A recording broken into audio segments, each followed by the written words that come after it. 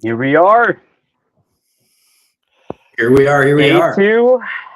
We got 5 games lined up for us today. Of course, the teams that we'll be playing on, there'll be a variety of streams. We're going to be starting with Newfoundland, Labrador versus Manitoba. And yeah, yesterday was a long day. Today's longer. How you guys feeling? Good. Looking forward to it. And I see we've got Jeff Young today from Newfoundland. Yeah, that sounds weird still, doesn't it? To me, it does. You might be used to it. Yeah, I'm getting pretty used to it. Yeah, I'm pretty excited for today. This is gonna be a great day. Yeah, looking forward to it. And a banger of a match to start too, right? Manitoba sitting in second, Newfoundland sitting in fifth. Big days to start for both teams. We got Cameron here too. Hello. Hey, good morning. Good morning. We made it just in time. Right. Star-studded commentary crew, at least Kitty Corner. Yeah. Oh, jeez. I mean, we've got, I see both of the teams warming up here. We got a fancy scoreboard for Manitoba. It looks like their own version of the Excel spread. Yeah, they got that Excel sheet, I think, up again. Yeah. So I didn't do any of the, I didn't cast any of the Manitoba games yesterday. So I was like, is it supposed to be an Excel spreadsheet? It looks good, but I harp on everybody. Like, I think that's the way to do it, as long as you have the manpower to actually manually score everything. But like, they do it in duck pin, and it's just so easy to follow. It's so legible. So it's definitely the way to go. Well, absolutely. Where you got to put the iPhone to take a look at the scoreboards, sometimes it's a little too far, right? For that iPhone, gets a little blurry. But I know too, you don't get the good graphics, though. That's the only bad part, right? For the fans. Okay, I got my turkey buttons. I got the turkey buttons. No, that ham bone. Say too. Like in the ham bone. There you go. The ham bone. Yeah. There you go. I watched a little bit yesterday, and the one thing that I'll say, like the Ontario feed, with it being so hard to read, if you took off the scoring and put in an Excel spreadsheet, you could at least easily see, what scores you were working with. So I think that's beneficial as well. Yeah. Well, if it makes you feel any better, I do have an Ontario game today, and I'm looking at the scoreboard right now, and it is super clear. So yeah, hopefully it stays that way. But it's looking much better today than yesterday. Well, that's good news. We're off to a good start then. Right. So we're gonna get that at least 9 a.m. MDT starts. 8 a.m. MDT. Yeah, right. Yeah. Everybody looks like they're warming up. I don't have any of the lineups yet, so I'm not going to throw it on the board. Does anybody have the results from yesterday? I'm kind of hoping Steve does. Yes, I do. Yep, Manitoba sitting in second place. They went 6-7-7-6, averaged 242 as a team. 1346, 1055 against Nova Scotia. New Brunswick was good enough, 1256 and 1198. Newfoundland sitting in fifth with 16 points. Their only 2 losses came to 1300s. They shot 1258 against Ontario. Ontario shot 1320 for 2 points. Okay. They took 6 in a tight game with Quebec, where they shot 1210. Basically 1,200 against Saskatchewan for 7 points, and then BC shot 13-18 at them the last game. But averaged 233 as a team. Just the one game that was a little bit rough, but it looked like BC ran away on them anyway. So they're tied in fifth for with Saskatchewan for 16 points, and of course, top 5 is what you're shooting for to get into the championship round. So, big day for them today. And Manitoba still they're in second, and today their 5 games are all against the teams that are in spots 1 through 6. So, yes, Manitoba is actually tied for second, right? We got BC's in first at 26.5. Manitoba, Alberta tied at 26-26. Ontario 21 and Newfoundland, Labrador 16. And they're tied actually with Saskatchewan. Yep. Today's going to be a big move for everybody, I think. Yeah, absolutely. Okay, I see some names coming up on the board. We can continue to talk, but I'm going to bring the game in. But before we do that, though, let's run a little animation.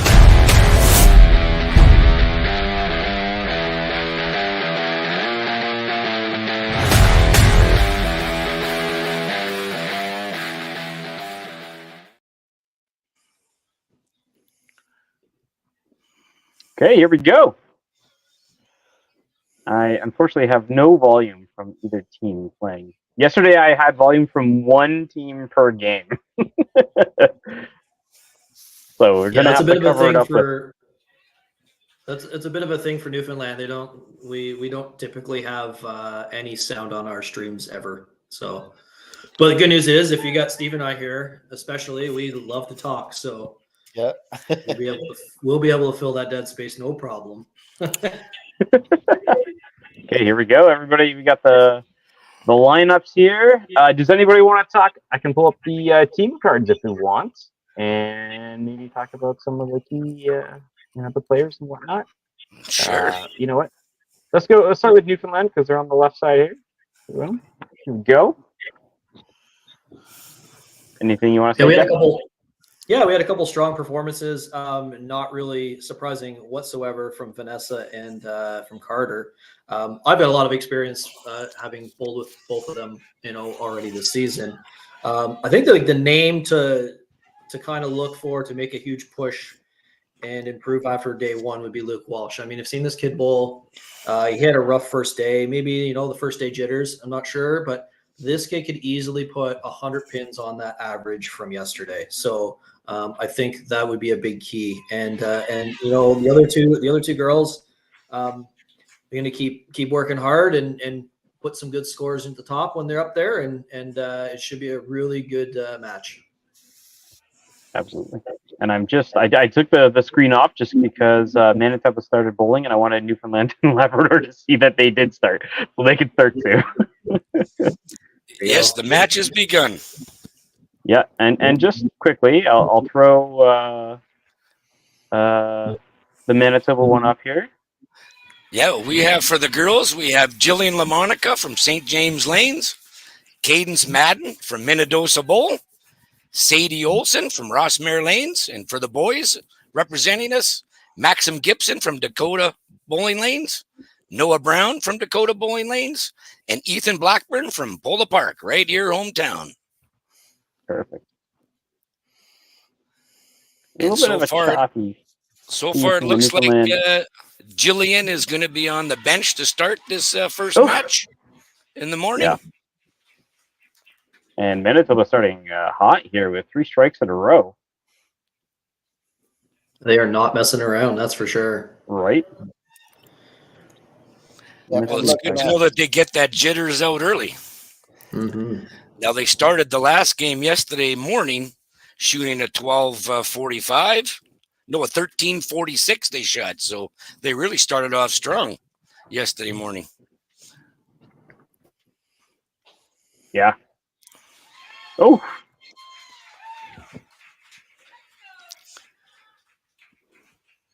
The Newfoundland Labrador player cam was a little choppy. Oh, we had a slide out into the left lane there. It's not short on animation, that's for sure. Good thing you were bowling alone in this set. Yeah, for sure. It's surprising Newfoundland is using the end lane, the far lane. Haven't seen that yet. I bowl I'm bowling that house in league on Tuesdays, and I mean, the lanes are pretty even. I've documented myself how much I detest 1 and 2, so the fact that they're using the high side is probably it's preference for me as well. But they're all pretty good scoring lanes. I don't think there's really a bad set on there, and they got a bit of a walkway, so it's not like it's going to impede anyone. Right. Yeah. The wall is not right after the lane itself. Yeah. Yeah. Well, that's a very good start for Manitoba. Yeah, they ain't messing around. That's for 5 sure. marks. That's the thing, though. Like when you're bowling your team match, like if you're in Newfoundland's, kind of position, and you see that first frame get put up, you just can't panic. You're going to get your opportunities to string some strikes, and don't get intimidated by one good frame to start. Yeah, well, there is, and there's no preference. What's a preference? There's no right or wrong answer. But remember, people like some athletes like to watch the scores, and then there's more athletes now in the younger generation. They don't even check scoreboards anymore. Yeah, I mean, I also think too, like to go along with that, if you're not like, regardless of whether you look at the score, or you don't look at the score, like, are you really going to not try and throw a strike? If you know what I mean, like, Right. It shouldn't change the outcome on what you're trying to do anyway. It's just giving yourself a little more information, and whether you put the more pressure on yourself or you can handle that or not is totally up to your personality. Yeah, I think especially with the younger generation, the less distractions, the better. And that's what we're trying to, teach the kids when we coach, right? Mm-hmm. Less distractions.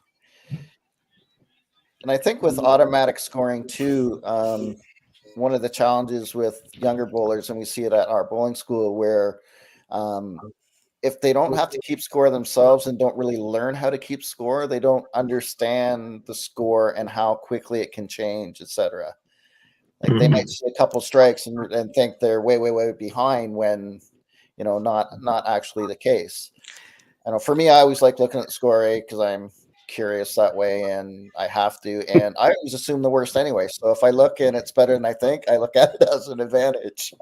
Well, yeah, that was the luxury of, in our days, bowling without computer systems. Exactly. Do you remember those days we had to mark score? I do.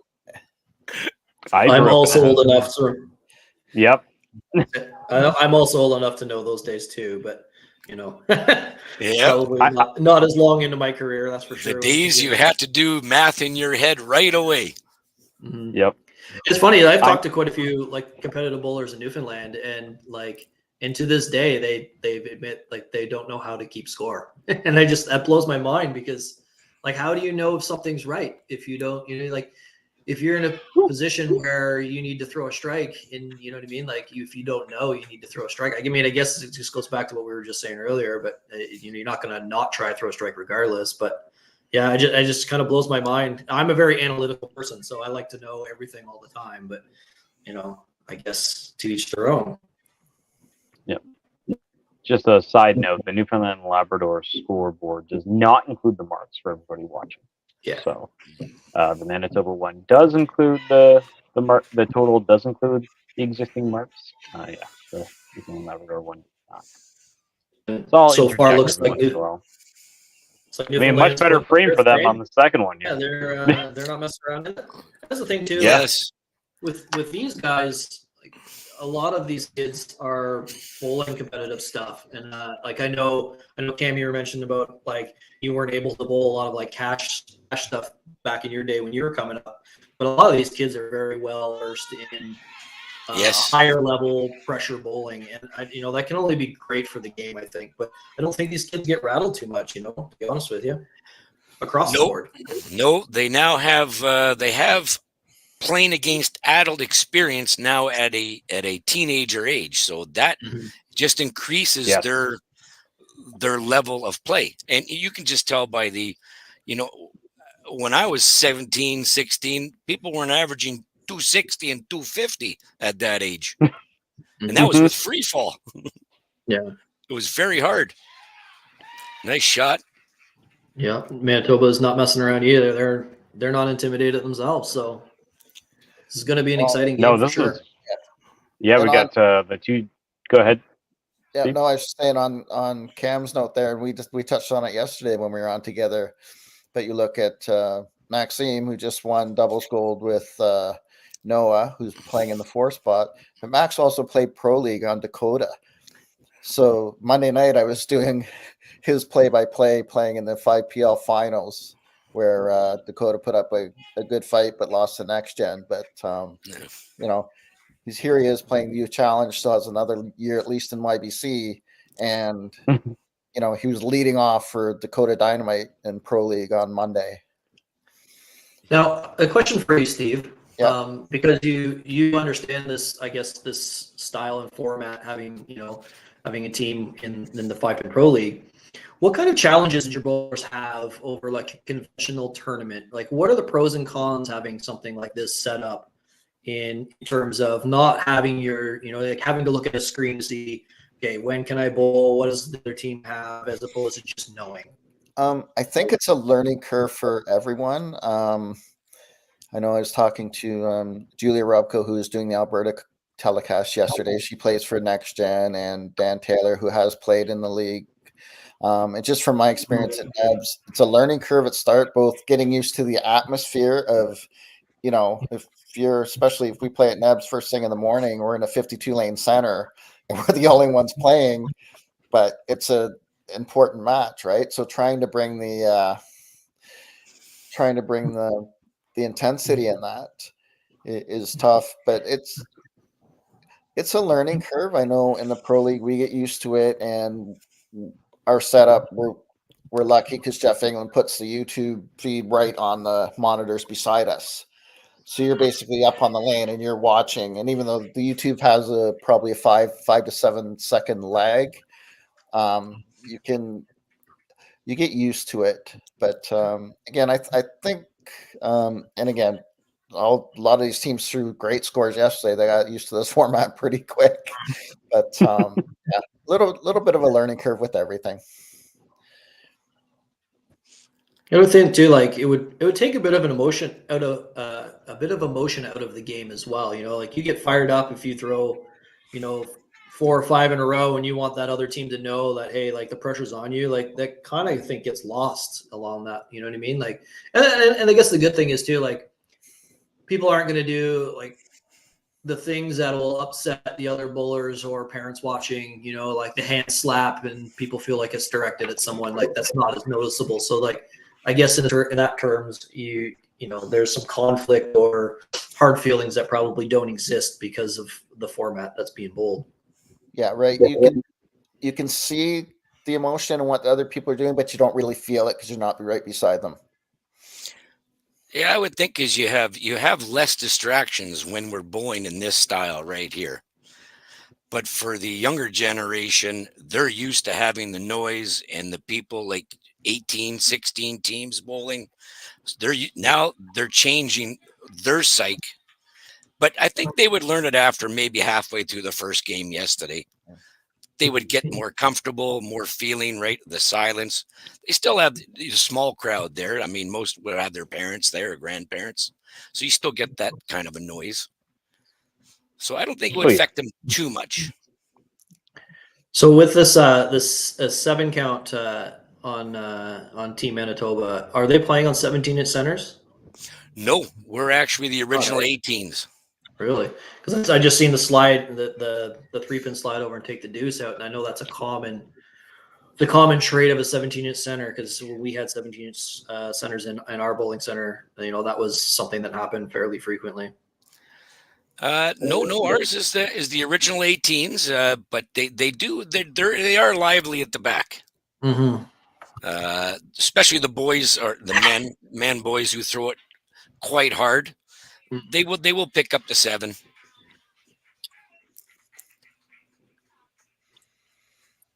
I just have some of the high scores and whatnot from yesterday, so I'm getting those pictures uploaded so I can throw them on the screen for us.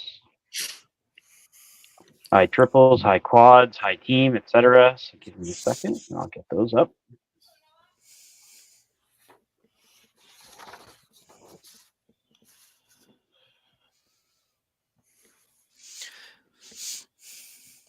Yeah, some good scores yesterday. Nathan Lutkovich from Alberta, 923 triple and 1210 for his 4 games yesterday. You couldn't wait for me to throw the pictures up. I'm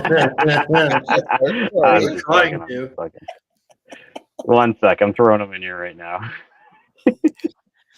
Newfoundland team working on 2 doubles, going into the 4th.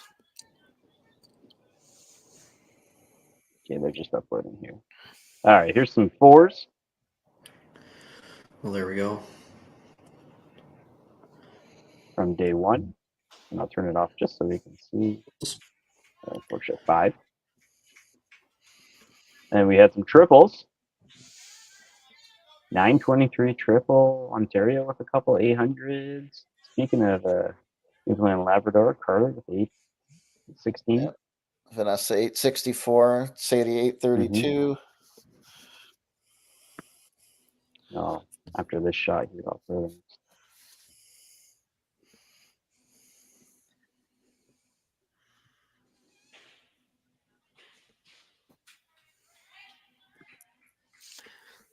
And then double headbin.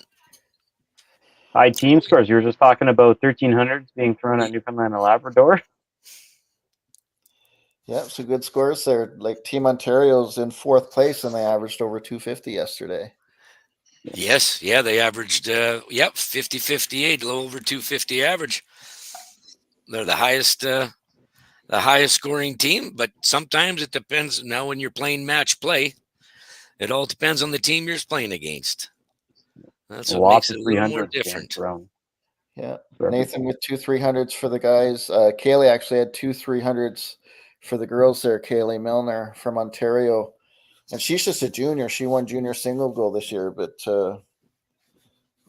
yeah, some impressive stuff by our young athletes here. Yep, and some quick math is telling me we have 120 on top, so 314 for Newfoundland and Labrador. Oh, they're tied.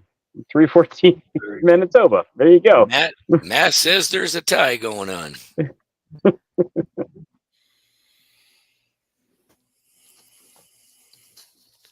But with the 2 doubles, Newfoundland is working on 6 marks right now. Yeah. Newfoundland's leadoff bowler, Cody there. I'm a big fan of the 2-handed style. It brings me back to another Newfoundland great, Caroline Skanes, that used to throw 2-handed as well. It just, I don't know. As a big fan of 10-pin bowling, I really enjoy seeing that. Sure. It certainly allows you to get extra rotation on the ball, right? I mean, a little less in 5-pin than 10-pin, but you're not using your own top. You're not having to balance all with one hand. You can balance with the left hand, and then use your bowling hand for all the turn and finish. Well, that's the first time I've seen the 2-handed play in 5-pin. From Cody. I know I see it a lot now in the 10-pin pros. There's more and more athletes coming up throwing with 2 hands now and being very successful at it. Mm-hmm. But that Cody looks like he throws a very smooth shot, though, even with the 2 hands. It's a very nice shot. Mentally, when I think about throwing with 2 hands, I have no idea how I do it. I feel like I would probably just huck that ball, but I bowl 10-pin, I throw 2-handed. When I bowl, I'm talking about in 5-pin. In 10-pin, sure, yeah. I mess around with it a few times. I am not good at it in 5-pin, that's for sure. Yeah. I'm too wide to get my other hand that far across. That's fair. I'm probably similar. Yep. Luke, just a little turn sideways there, working on a double.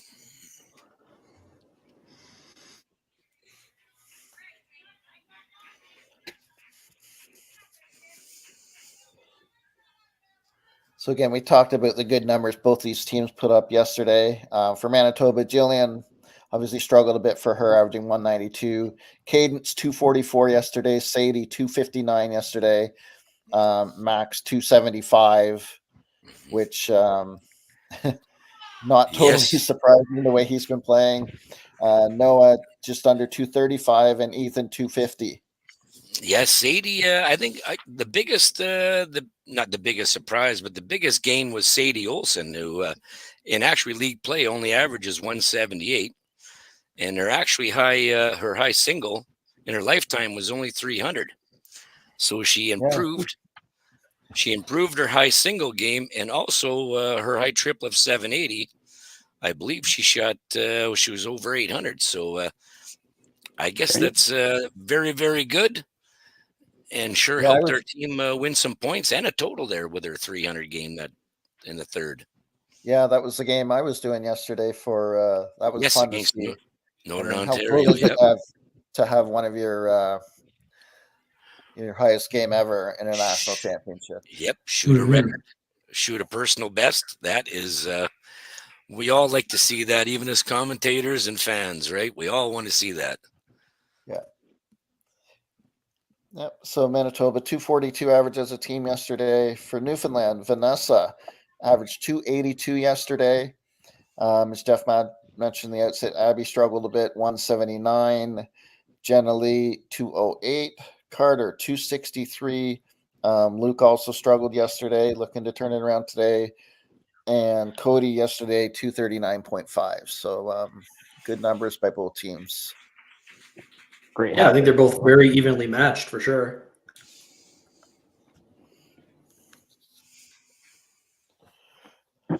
Again, we'll do some quick math here. 75 on the top.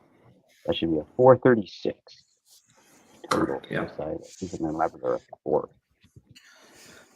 And they're working on a double strike and a spare. And depending on what Maxim does here, maybe a spare and a strike. They'll be working with for Newfoundland or for Manitoba. So there you go. He's back on the side. Hey, a little smile for Maxim.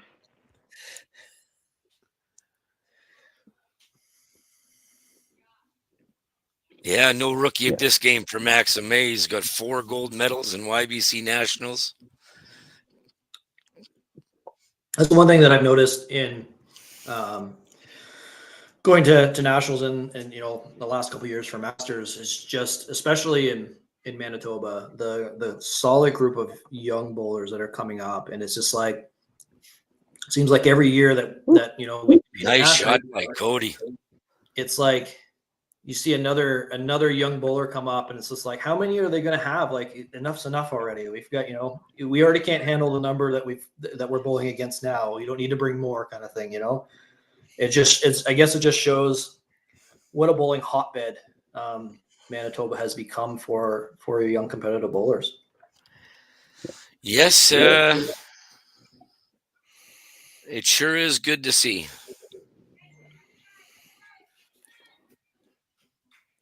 Yeah, and with like 3 5PL teams in Winnipeg, and just the program, and even yesterday, whether Kyle Young, Brandon Mansell in the comments, like you can tell that some of the more experienced, top-notch players there who also, I'm sure, do a lot of coaching and stuff, just how much they care about their athletes.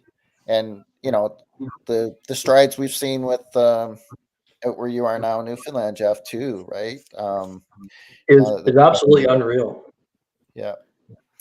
I'll attribute a lot in Newfoundland anyway to the work of like the MBT and the effort that they've made, one, to add competitive bowling to the island, but two, like to really work with the youth. And I just remember when I was coming up, I went to like the second ever Ontario school when I was like 13, and I got to bowl against my heroes for the first time. And I just remember, bowling the pro gauntlet against Mike Bates. And I was just like, I can't believe I'm bowling with Mike Bates. And these kids get kind of accustomed to that earlier. And there's not that, kind of shell shock when you see, for me, I was a bowling geek always. So, I had heroes that were bowlers, and I see a lot of that in the youth today in Newfoundland, especially, where they have the exposure to who I would, say would be their heroes, but then, they're learning from them right away, where, I had to wait till I became an adult basically before I could have conversations with them. Yes. Exactly. And I think Cam and I touched on it yesterday too with, with 5-Pin Universe and the streaming stuff you've done, Jeff, and the exposure and video and the kind of the new way bowling's going. It exposes elite bowling a lot easier for our youth, right? We had one of our kids at our bowling school last year, and Mitch thought it was a bit of a Mitch Davies thought it was he wasn't sure how to take it at first, but one of the kids wanted his picture and his autograph with him. Yeah, because he's seen it on the. So now the exposure's out there all the time, right? When I was a little younger, not to age us, Cam, but our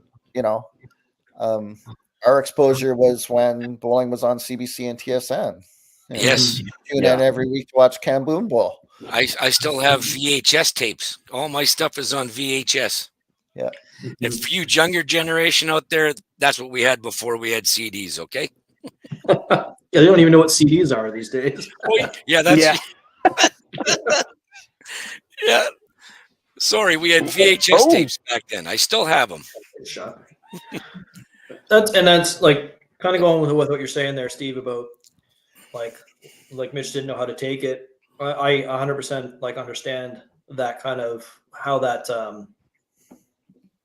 could be a little awkward, but is that not where we want bowling to be? Like, exactly. I just think of how to grow the game. And I mean, Steve, I know we've talked about it a few times. Like, I'm a huge advocate of promoting the current and future stars of our sport better than we currently do or have done in the past. And, putting that spotlight on what we would deem our celebrities, is I think the best way to do it, because if you can give these guys and girls a celebrity status to kind of to look at, they're probably going to dive more into wanting to be that type of person and put a little more into the sport. It gives them something to strive for. It gives them some more passion that, like, I can be one of these quote unquote celebrities. Yeah, definitely gives them something they can see. They can see where they can put the results of their work into being. Yeah, so we have Manitoba now at 485, and we're going to have with an extra 15, 30, 45, 60, 529 for Newfoundland. So Newfoundland's got a bit of a lead now. Top match, Carter's going to be up about 40 or 50. Sorry about that. Oops. Got it back just in time. Yeah. All right. Just in time for the So good shot there for Ethan. Stay within that match. There Second match very close. 87 on a spare to 107. I'm really impressed with that Cody fella. He throws a really smooth ball. I like that. That looks very impressive. Oh, great shot by Katie. That commercial break paying dividends, right, Steve? Yeah. Could be a TSN turning point, if you will. Yeah. Manitoba finding themselves after the 3 spares in the last frame. Third match, 103 on a spare, 87 on a spare, very close. Yep.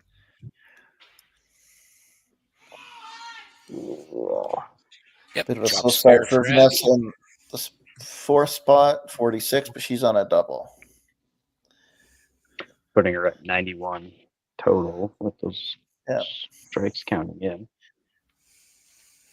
To 95 on a spare, so Vanessa with a slight advantage there, assuming the ball counts. And with Max's head pin problems there early in the game, Carter a fairly big lead so far in the last match. Yes, Carter's already strung 5 marks in a row at the start, so he's off to a very good start. I think Carter was one of the ones with the high sets yesterday. Just gonna try and beat that again. He bowls. I mean, especially the 3, 4, and 5 bowler on Newfoundland. They bowl, you know, a lot. They spare a lot in our pro leagues, and we have quite a few pro leagues.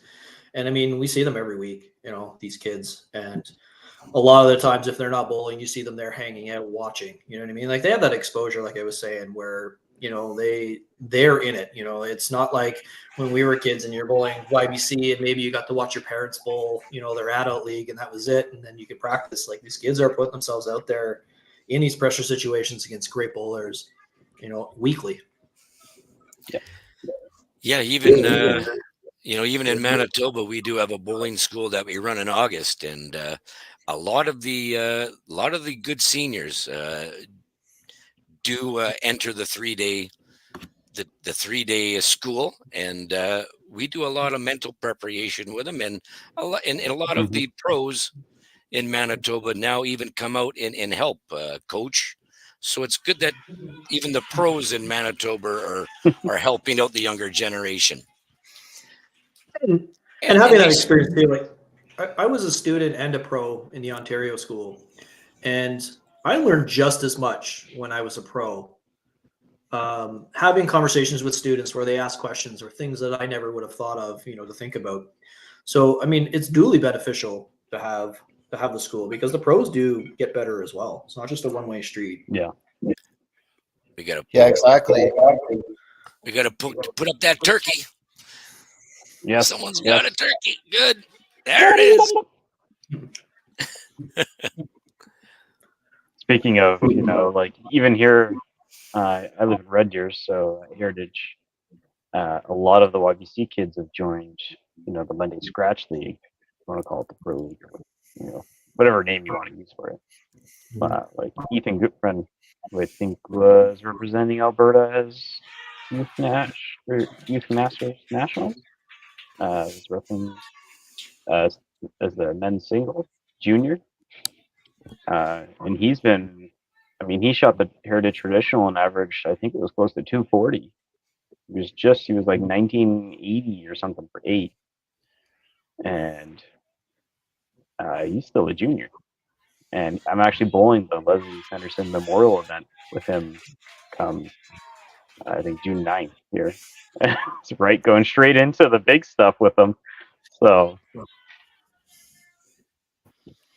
not going to be long until that kid's better than me. Yeah. We got a double at the top 2 for Manitoba. Cody, I do have an icon for a double, but I'm not sure it's appropriate. No. Steve knows. A small glass with some ice cubes in it and something else. But, how about two olives? There's two enough olives. 2 olives, yeah. 2 olives. It's just lemonade.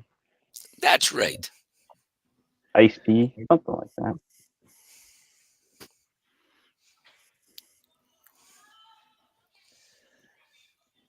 Sadie all over the middle here just can't seem to get a strike. Corner chop, head pin, and corner. Her last 4 shots. Good half. I like to watch Luke for Newfoundland. He keeps his body down, right? His back, his head, all stay down.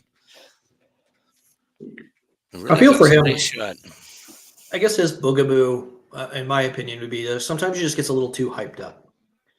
You know. Oh no! Kind of. Well, that was a tough shot on a triple. Yeah. It's terrible. Not really at Holiday. Fair enough. I was waiting for her to prove you wrong. I shouldn't say Holiday. I shouldn't be specific. That's not sparable anywhere on the island that I know of. It's the one big adjustment coming from Ontario to Newfoundland. Well, there's a couple adjustments, but that was one of the big ones where all the centers, they play pretty fair. You know, you don't get kickbacks. Yep. You're not looking to spare splits or have chops really go into 12 counts or anything like that. So I'm okay with that. Yeah. And I mean, especially too, like me having bowled in Victoria for a few years before we moved. I tell this to a lot of people. My split spare conversion percentage was way higher than my pitch out spare percentage, because if I just put it thick on a 3-pin, it would come back every time on the lane. So, solid corner left for Carter. That was a nice shot again. The pin tried to come sliding across. It just kind of probably got stuck.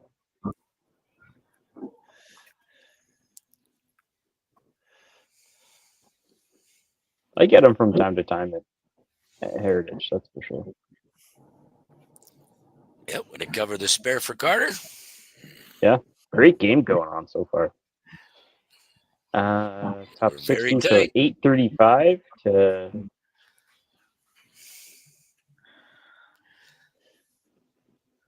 Yeah, 835 between Labrador and Manitoba. Not done yet, but sitting at 715.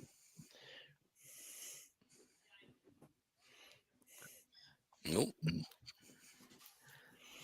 If he covers the spare, we'll have 5 marks to Newfoundland's 4. So we're still hanging tight. Yeah, it's a tight match. And get the rest of the game. As we slide over on the Excel spreadsheet. But as we all know by now comes frames 8, 9, and 10. This is where we're working for the total now. This is where it gets to crunch time. We want to set it up 8 and 9. Spicy.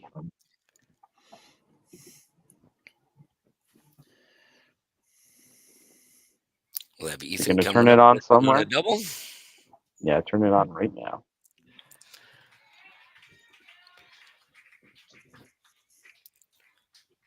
Yeah, Ethan only being 15 years old, he likes to use his body, so his feet usually go a little too fast.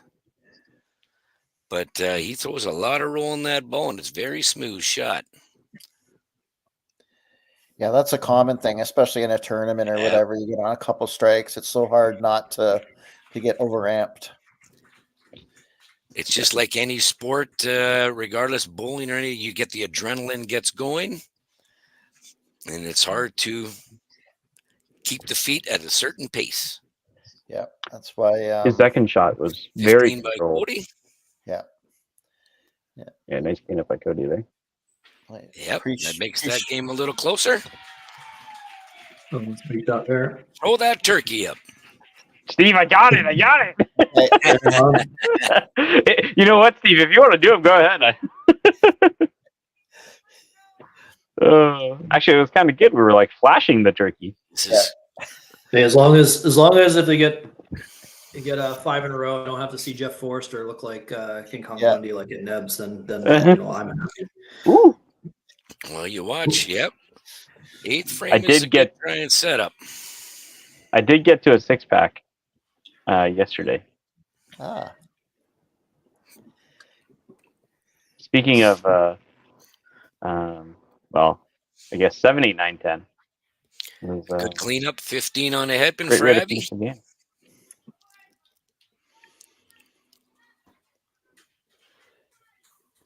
And Jeff, for that graphic you were talking about at Nebs, I'm glad they're using Forrester because I know who was next in line. You fit the profile, right?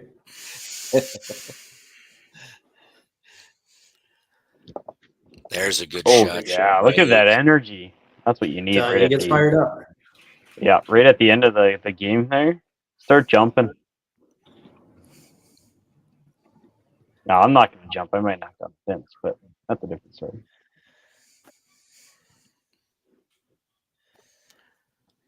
Oh. Good tight shot. You got a good shot on it. Yep, you got a good result. Corner left. Well, with Manitoba throwing the double in a spare up top, get a little closer. Yeah, great half for Vanessa. Good corner spare. It's funny too. You watch Luke and then you watch Vanessa Bowl immediately after Luke, and they're two complete opposite personalities when it comes to emotion and animation on the lanes. Where Luke will be running out shots and jumping all over the place, and Vanessa's just smooth and consistent. Just very Brenda Walters like when she she just throws her ball, does her thing, and lets the score do all the work. Mm-hmm. That was the same kind of shot. Same shot for Carter, eh? Left side, lift up Yeah. corner left. Still in the pocket, though. Picking up this corner spare would give them 3 marks. So, question there for Aaron. I know, I believe they had trouble getting a good shot, getting close enough to the monitors. So that's why they're using the spreadsheet for the scores at Polo Park. Yes. Although I'll be honest, if you had the clarity that you do for the lane camera, you probably could have been pretty good, and we just zoomed in. But the Excel works pretty good too. So Maxim right hand pocket, and now a chop off on the other side. Left 3-2. So 953 total after 8 for Newfoundland and Labrador, including those 3 marks there. So.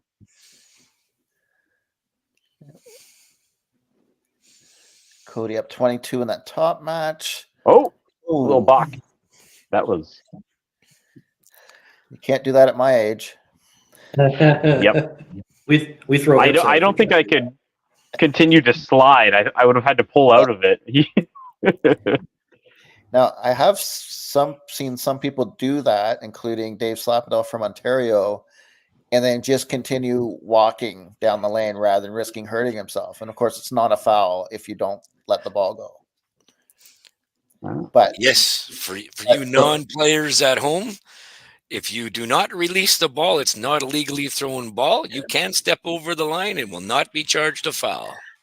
That does remind me of a funny story from 2008 Masters Nationals in Sherwood Center in Hamilton, where he did get a foul in this situation. But Bill Schwemlin, if we know Bill Schwemlin, he's quite the character. But he stuck a bit and went over the foul line and decided he was just going to keep walking. And he walked, I'm not even kidding, 3/4 of the way down the lane.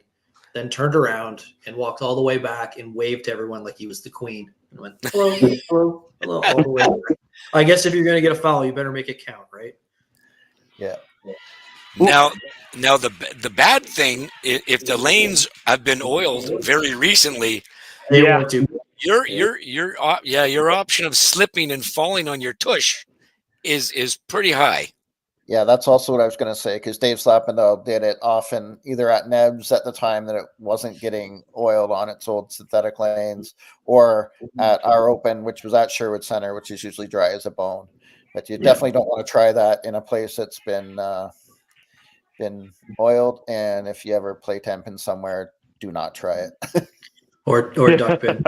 The 5-pin bowlers that go down a bowl duck pin, it's so oily. That was a huge strike for Abby there on the second slot in the 9th, which makes that game much closer. Yeah, the unfortunate head fin per cadence. Abby shot before Cadence, so Cadence did have the chance to follow it up, but we see the result now. Oh, so we're in a situation here, though, where if Abby throws 3 and 10. Shuts her out, right? So, yes, because 227 max and 9 to 222, that right? could be a pretty big swing right there, Yep, 272 to 267.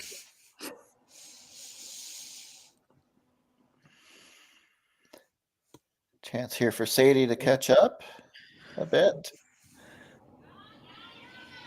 It's a good ball. Just not enough on it, eh? Just cuts that pin right in front of the right deuce every time.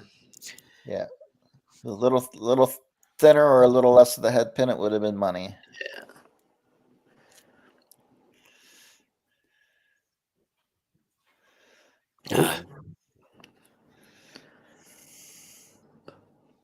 Yeah, that's the old stinger and 5-pin, right? Is the old head pin.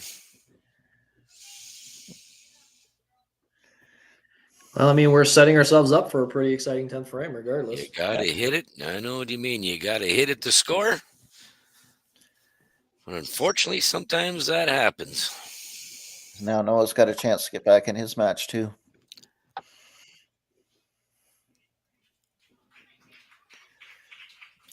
Get our score numbers up there. Yes, this gives Noah an opening now. After he punched in the 8th. But he's got a legitimate chance now, and we have Carter coming up. This guy's on for 8 marks in a row, right from the start. Great ball by Noah.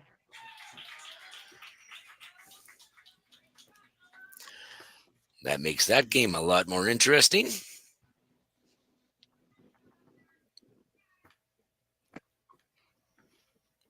A 45 count, 210, possibly for Noah. Mm-hmm. Oh. First open there for Carter in the 9th.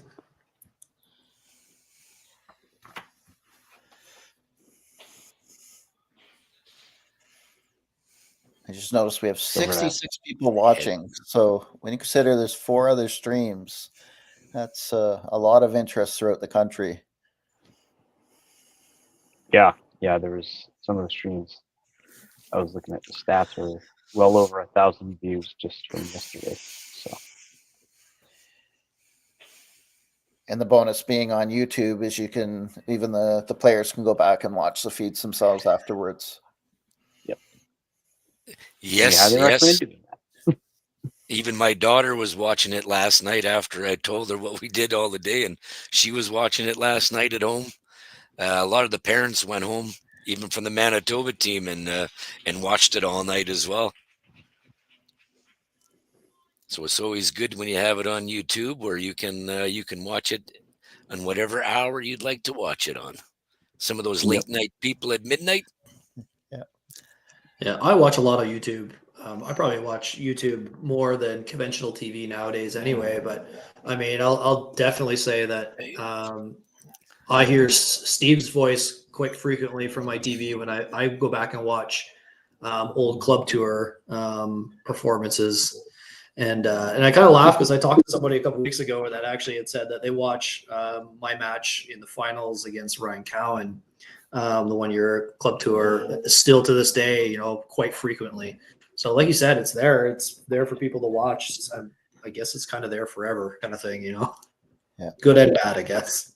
I guess that'll give Cody the So he cherried the 3 is 221.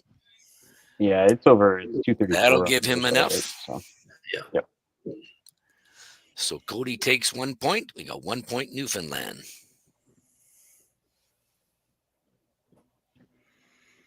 Good cleanup there, though.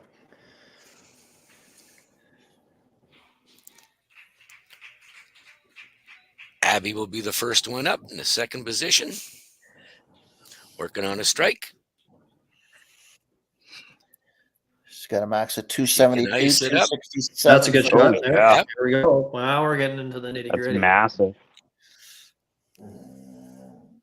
She's 10 pins down and 9 with count. Lead. Oh, no. Any sort of a count here for Abby. It's a good ball. And that is a Great solid. count. Yep. That's a 43. Yep. 43 gives her a 3-point lead with a, and that'll be enough now. 53 now. After opening for Cadence. So Abby would get the point for Newfoundland.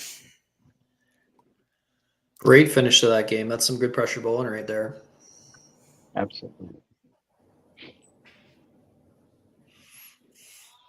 Oh, no. Oh, the little bonus pin. Make it count for 13.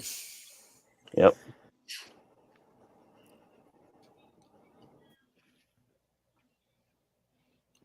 This match is 23 pins apart. No marks going in. Luke first up. Good shot. Yep. That'll make it really hard for Sydney to catch. That's that little fist pump we can see. Most athletes do now, eh? Give that little fist pump in there. You're right. If that wall was closer, I think he would have punched the wall. Good chance, yeah. Oh, and I mean, it's synthetic lane, so he can punch it all at once. It's probably going to hurt. Yeah.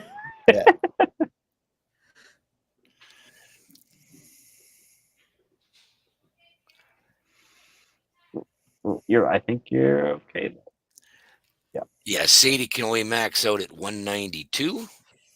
So that's enough for Luke. You'll be 3-0 so far for Newfoundland. This is going to shake up the standings, considering we're looking at 2 and 5 here, and they're only 9 points. No, 11 points apart from the person. It might have been 10. It's 26. It's 10 apart. Yeah, 26, Yeah, 16. 26 and 16. Yeah.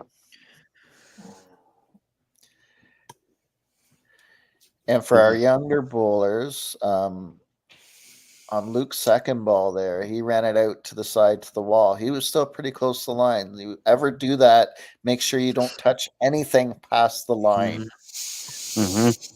Yes, that foul line extends from lane 1 to lane whatever the last lane is, all the way up the wall. Across the ceiling. We used to have a bowling alley in Winnipeg on Gary Lanes. It's not a bowling alley anymore. He sold the property, but he had his poles to hold up the roof right after the foul line. and a few times you'd see people touch that pole and don't count a foul. And no, that's a foul. Any property past that foul line. Yep. So, okay. The half here for Noah. Yep. Spare in a corner, and he wins by 1. Yep, 223 max. He needs to spare this. Looks good. Yep. We got the spare. Now a 28 count to win by 1. We have Carter coming up. Actually, he just needs aces. I forgot. He needs aces. Spreadsheet, I forgot the count already. Yeah. Or 12. Yep. 12 will work too. Ooh, great ball by Carter though. Oh yes, that is correct. It's not going to get there. Oh, no. No. Yep.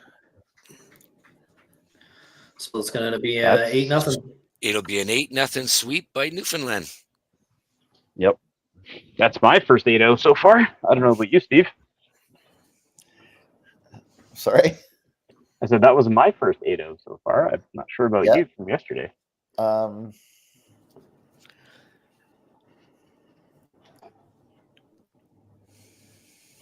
think I had one yesterday.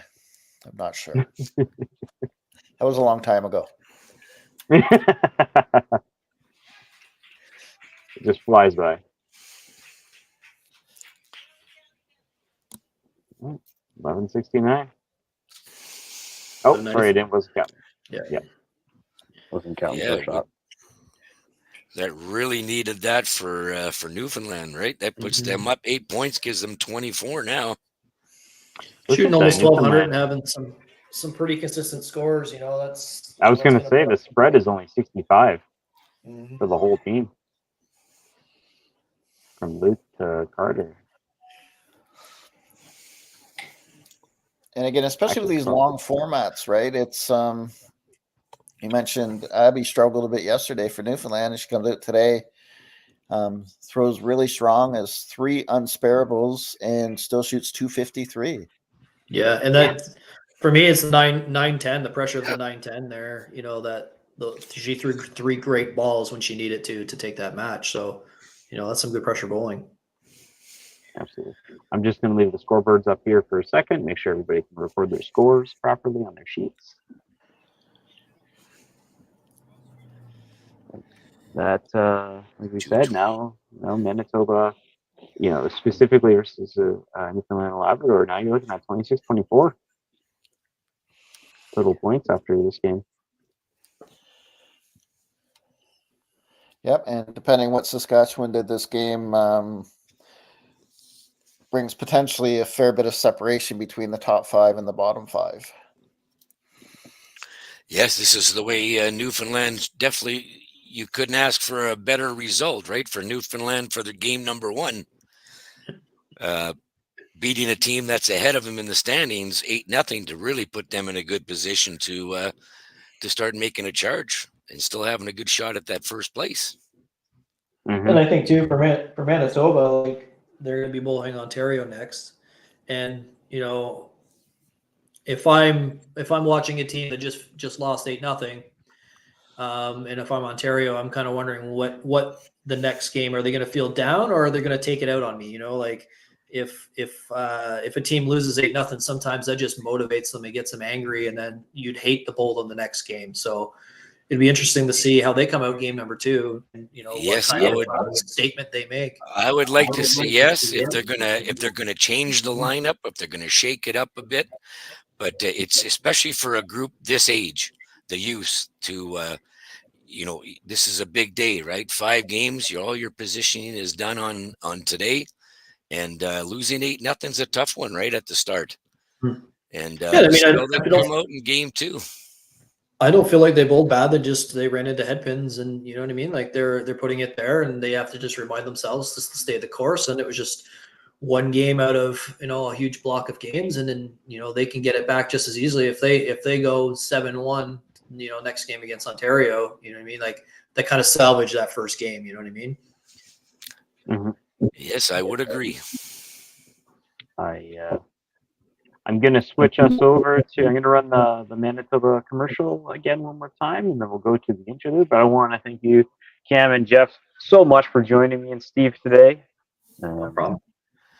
Yeah, you're welcome, Steve. Thank you, and good luck, everybody, for the rest of the day. Yeah, good luck to we you won't guys. see either of you again. So I have some repeats, but not Newfoundland, Labrador, or Manitoba. So. I just realized I never ate breakfast, so I'm going to go do that. I'm going to have something to eat as well. Yeah. All right, awesome. Guys. Thank you.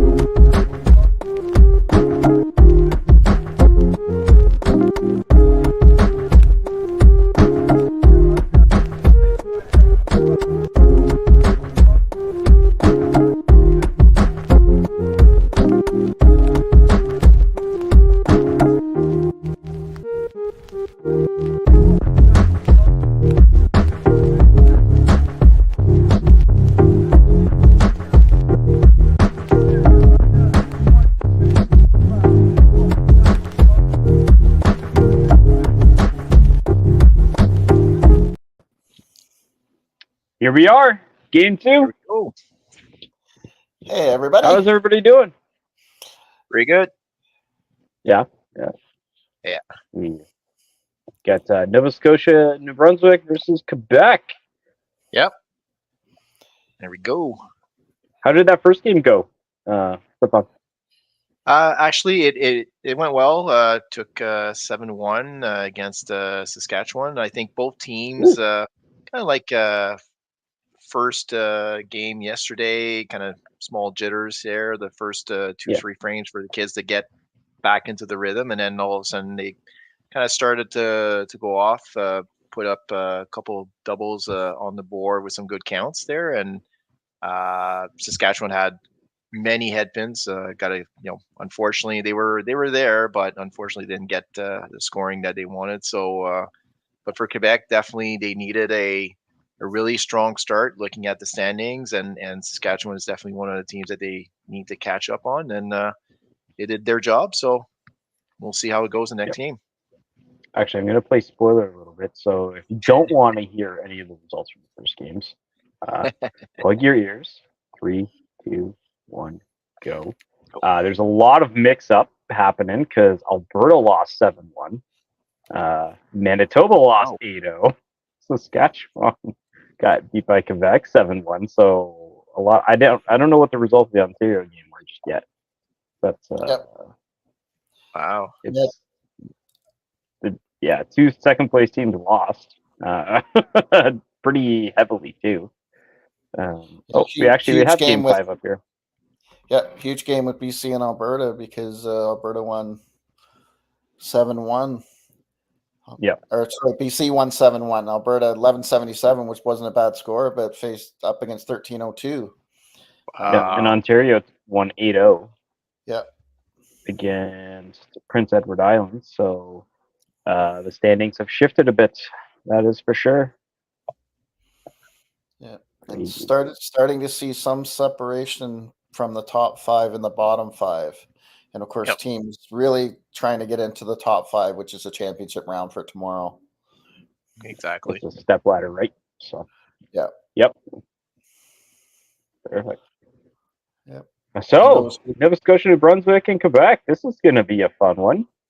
Yep. Currently, I think both are on that lower. They're actually beside each other in the standings, but they're there's a decent little gap between them at 14.5 and 8. So yeah, unfortunately, Nova Scotia, New Brunswick, 9:33 last game, which their game's been 9:13, 8:25, 9:39, 8:83. So one of their better games, unfortunately, Northern Ontario 11:25 and took all 8 points against them. Yeah. Both teams actually were basically even going. It was Northern Ontario must have been technically behind going into that. If you take the 8 off, it would have been 7, right? So, exactly. Yeah. Well, those are all right. I'm gonna throw the game up here because it's actually time to start. Although, to be honest, they've been bowling pretty fast, so we've had a lot of extra time after the games generally. So it's not imperative that we start right on time. But let's be honest, everybody's here to watch them. So yeah, exactly. And also, it's a good indicator for the teams. I'll take that banner off. That they can at least get ready to go. They got to figure out their lineups and everything, all that jazz. But yeah,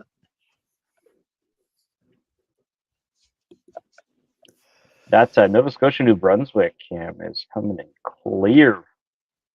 Yeah, that looks like a picture from a bowling alley. Exactly, and unfortunately for Adani, it's a little bit been a little bit blurry. So the scoreboard's pretty good though, from what I can see right now. At least that. Yeah. So, and we can see the pins. I mean, truly, that's what matters. We'll see them throw their shot into the pins, and you'll see from the reaction too. So, yeah, and of course, Nova Scotia, New Brunswick playing at Rustico Center in PEI. Looks like they've switched sides of the center with PEI today. With both teams playing in the same center. Yeah, just looking for that white sheet to get cleared out. And with the names up, and then honestly, we can start bowling. That's good.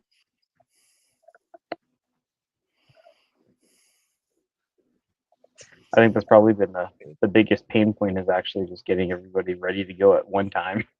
Exactly.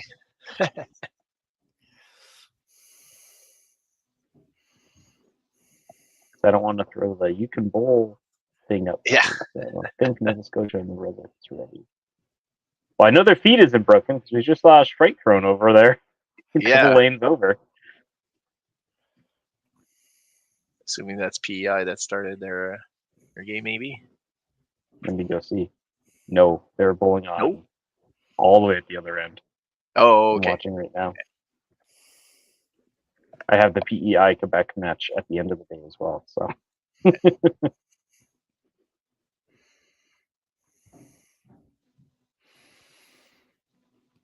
So again, let's do this then.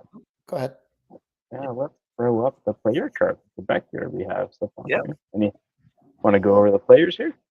Sure, no problem. So for Team Quebec on the girls' side, we have Rosanne Nadeau, Catherine Lafortune, Callie Sinnott. On the boys' side, we have Michael Mador, Antoine Nadeau, and Johan Donny. They're all bowling from the YBC program at Salon Quai Grébert. And the coaches are Céline Saint-Onge and Guy Charon, and they will be playing today at Donny Bowling Center. Sure. And of course, we do have the Nova Scotia and Brunswick one. Yep. To watch. Go ahead. Nova Scotia, New Brunswick, we've got Ellie Smith, Amy Van Watt, Addison McIntosh, Hunter Homan, Dylan Guittard, Alex Holberg, coached by Rod Nitz and Kim Howe, and they're playing at the North Rustico Lions Bowlings in Prince Edward Island.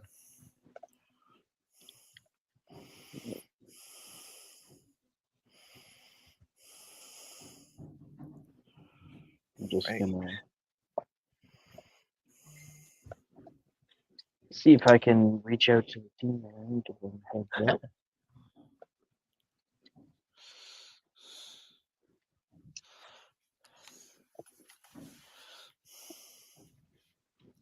Oh, we have scoreboard mechanical issues. Okay. There we go. So we're just gonna. I think they're just trying to clear these, or we get the second one loaded here. So we're just gonna have a quick pause while they do that. I think I even have a little ticket for that. All right. I don't know if you right back is. I can run through the 5-game standings while we're waiting. Yeah, let's do that. First place, BC, after their big 7-1 win last game over Alberta, 33.5. Ontario, who coming off an 8-0 over PEI, 29. Alberta, 27. Manitoba, 26. They were swept by Newfoundland and Labrador, who took 8 points against them. They move up to 24. And then we have a bit of a drop off. Saskatchewan at 17, Northern Ontario 15, Quebec 14.5, Nova Scotia, New Brunswick 8, and PEI at 6. But Stefan, looking at Quebec's games, they started yesterday 12:45, 11:58, and lost them both. And then they had over 1,100 against Alberta. So score-wise, not too bad. Just they've run into some tough teams. Exactly. I mean, a lot of the games they started off pretty well, and it's just at the very end, the games are very tight. You could see the balls are a little bit tight in the hands and just start to miss by a board or starting to plug head pins, and they're always in that game until like the 7th, 8th frame, and hopefully, as I mentioned, that first game today gives them a little bit more momentum, so that at least getting that first win under their belt and go from there. But a few tough losses, like the 12:45. I mean, that's a really good score, but when you look on the other side and the 13:46, I mean, you did as best as you can, and hats off to them. So it was a tough day, but good start for today. Okay. I apparently just need to get the correct. So there we go. Scoreboard loaded. Set up for the wrong one. There we go.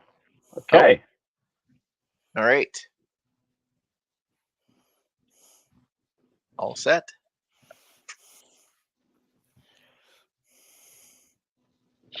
All right. I think we are good then. All right. And let me throw the thumbs up. Throw the good to go game on. There we go. All right. Let's go.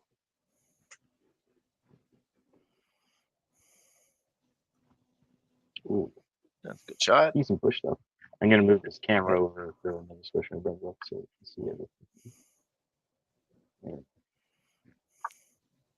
The camera is so wide, I wasn't actually sure where we would be.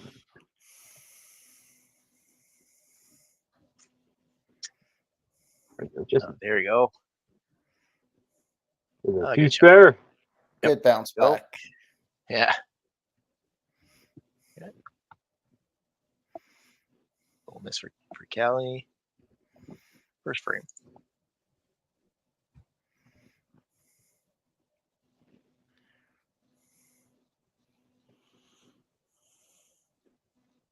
Oh, great shot. Good shot. Yeah, good shot. come firing right out of the gate here. Yeah. Ooh. Well, I thought that was going to come back. yeah. Give maybe a split there, but at least get that out of the way, first frame. So.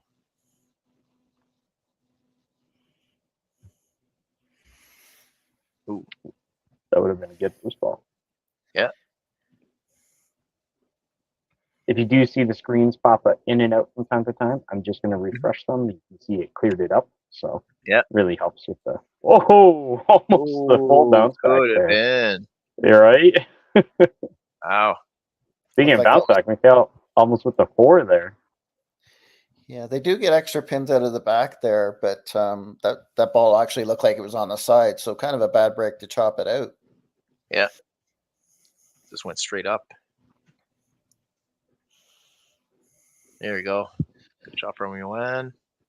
The nice high five in front of the screen. Right on the screen. Tall guy. There you go.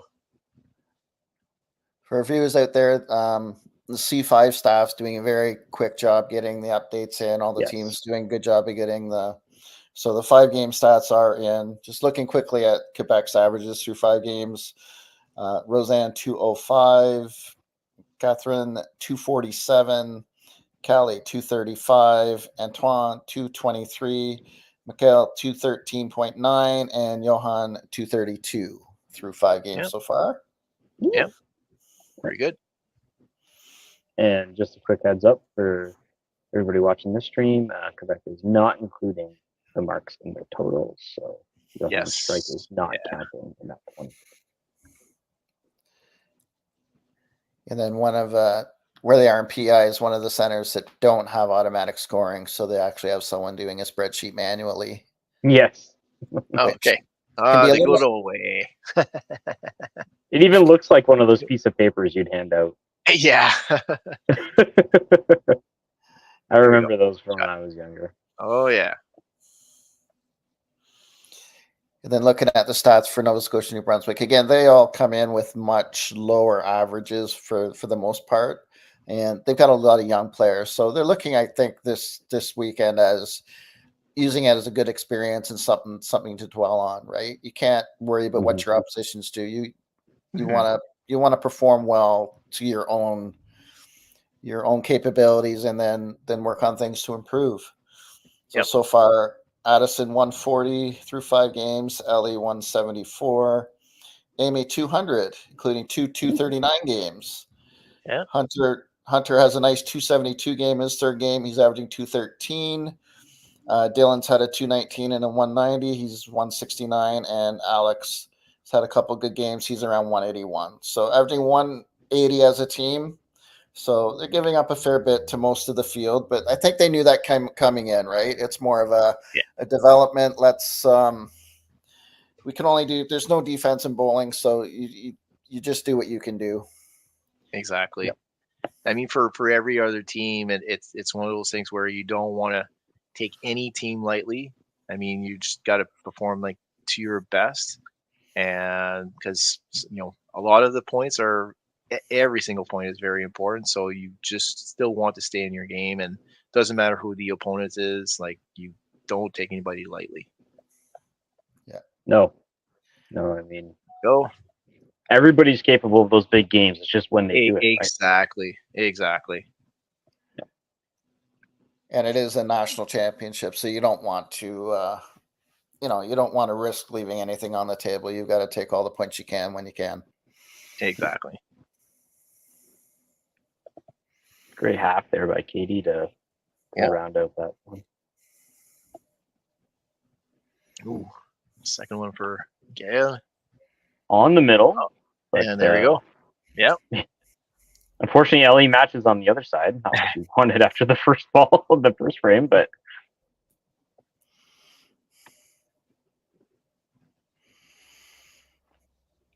there we go. Already doing better. Yep. But yeah, you definitely want to pick up those pins. Like, it's so many pins on a head pin. It's incredible. Yep. Yeah. When you've got, as a team, anywhere from, let's say, 5 to 10 head pins per game, and you're missing, know, 5 points on each, all of a sudden that's 25 to 50 points That off the adds bottom up line. very quickly. How many close games have we seen, right, that are within 50 for total? Yep. Yeah. Exactly. And and stress to, I know you do as well, Stefan, stress to the youth, especially, like, they're important all the time, but especially if you're on a strike. Yes. How often does someone punch a head and they're upset and they come back and they're still mad when they're going up throwing their second ball, and then they either throw it through the hole or pick off a deuce, and that second ball counts double because it counts on the strike as well as what you're going to get for your frame. Exactly. So you pick off the deuce, even you've lost 3 pins of count on that shot, and now 99% of the time you can only get 12 for that frame. So you've lost 6 pins. Exactly.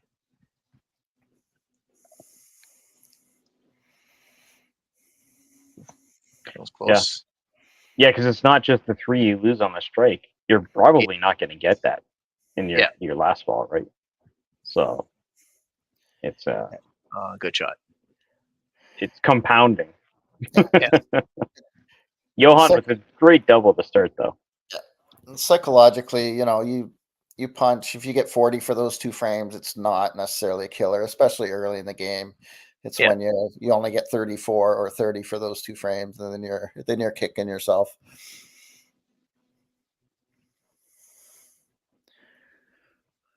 Oh yeah, a little push there for Antoine. There you go. A few doubles there. Yeah, great start. 2 boys come out firing. Yep. Anyone came off the bench last game and just barely missed coming back at the very end. Had a set of aces in the last frame, but started to pick up his game the last few frames. So good for him to continue on the same pace there at the beginning here. Right.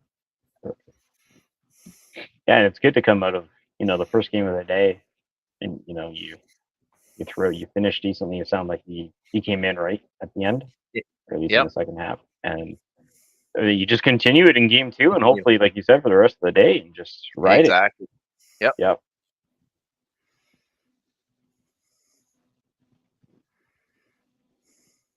All right. Looking, Alex looking a little bit fast, like he's getting low, real low there. I know he kind of collapses in on himself at the end, but that's looking to be a bit extreme. Good shot for Callie. Take your time. Yeah, great shot by Katie. It's just you can't see the approach, right? So she just throws the ball and they're all gone. There you go. And I actually forgot with Callie there that I grew up with her mother and her uncle and her grandparents, the Haley family were a huge part of the YBC in Oshawa, even when I was a kid at Motor City Bowling. So before they moved out to the Gatineau area. But, and now that I've watched Callie a few times, she doesn't bowl totally different than her mom used to. Yep. There we go. Put the mark on the board. There you go. Same on the other side, though, for Ellie, so she answers. Yep. That's what you want to see. Yeah, Callie does have that family pedigree, so definitely wanted to continue the tradition. And like I said, she's a young bowler, already has quite a few nationals under her belt, so has a good future. So, oh, nice shot. That was a bomb by Flash Dylan. there. Yep, that's a nice flash. Funny story about Callie's uncle Sean, who's a great bowler in his own mind and has been a national champion. Sean's dad and Callie's grandfather, Pat, was left-handed as a bowler, and Sean bowled left-handed and still bowls left-handed. But when he was a kid, because I did some pitching back then, they asked me if I would go out to one of Sean's games and watch him pitch. And I'm like, oh, tall, lanky lefty. He'd be a natural for a pitcher. So I went out and watched, and he was pitching right-handed. And I was like, and he goes, "No, I am right-handed." He goes, Yeah. "I just pull left-handed because I copied my dad growing up." Yeah. There we Fair go. enough. Let's see if Quebec can finish this frame with another mark in order to have a really good third frame. I mean, the 3 kind of hurts on the double, but it's terrible.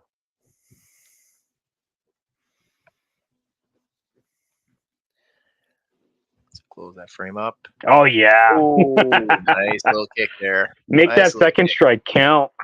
Yeah.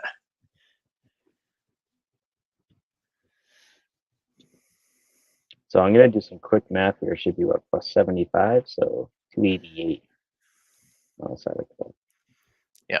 After 3. Taking a bit of a lead. Of course, having spares on those doubles definitely helps. So. And it's to make those marks count.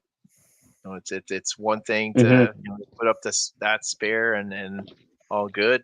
You put up a 25, a 28, or even a 30 on it. I mean, that's pretty big. So This is like me and Steve saw last game. I can't remember her name, but she went 253 with 3 unsparables. wow. Yeah, I think that was Abby.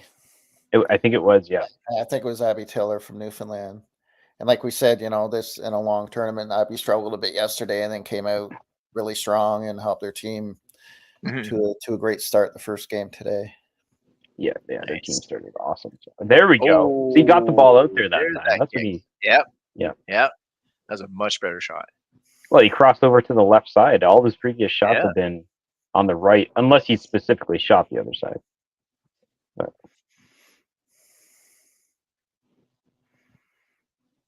Going back in. You know what? I could probably zoom in on this a bit more. Just as I say something. Starts to pause for a sec. A little bit of a miss there for Kelly. Now he's looking for that backup to bring the ball back in, but it's just missed both times. Not fighting. Yeah. So then both players missing the count on their strikes there. Yep. And again, that's where I think you miss left on the first ball. You want to align it so your next ball, if it's perfect, is hitting the other side of the head pin. Yeah. You don't want to not try for the spare, but you also don't want to risk giving away the count. Yeah. There you go. I don't think I could ever, Steve. If I miss to the left, it means I screwed up. Just throw the proper ball. Oh, great double by Dylan here, though. Yep. That was a good shot. As soon as I try to aim for a different mark, I'm usually doing something else wrong. I'm just going to refresh that scoreboard again. Yeah, that's there we go. Well, and then part of that too, Mitch, is if you've been throwing really well for like 15 frames, you don't necessarily try anything different. You just realize, okay, a touch quick that shot, or I just didn't finish that one. You're not reinventing the wheel. You're just talking like maybe a small half board adjustment for one shot, just to make sure you're playing it safe. I know they took a second to put Amy's 7 on the scoreboard, but that was a 7. The outside 7. So Pins are definitely lively on their side. Yeah, I mean, based on Alex's first ball there too, where it was a little bit thick, and then pins are just flying everywhere. And we've seen that with the PEI team, the Pro League team that plays out there, Pinsanity.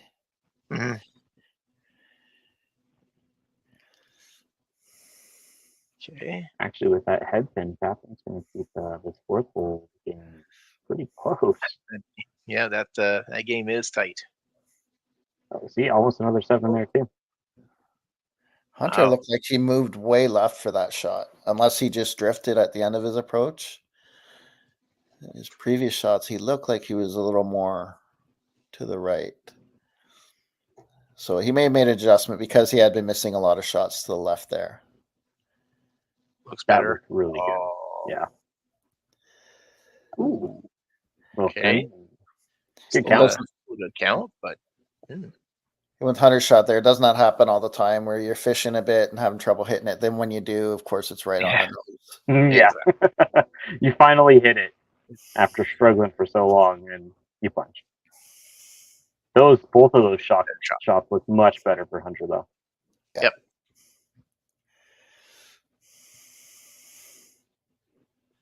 So Antoine wants to pick up this pin here.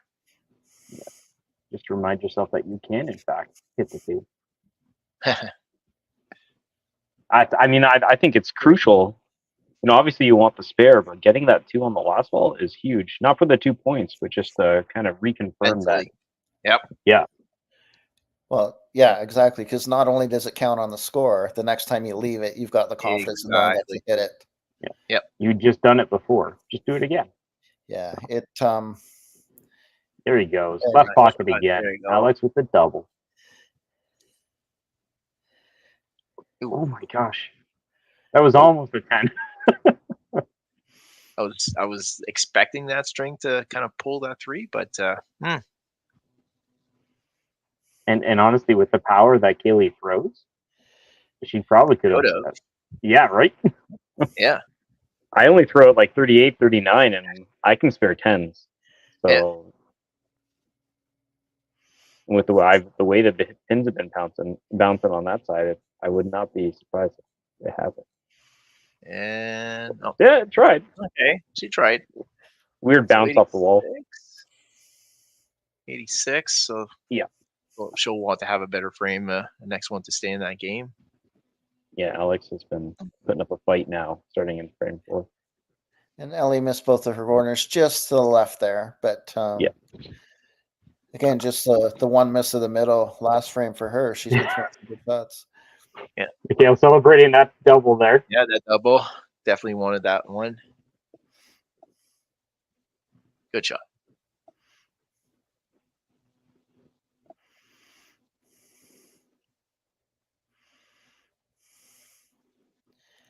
Oh wow. no. Wow.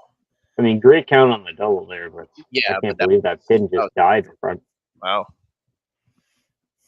Kind of expecting that 3-pin to come back from the gutter or something from the back, but it just stayed there. Johan with the big spare. Yeah, big spare there. Stay in the game. Mm-hmm. But this is also where, as much as you wanted that turkey, you just got to pick that up. Yeah, 103 is still a good score for 3 frames if you can pick it up. Yep. No, just barely. A little bit fast, I think. You know, when you're going fast and you lean back. That one. Only one to reset after that. Yep. Just start again. Just for another double. It's like a lawnmower. Struggling here. Catherine's shot there wasn't much different than the one that Callie threw, where it looked like it crossed over and had enough of the side to carry it and just chopped it straight back. Yeah. Oh, same thing. You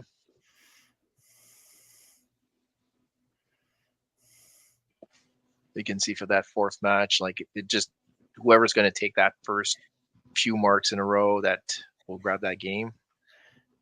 Oh, yeah, that's one of those, and I mean that's a start there for Amy. It's one of those games where you keep trying to give it to each other. You're like, you have it. Yeah, you have it. Yeah. It just takes that couple of marks there and take that lead. Ooh. I felt like that ball really tried to hang on at the end. It just, ran out of line. Oh. Honestly, still looking pretty good for Hunter. I'm not hating those shots. Missed by a little bit, but the throw is all right. Looking at the Quebec game, right? They're 1 out of 5 on corner pins now. As a coach, it's know. not something I would bring up in the middle of the game, but But definitely a learning thing for the next time you practice, or you may send out a reminder that we've got to take a little more time on our second ball for the spares. But definitely it's a learning tool at the end of the game to point out how many pins are left up when you're not picking up your spares. Yep. I don't want to be that guy, but if we're going to bring up stats, Nova Scotia and Brunswick has yet to spare 5. You've got about 10 of them. Yeesh. Let's see for Alex here.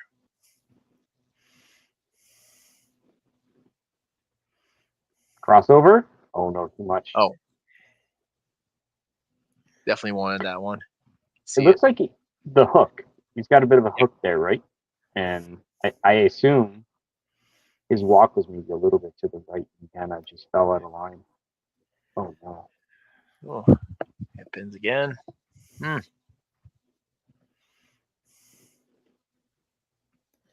should be in the right. Yeah, the hook brought it in. It's kind of hard to tell at the angle how much it's actually moving across the deck.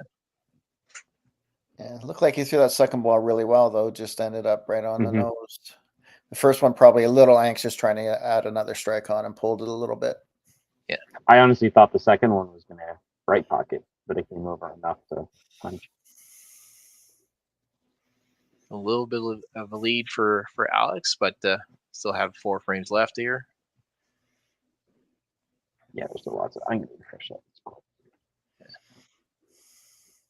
Like every 5 minutes or so, it just starts to get blurry. It is blurry. It'll come back. There we go. Like magic. I click the button, it looks better. Oh my gosh. This whole game is just he got this struggle with his headphones here.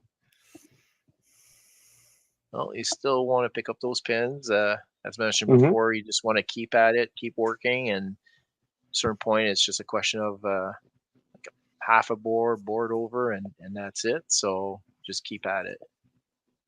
Yeah, or if you've got rotation, move up, move down. And looking at the sheet, other than that last match, the other 4 matches are like the one's about 30, but the other 3 are very, very close. Great ball by Dylan, just no bounce. Yeah. Okay, well, guess they jinxed the 5 minute There you go. because it's a little blurry now. Oh no.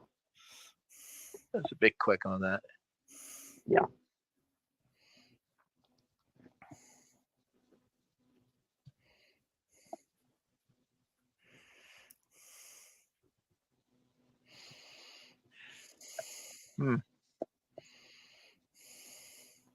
I mean, Catherine has been hitting the middle a bunch. I think now. Yeah, the last couple outside frames of here. middle. Yeah. Kind of fearing of you don't want to punch, but yeah, there you go. And then she says, "Well, I guess I just have to shoot at it," and she punches. Well, it's one of the you walk off the lane after this frame and you go, what am I supposed to do? Yeah. If I aim for the pocket, I miss. If I aim for the middle, I punch. Well, she's still in the game. I mean, it's one of those things. It's gonna go all the way to the end for sure. If Amy cleans this up, they'll be tied actually in 6. So yeah. And luckily, the team is on the side of Quebec is doing all they can to carry that pool, right? So you're not really detrimenting the team that much. Oh. Wow, I can't believe that didn't tip it. Wow. Okay. bit thick inside, but still should have kicked it. But need to pick up that pin. Hunter dropped the shoulder. Oh, a bit quick. Story of the day. Okay. Yeah, they'll definitely need a little bit of a reset here for the next few frames. Just the one mark, essentially each of the last 3 frames. I mean, actually in the 5th frame it was 2 marks, but kind of need to get back on their game here. Yeah, if anything, I would just want to come under this game firing just for the next one. Come out hot. So you're at least at a point looking from Quebec's perspective where you're not throwing the best. Ooh, there it is. Oh, nice bear. But your opponent isn't either. So you've got some grace, but that doesn't mean that the next opponent isn't going to be all over you, right? So exactly, you want to get back into that. Oh, change up here. Okay. For Kelly. Okay. So Lausanne's going to be coming in for Cali. That was a great ball by Alex. Yep.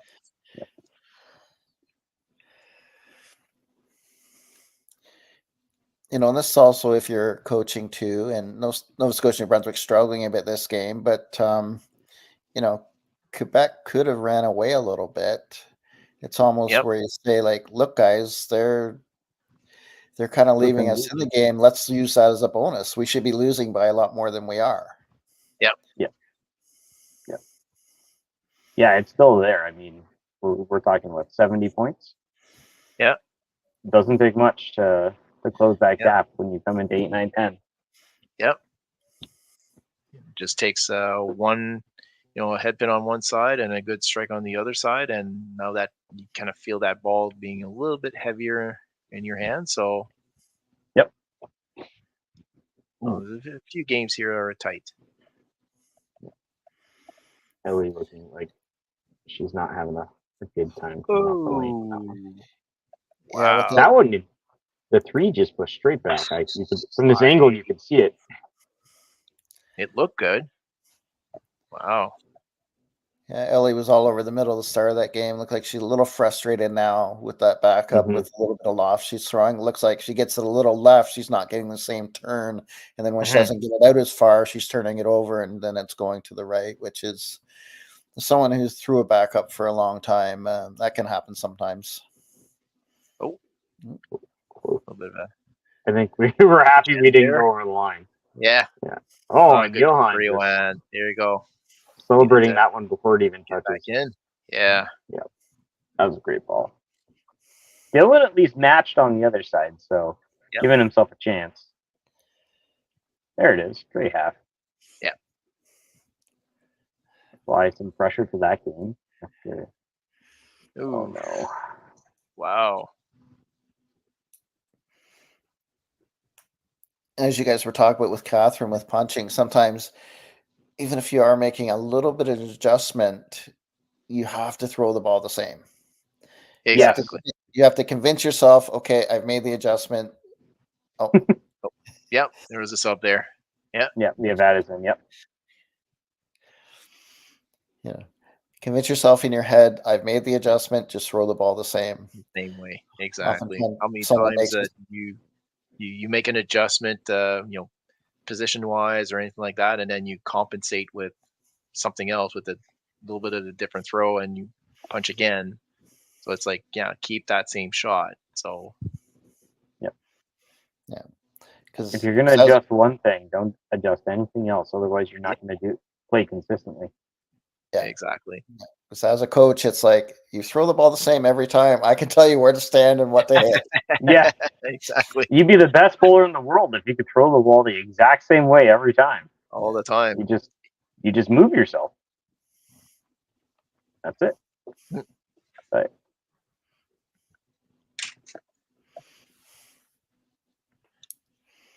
All right. Let's see here. Okay, a couple pins on the deck here. But, 3 marks and 2 head pins for Quebec. Yeah. Actually, you know, when you look at the other side, we've got the two. No, of course, Quebec has the double. We do have the 2 strikes and a spare on Nova Scotia and New Brunswick side. So depending on how we mark on these, that gap Could could go close. either way. Oh yeah, Yeah. for sure.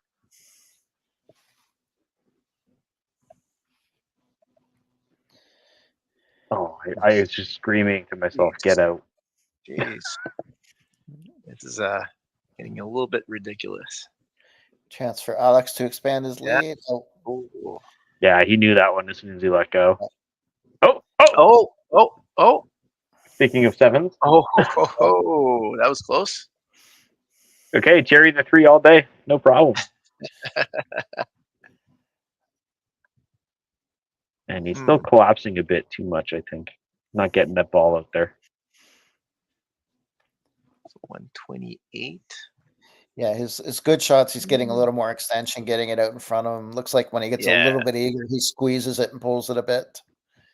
Yeah, his chest comes way towards his knee. Like that one, you can see you're standing up a bit, right? There we go. Yeah. Oh, great job, Mikhail. Yeah. That first game, I mean, 16 pins difference, 2 frames. Anything can happen.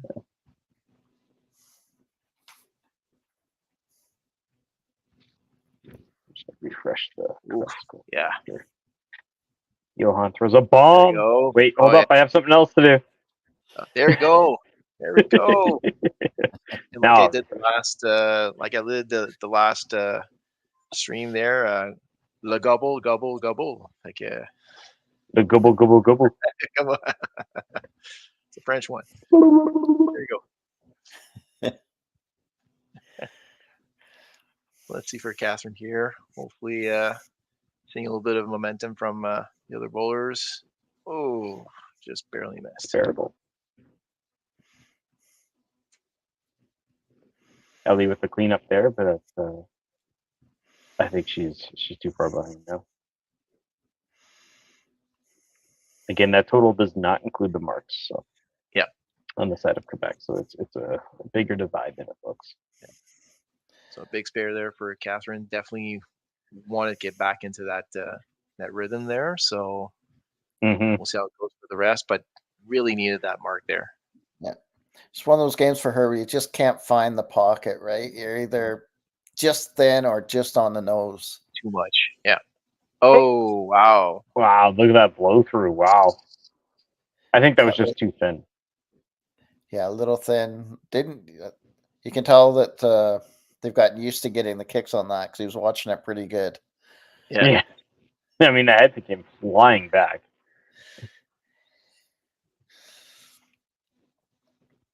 Quebec will expand the lead. Yeah, they'll expand their lead a little bit this frame with their marks, with 2 bowlers to go here. Open the way through for Nova Scotia, New Brunswick. So Quebec is sitting at plus 75, so 785 after 8. Yeah. Honestly, considering how the game started, on decent pace to be over 1,000. So yeah, they needed to just get back in rhythm. Oh, there you go. All in the style. It's all good. Yeah. So that puts that game 115 to 112, both on spares. Yeah, it's very tight. Yeah. About 40 people watching right now. Feel free to comment. We love the interaction. Yep, Steve loves clicking the comment button. Now that I know how to use all these toys. Yeah. I won't even have to run the 5PL stream anymore. I'll just sit there and let Steve do it. There you go.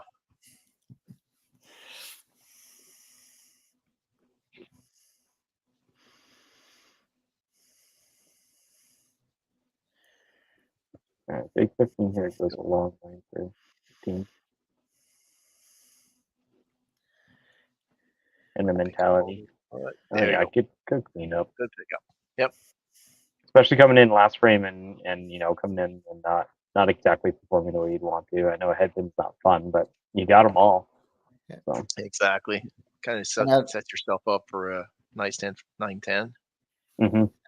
And as a coach, you're reiterating that you just threw 3 good balls. You hit everything you're aiming at. You got a full count after your head pin. Yep. Yep. And Alex just looked like he didn't finish it at all. Aim that shot, get it out there. Much better. There it is. Good Big half. spare. Yep. Oh. Is that? Yeah, it was a hard 80. There. Yeah. I mean, we've seen some 7s. I mean, never know. Let's throw it out there and see what happens.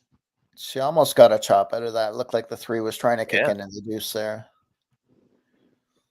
The outside. Okay. One side at a time.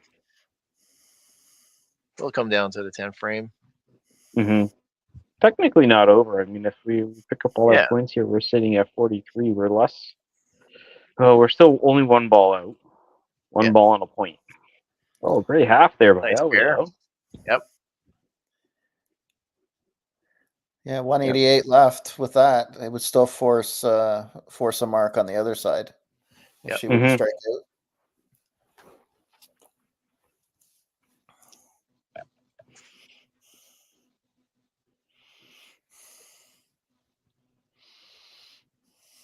Oh, bit quick. Oof. Speaking of 7s. Yeah. Hey, take the 7. That's an extra 2 points on the strike. So, and 1 less pin to shoot for later. Yep. Mikhail, don't pull your hair out. Oh. I thought that might have gone. Yeah.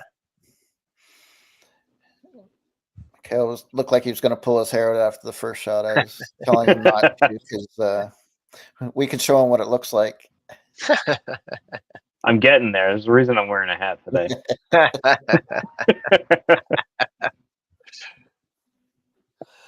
Not that I don't support the top of the roof. I absolutely do.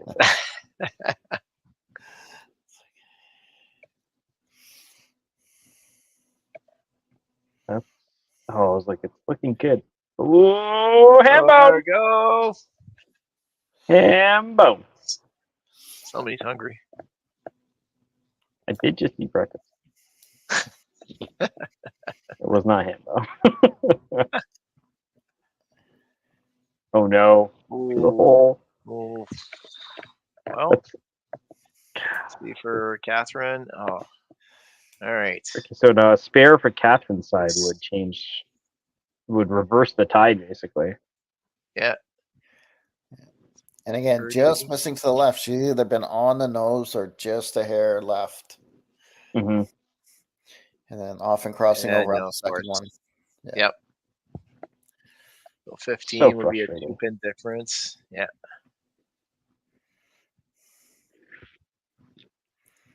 Yep.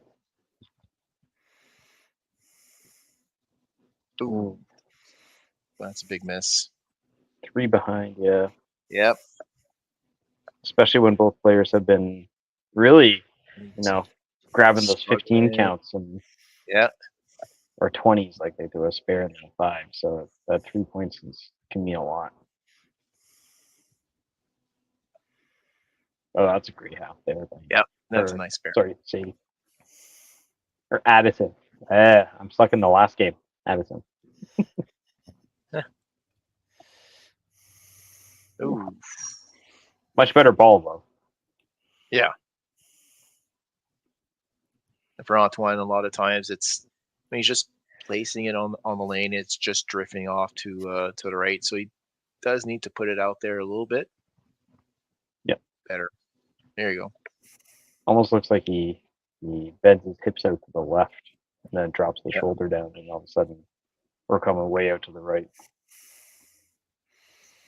Specifically looking at the last frame. Oh, it's my turn. I can do the points.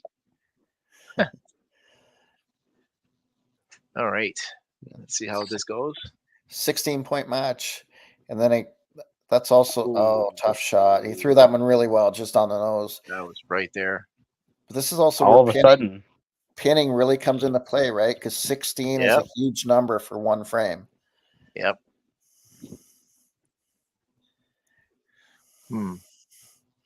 He's a good first shot. Mark just didn't quite get there. Barely missed. So 173. So 173 max. So Alex can shut it with a 3. Yep. Oh no. Oh. Well. Yeah. 28 to tie, 30 to win. Let's see. Oh, No. and there you go. She knew it.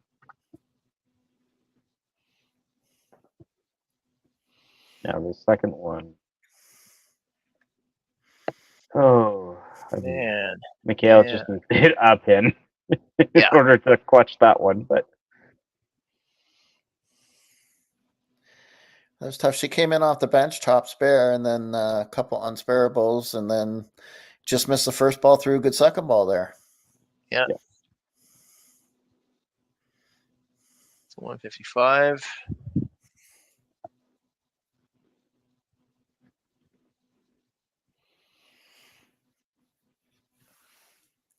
So she'll get 59 for her 4 frames. Yeah. one of the, I mean, Johan has been doing all the work here to get that bottom number. Yeah, especially Antoine had a good start at the bottom, and then he's kind of drifted off at the end. struggled. There. Yeah.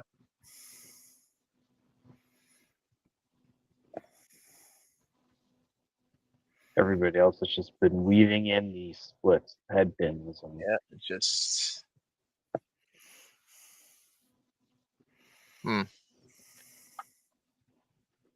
199 for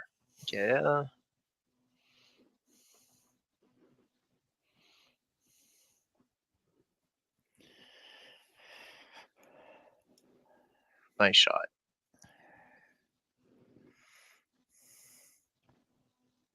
Ooh, just barely. Yeah, that's right. Just slow down a little bit. That's right. Yeah, he knows. To be honest, you've already done everything you've needed to in this game, but Yeah, it's easy for the last couple there of it is. balls. Yep. There you go. Good shot. And Dylan's crack 3. Dylan's first ball was really good. It looked like he just rushed that second one, wanting to double so bad. Yeah. Looks better. Better there too. you go. Yep. There you go. Good game. Great game. Good job. Yep. Nice game. 3-12.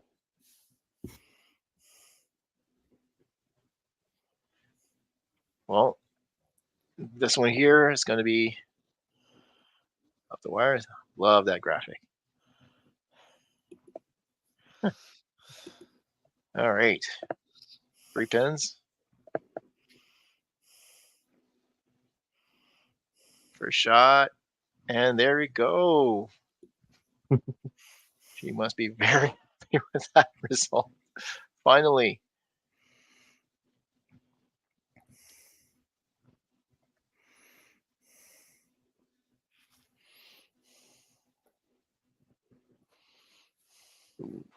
Ooh, barely missed. Chill. Amy. Oh, wow. Where's Dylan's score?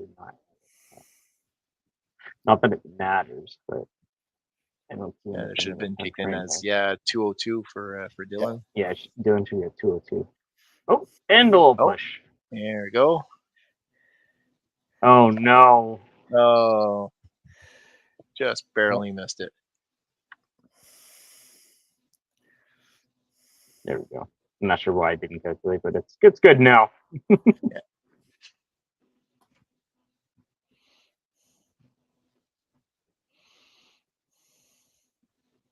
And really, that's the rest of the game there. Yep. You know, and I don't have the stats in front of me. I could find them, but for this game, Nova Scotia, New Brunswick probably played closer to their average than Quebec might have. Oh, for sure. It's because you get rid, you eliminate Johan's game, and you know Quebec pretty much struggled. So as a coach, you're going to say, let's take our 7 points and run, but exactly, we're going to have to step it up here. Yeah.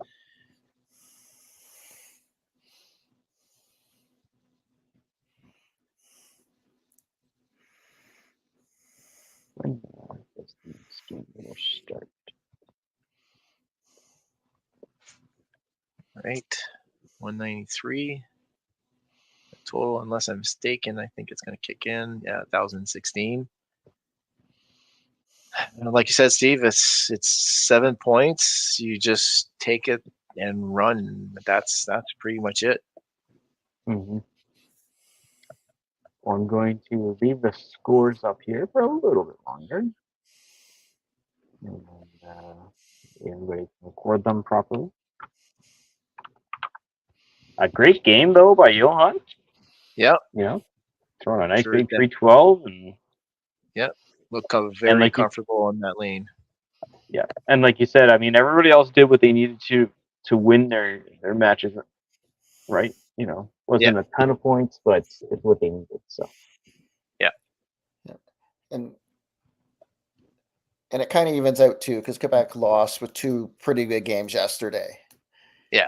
That they lost, but coming in and going 7-7, I'm sure they're thrilled as they're trying to climb the standings and get into that top 5. Exactly. And to your point, Steve, like it definitely, like the next game for Quebec will be against Ontario, and just one of those things where you know that you're going to be playing against a really good team. So like the whole team needs to step it up. And like this one here, okay, we'll take the 7 points, but next game let's grind a little bit more here. Right, and you never want to play up or down to your competition. Exactly. But again, it's human nature too, right? It's hard not to. Mm-hmm. Yep.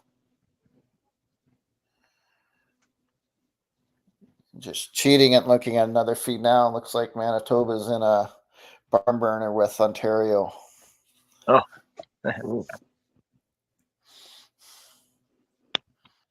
it'll make me go watch. Yeah. Well, that's the beauty of streaming, being able to go from one game to the other very quickly. So Yeah. No, yeah, here it is. Yeah, 1174 to 1128. Just marks the count.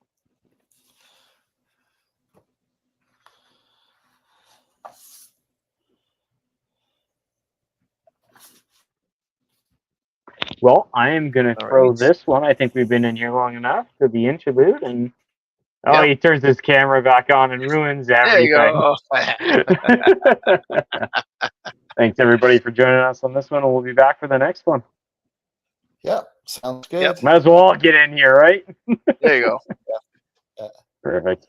Next, we have, for anybody who's not aware, Northern Ontario versus Alberta on this stream. So it's going to be a good one.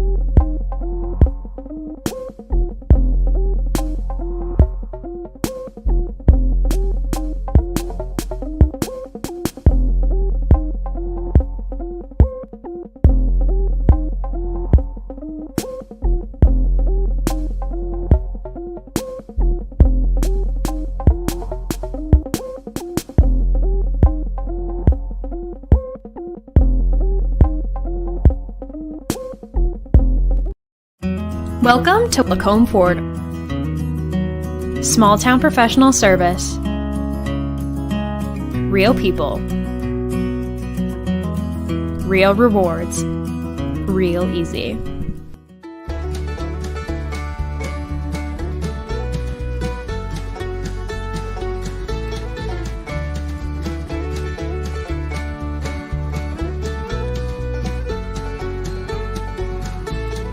Welcome to Drayton Valley Ford.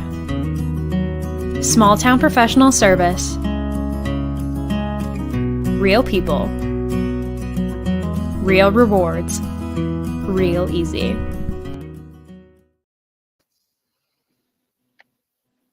Now I have to unmute you, Michelle. To be fair, I thought I was in the background. I didn't look, and I was like, "Oh, I always have to like charge up my headset before." And I should have known I would have done it on yours, Mitch. Of course, I was like, of course she starts talking during the interlude on mine. She's just messing with me. Oh, Here I am. so here we go. Northern Ontario and Alberta. Taylor, hey buddy, long time no see. How's it going? Good. How you doing? I can't complain. To see you guys. No one will listen. This should be fun. Interesting game coming up too. Both teams kind of heading in the wrong direction. Northern Ontario, 2 important wins to try and fight back, and then Alberta, 2 tough losses against good teams to start today. Yeah, and honestly, I've said this. It keeps coming down to the 9-10 frame.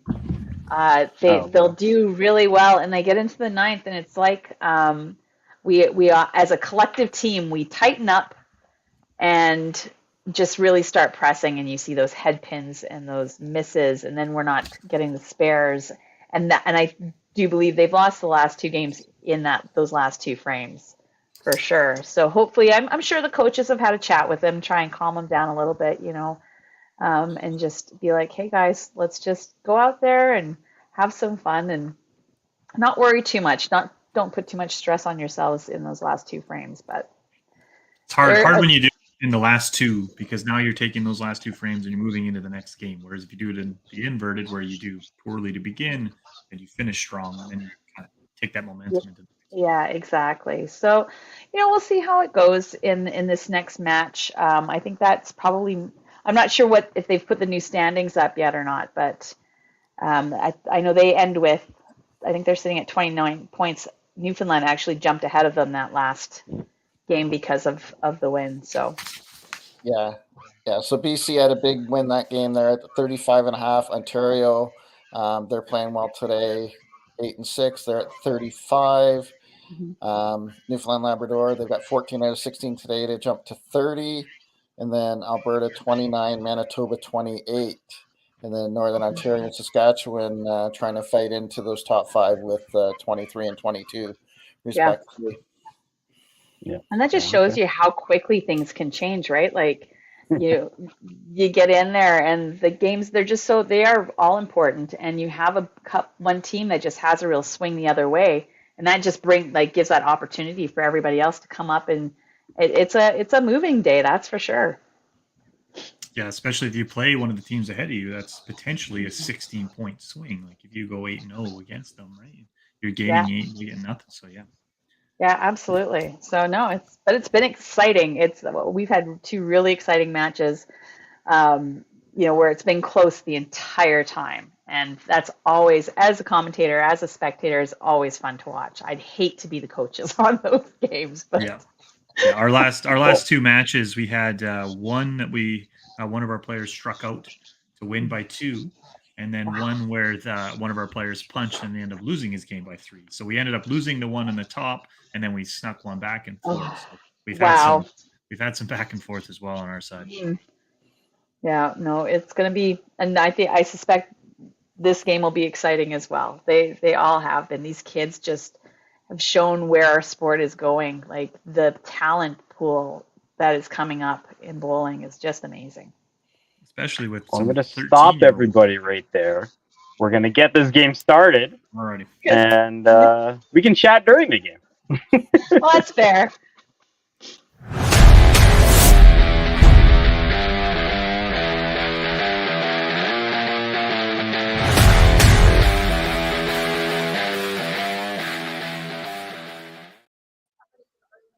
There we go. We'll jump to the match itself here.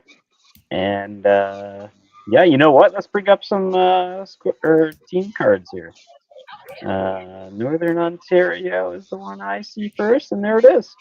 All right, for the girls, we got Jordan Graham, Emily Vuzo, Isabel Hayden. Boys side, we got Colton Wiltshire, Sean Wakowicz, Shane Jonathan Gambulari.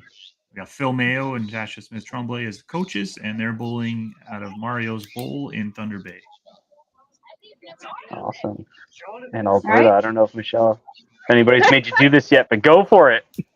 This is my third time, so as you know, I love a good lineup. So, all right, girls: Jillian Collins, Michaela Sanderson, Brianna Nystrom. The boys, we have Jordan Lowen, Nathan Woodkovich, Matthew Cox, and coaches are Heidi Mapstone and Steve Petrosivic. Yes, Mitch, you are correct. I did practice that last name during my last break. So, yeah, I didn't say anything. I didn't do last names last round, and then Al Paquette gave me some words, so I made sure to do them this time. If only was the other commentator to do them as well. I have many, as Mitch knows, this is a little running joke, and Steve's probably been a part of it too, where there's a certain person's name that I always end up having to say in Pro League, and I never say it right, ever. And it is just, it haunts me. Well, we've both messed it up, so it makes it feel better. Simchuk. Okay, I've got it. Yeah. The trick is you say it with such authority that they just assume how you said it was correct in the other way. Right? Right? Have I been saying my own name wrong this entire time? That's crazy. Right. So I am curious as to, I don't see a new lineup for Alberta yet, but I'm assuming since there's no changes that they're sticking with Nathan, Matthew, Brianna, Jillian, and Jordan. Last game, Michaela had been sitting in the fourth spot and got pulled. So looks like that's there. The Northern Ontario side, we do have a change. We got Shane 1, Sean 2, Isabel 3, Colton 4, Jordan 5. Isabel actually hasn't thrown a ball yet today. She didn't. She was sat the first 2 games, but they went 8-7. So you kind of, if it ain't broke, don't fix it. So it is curious then that they would make the change this game. Like I can appreciate, wanting to get all the bowlers in there and give them a shot, but that is a tough one. Like especially if your team is going hot, Yeah, I don't know this for a fact, but they have Emily is on the bench, and her league average is 145, and she averaged almost 200 yesterday, so she's been throwing well. But we have Isabel's in now. Her league average is 216, so I'm thinking maybe they're just trying to put their best 5 forward. They know they got a strong team coming at them, so they're going to try to put everything out there that they've got. Oh, no, that makes sense. That's a solid strategy, to be sure. Oh, we're gonna see how fast I can do this. Steve had to drop out and come back in. Oh, you're very quick, Mitch. Honestly, I misclicked, so it could have been. I almost removed the OBS from the stream for a second. That would have been good. Well, it would have been an extra click to fix it. It's not a big deal. But. All right, so Alberta off to just a little bit. Nathan came out strong. Matt, he struggled last game, and it kind of looks like it's following him a little bit into this game. Hopefully, he'll be able to sort that out. New game, but it'll be interesting to see how the match goes. It's still early, obviously. But Isabel there, her first frame today, made the chop spare. Team cheering for her, trying to get her. Yeah, nice. Colton is our resident lobber. He doesn't use the first half of the lanes, so I told him he should go get some of his lineage back. Oh my goodness, yes. Yeah. Yeah, literally halfway down. Yep. Yeah. He bowled a PEI last game, and Chastity was actually who he was bowling against. Both of them have very similar shots. Oh. Got that big lobber out there. Yeah. Nice solid shot by Jillian here for the Alberta side to go into the anchor position. Jordan's been throwing very solidly the last 2 games. He's just the anchor spot, honestly, is such a great spot for him. He's so calm and just collected and has a really good head on his shoulders. Oh, the nice ball. And he proves you right on that one with a bomb. Yeah. Yeah, both anchors there finishing their round out with a strike. Yeah. So not a bad frame for Alberta. They just had the 2 opens there in the middle, but three solid marks strikes on both sides. Yeah. Yeah.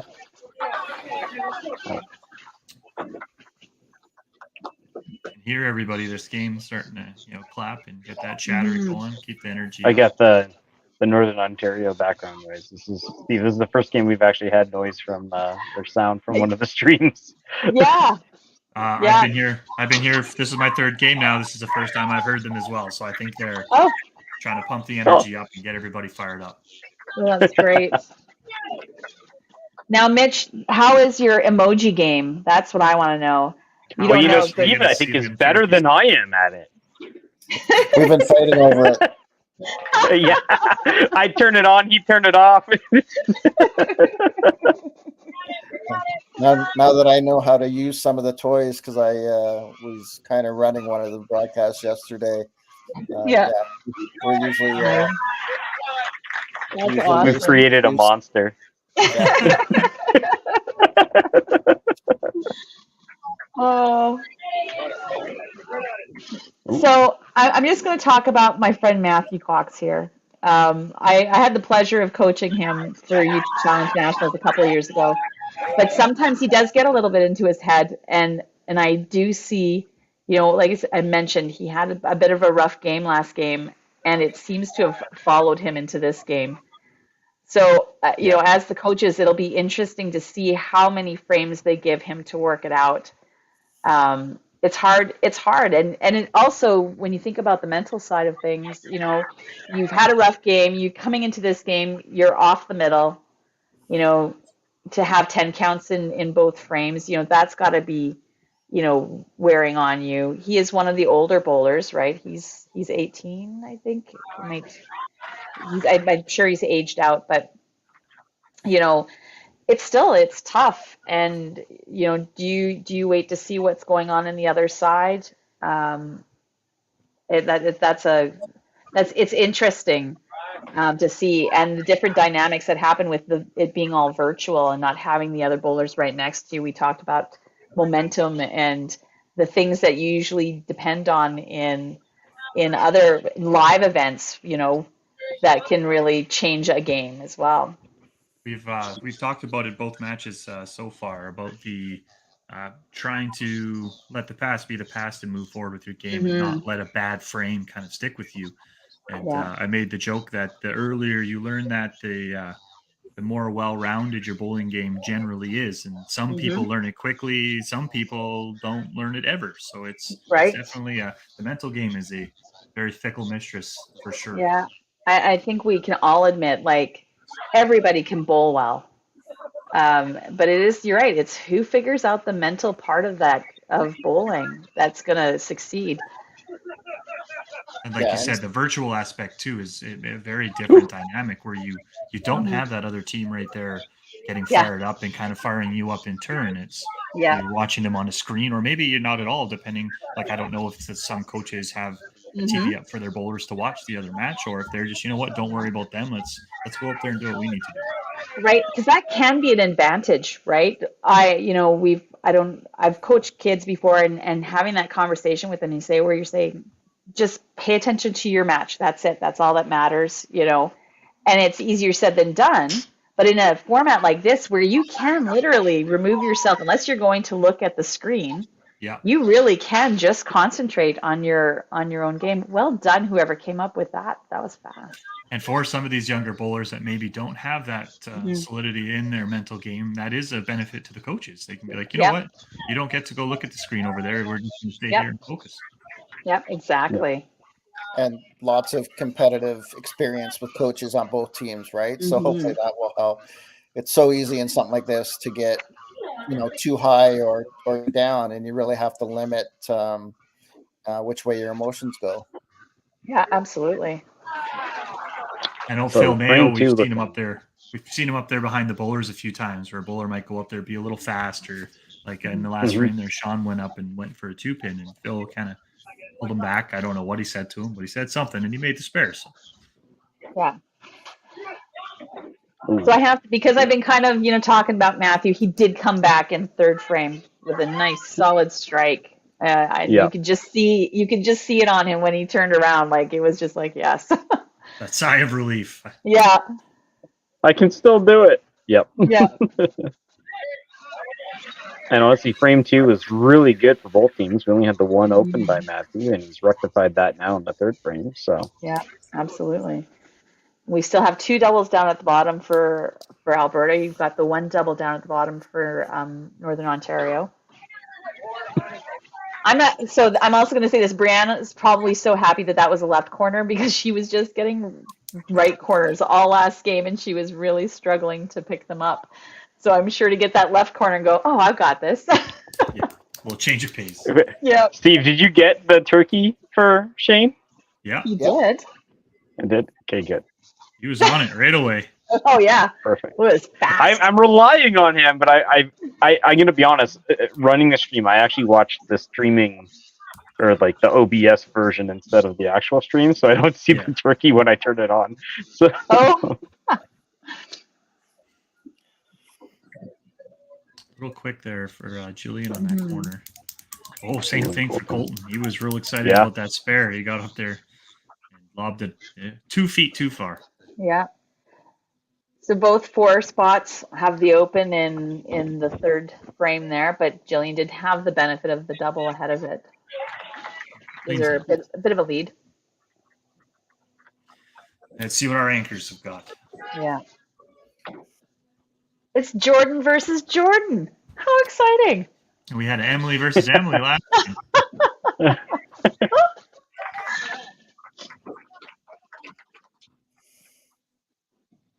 Oh. Oh, no. Yep. Okay. Oh, my goodness. Are they watching each other? Yeah. 2 marks on the side of Northern Ontario, with Shane putting that turkey up there. That's going to be huge. With 3 to count on for Alberta. Yeah. Shane definitely is one. He gets fired up and he gets on a tear and he goes. Yeah. I think out of all the scoreboards I've seen so far, I'm really liking the kind of the ghost numbers for the Northern Ontario score. Yeah.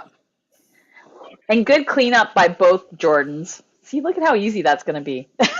Yeah. And now the Jordans are tied.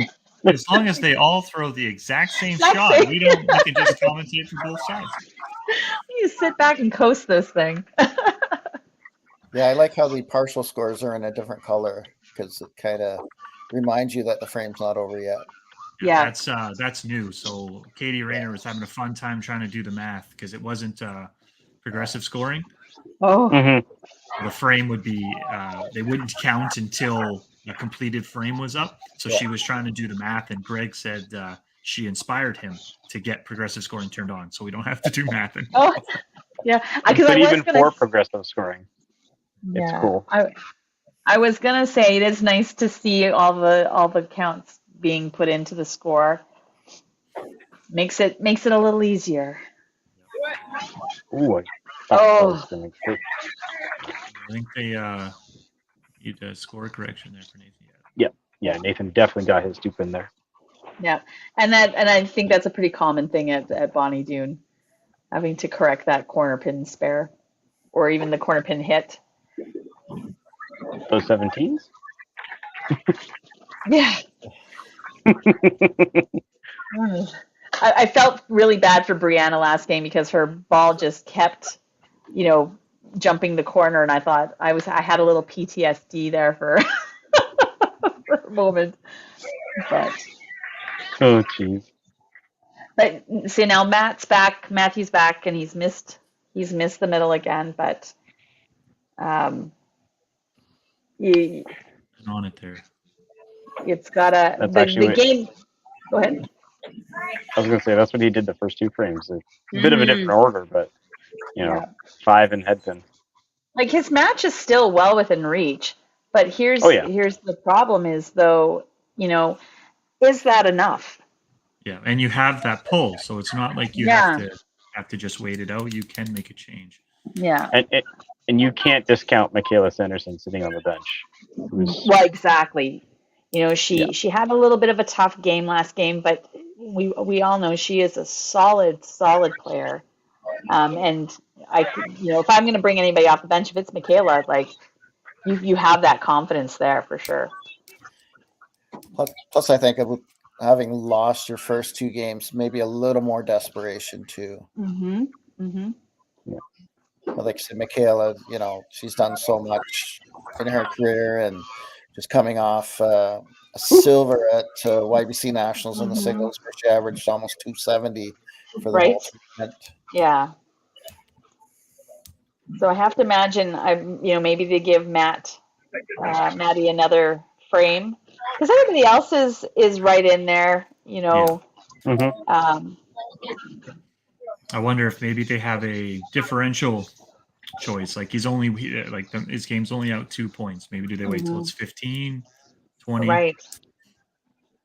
And that's where coaches, differ, right? Like when's the time? When's the right time? And there's also the difference on the virtual side, where when you're bowling side by each, you make the pull sometimes to throw a wrench in the other team's rhythm or try to throw somebody off. Where in this format, it doesn't have the same effect, because the person who they're bowling may not even notice until maybe a frame or 2 later that the pull has happened. Yeah, exactly. Because you can see the scores and you can kind of watch the bowler if you are paying attention, but as solid and let's face it, intimidating as Michaela could probably be, if you're right beside it, it probably makes a bigger impact. Absolutely. And there's the Jordan with another spare. Yep. Jordan power chopping, hitting the right pocket, kind of on an angle straight in. So. Yeah. It was brought up. He bowls out of Cochrane lanes in Cochrane, obviously, and they're still wood lanes. So back to synthetic is a big change. Yeah, exactly. Yep. So that certainly affects his style, but at the same time, Jordan, he is out at all the WCBT events. He's getting around, getting a lot of experience at different lanes. So I think he adjusts well. Yep. Yeah. That first game though is fire. Yeah. They're firing right back and forth. And you see the differences there. You have the extra strike on Shane's side, but Nathan hasn't had an open frame, so certainly keep it nice and close. Sneaky. A slider.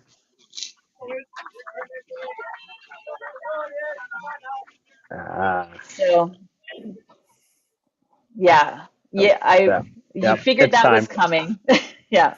Especially with Sean throwing. Yeah. I'm waiting for there's the Heidi dance. Okay. We got you. Well, that's the pole dance.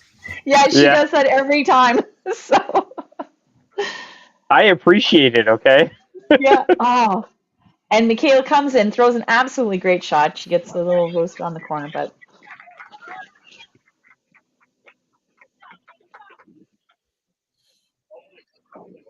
she's there though. She's hitting what she's aiming at. She absolutely is.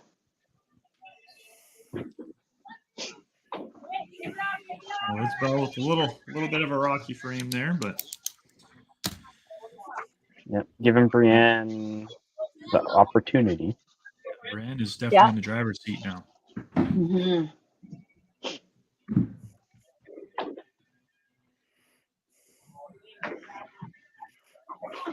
I was going to say, I recognize that throw because I do that myself when I miss it, and then I bring my arm over like that's going to help bring Steer the it back ball where I in. want to go. It's like when you're playing a game with a controller and you start turning the controller. Yeah. Honestly, yeah, I think that's grand. What? So I don't think we're getting the ball out to the mark. Mm-hmm. That Reach out for that that third game is staying nice and close. Yeah. Same with that one. Oh, it looked fast. Totals, of course, still very close here as we're near the halfway point. Yeah. Yep. Both teams on decent pace. You know, sitting at just probably over 500 each. Yep.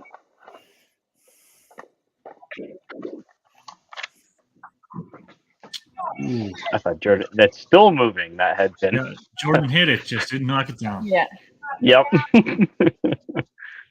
Counts for Doing 2.5. a little dance. I book. Yeah. There it is. There it is. That one got a piece. Oh, even this fourth spot there. Colton had a little bit of a flounder there, but Julian waiting for him. Appreciate that, Julian. How nice of Jillian. Yeah. That's the Bible there for Jillian. Yeah. Not waiting for him very, very much, but you know. Yeah. She's still gapped a little bit. Yeah. So let's see. Is Jordan going to? Is he going to break away, do his own Jordan thing? That's what I'm waiting to see on this one. Yeah, because now they're both on spares. It's got to be an exact copy, basically. Harder enough.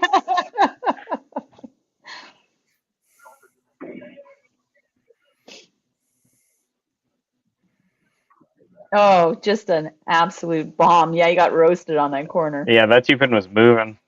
Yeah. Little extra count. Yeah. Yep. Still in spare land.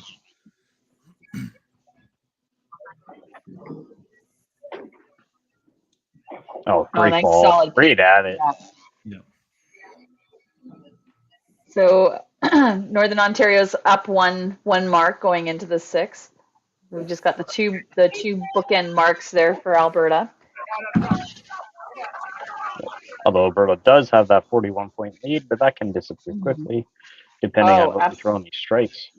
Yep. And all three middle bowlers for Alberta having trouble hitting the middle the last couple of frames on the first ball.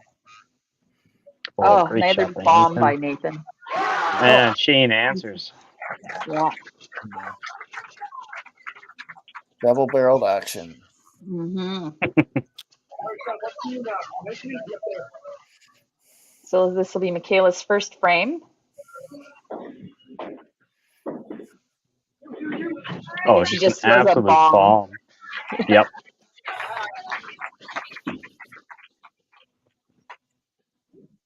And that's what you like to see from your bench player, right? Come in, throw a couple bombs. Yeah, puts everybody else kind of at ease, especially for the following game, knowing you got somebody really strong coming in off the bench. Yeah. Oh, a little sloppy on the footwork, but got the job done. Sometimes those are the best strikes. Yeah. Sean punching out there on the second ball. And doesn't clean it. Oh, he cleans it up. Just kidding. And Julian's had enough waiting, so she's done. Yeah. Alberta liking that commercial, right? Yeah. And the Alberta middle three saying, Steve, you want to see us hit the middle? Yeah. We'll prove you wrong, Steve. Take that.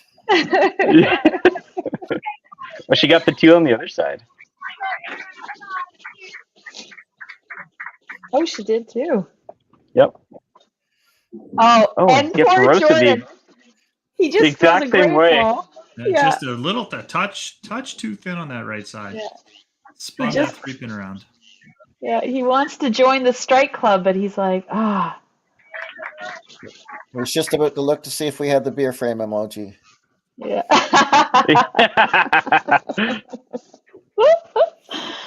But still, great frame for Alberta. Like, Yep. way to pick it up.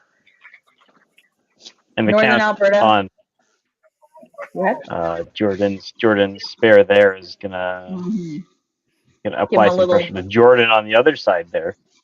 Yeah. Because a count, of course, on the previous one created some separation. She gets to here, they're almost right back in the same ballpark. Oh, just a little thin. He's got to get some marks going here. Jillian only waited for him one frame.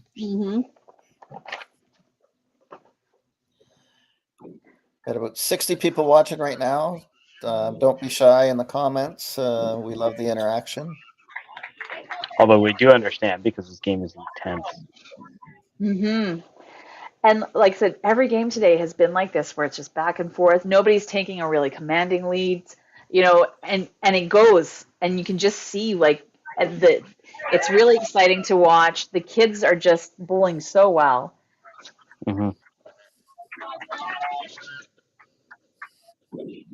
You got that first match between Nathan and Shane. It is tight. And then even the second one, money. Yeah. Jordan's like, "Oh, don't count me out. I'm right here." Yeah. I see you, Mitch. I'm a Jordan too. If anything, that extra ball there is just giving her the lead in order, opportunity to pull ahead here. No, for sure. All right, big start here. We'll see. I think this will set the pace for the rest of the frame. These guys are doing on their doubles. Oh, Shane starts. Big ball. Wait. just a bomb. I know you guys. Oh, and you might as well bring it up again because Nathan just right back at him. What an exciting match that is. Honestly, that first spot and that last spot, like they're just on top of it. Oh. Sean got it back to the middle, but unfortunately it was just the front. Michaela shoots it on the left pocket this time. Yeah. And I think that's really important too for the momentum for the team, especially since that's all you really have going. When you have, unfortunately, somebody who's struggling a little bit, right? And it's so close to the top, it can affect the other bowlers coming in, right? I was going to say, it's so close to the top of the line, right? Yeah. Great shot by Brianna. Well, The left corner just not wanting to go down.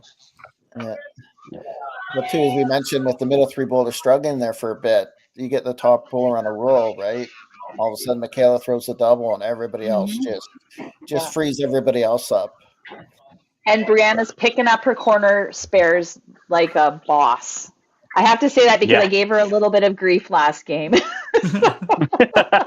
I talked a lot about the importance of practicing our corner spares.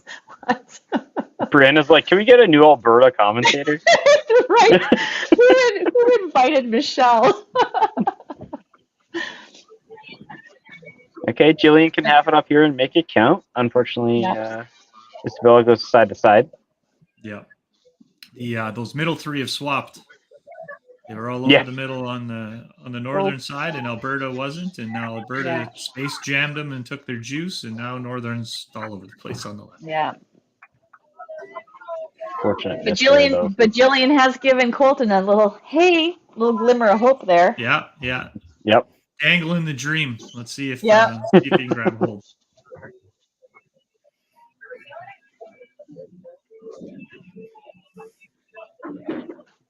I was going to say that looks good. That was a chop. Yeah. Looked like he used the appropriate amount of lane that he normally does. Yeah. For Colton, it looks good. The back half. Yeah. Oh, there we go. They pushed that time. And Jordan's like, okay, enough of this left corner pin. He got a little bigger piece of the middle that time. Spun it Yeah. He certainly see Jordan on the other side threw one, and he wanted it to be be in the Jordan Club. Absolutely. He was a little quick to the line. Fast. Yeah. It's okay. It's on a strike, a singular strike, so a spare works too.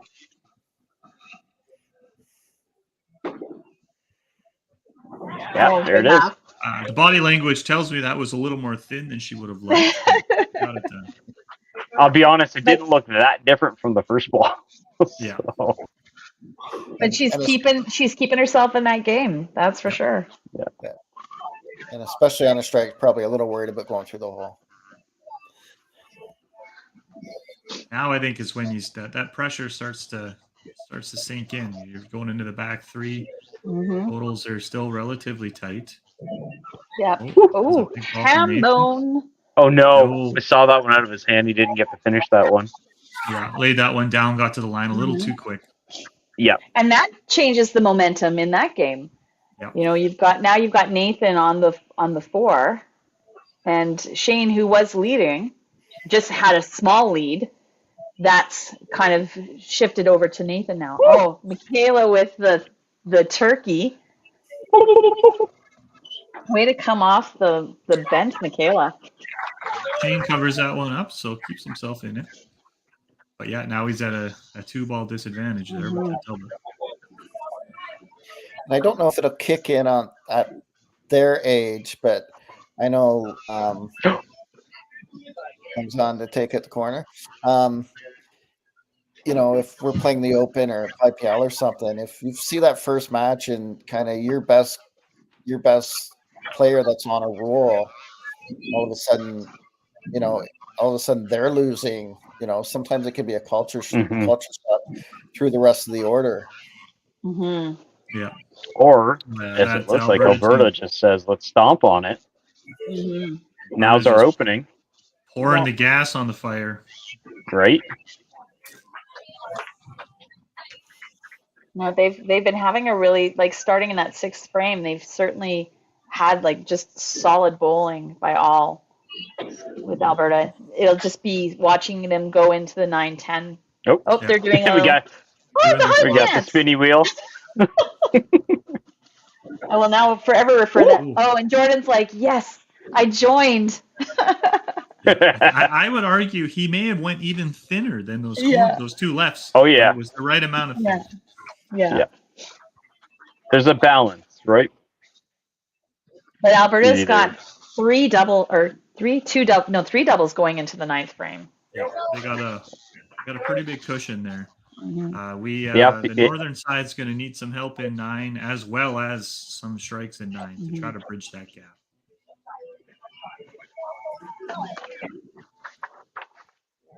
And Mitch knows from the broadcast I've been on with him. I often use the analogy of hitting being contagious in baseball. You see with Alberta, right? Once you get more than 1 or 2 people rolling, it just frees everybody else up the freewheel, and then they're not pressing to do it all themselves. Yeah. That too is a big thing with the lineup. You know, maybe you have one of your better bowlers. You don't put them in the 5 spot because they can do that little bit better of a freewheel if they're in the 4-1 spot. Yeah. Get maximizing what you can get out of your bowlers as opposed to putting them in a dedicated spot that they might not perform as well. So I think Jordan drove that one a bit into the lane, so it looked like it had quite the double bounce. I was going to say there was a bouncy ball, that's for sure. Yeah. Or we hit a spot or something, because... Yeah. It's a good cleanup. I don't think maybe it didn't grip as much, and all of a sudden it goes right through the middle. Great cleanup, though. Yep. Yeah. Which is so important. We all know how important those pins are. Where you see those games come down to just a few pins, and everyone's important. Looks like Northern Ontario's having a little, powwow. Little huddle, yeah. Everybody, get your hands in. Oh, I was looking forward to the Yahtzee, Nathan. It turns out they were just doing the bullhorns to Nathan on the. They're just using their bowling juju. Oh, him back.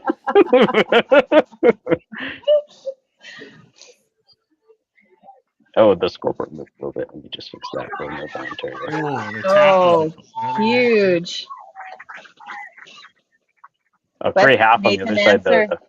Yeah. So now that game's right back still close. to where we were. Yeah. Still close. 283, or no, sorry. Yeah, I mean, the 10th frame is going to decide that one. We're going to have one of those games where There's probably a couple 300s, and someone's winning and someone's losing. Yeah. Sean A just little up miss there there. looks like he's just giving it too much gas and getting it out a little too much. Yeah. Oh, There's a lot of hand curl at the end there instead of. Yeah. Oh, there you good. go, Michaela. That's the Cover by ball. Michaela.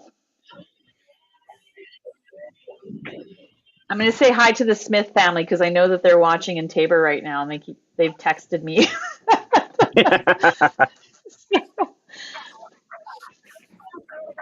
It's nice to see people, taking advantage of this format to be able to watch the Youth Challenge Nationals where maybe they wouldn't. Maybe you might only see one match, but every match is being videoed, which is awesome. There's Emily's first frame off the bench with a strike.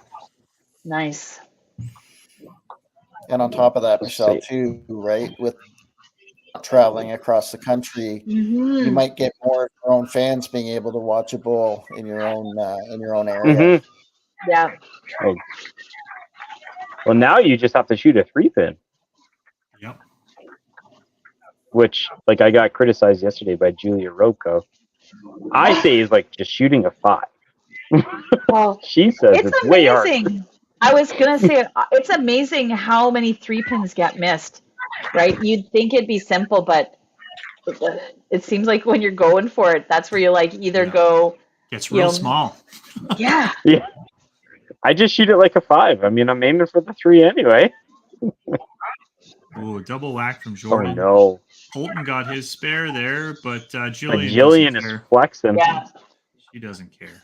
Jillian's like, you had your chance. I gave you the 7th frame. You know what though? Colton's spare there at least keeps him in it. Yeah, crazy absolutely. stuff can happen in that 10th frame. Yeah, don't we know it? Jordan, her game's slipping away from her with these 2 open frames. Yeah, 2 plows definitely throw the brakes on you pretty quick. Especially meanwhile, when Jordan does that. is throwing bombs. Yeah, nice pocket ball. 11:24 to a 9:30 with 2 doubles and 2 spares, 2 strikes and a spare. I am no mathematician. Yeah, it's not looking good. No. We're looking for individual points on Northern Ontario side, that's for sure. And honestly, Alberta really needed a game like this. Like I said, the last 2 games came down to the 10th frame, and they just really lost out on some really important points. There's a miss there from Nathan. Oh, in the corner on the other side. Shane laid it down. He didn't even deserve to hit the middle there in my books. So that's a good ball for what he threw. Yeah.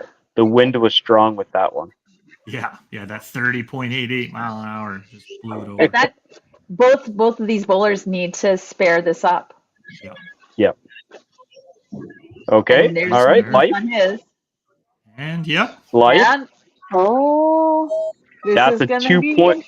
Yeah, that's sorry, a 1 point game. Yeah, just gotta match him, Shane. You just gotta match him. Not that you know that or what he's throwing, but I'll just say it anyway. Yeah, like that's wow. To just come down to I think the last ball.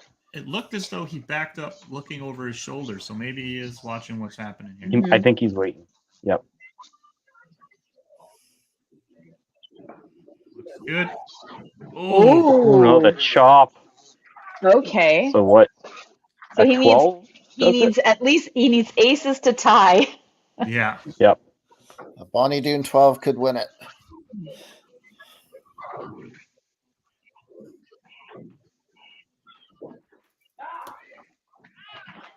Oh, he throws a bomb. That's a Bonnie Doon strike. Wow. Gosh, to throw a 324 and lose your point has just got to be. That's tough.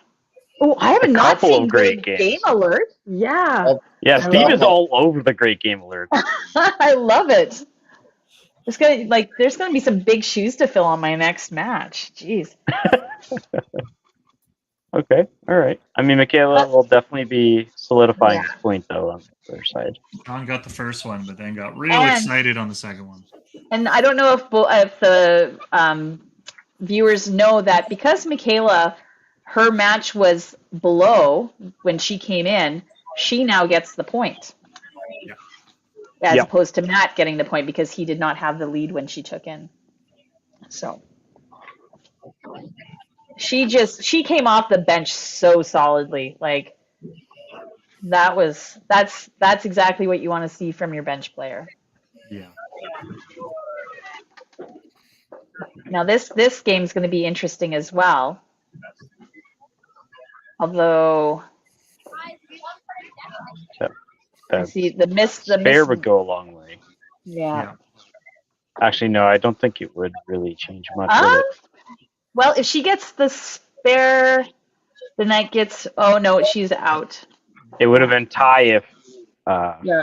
Brianna had got nothing, which we it's not We gonna assume wouldn't happen, but You never know. Yeah. mathematically it could. Let's be honest. Taylor? We did Hey, see. I'm going for the northern side. I need her to get 0. I know. in the pro league final game, Jenna did get a foul. So It's true. It's There true. is a black You know? line there that can help you out. when you need it. anything is possible. Honestly.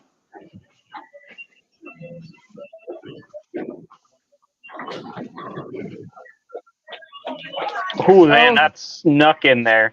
That Yeah. had a little bit of bend to it, yeah. That was like the Wanted movie. Curve Yeah, that and one. it looks like we are looking at an 8-0 score. Sweep. Yeah. Yep. Although I won't put the Sure. points in yet because They're looking There's at a- like a 13 and a half here. So like to lose 8 on that is a little more palpable than, losing 8 to 1,000 or something. Yeah. Yeah. And another 12 for Colton. Yeah. Finish it off.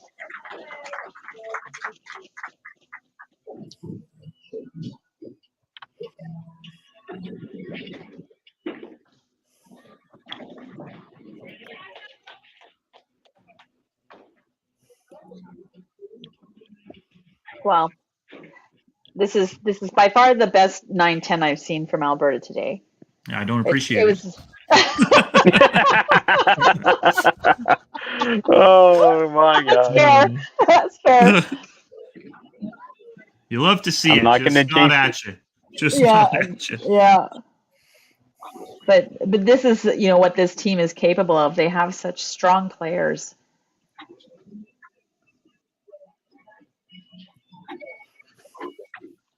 I mean, Michaela coming off the bench to Wow. rectify that game, and Yeah.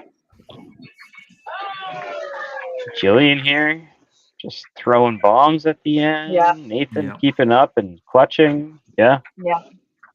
13 with a bowler to go on a double. I think. Yeah. Yeah. Nothing to shake a stick at there.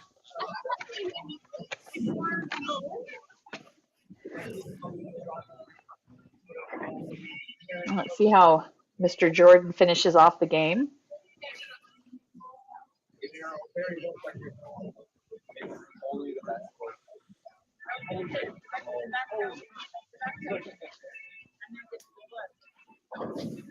Oh. Seven Oh, geez. frames. 7 frames too late. Yeah.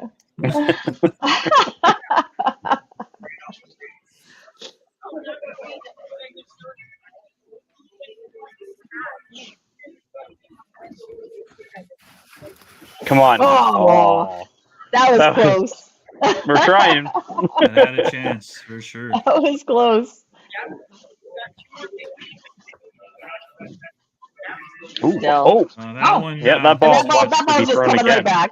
It Yeah. comes back up the lane. You get to throw it again, right? That's Yeah, the rule. that should be a rule. Yeah. 13-36. Great game. Play Yeah. skee ball. Yep. All right, I'll leave the scoreboards up here for a bit.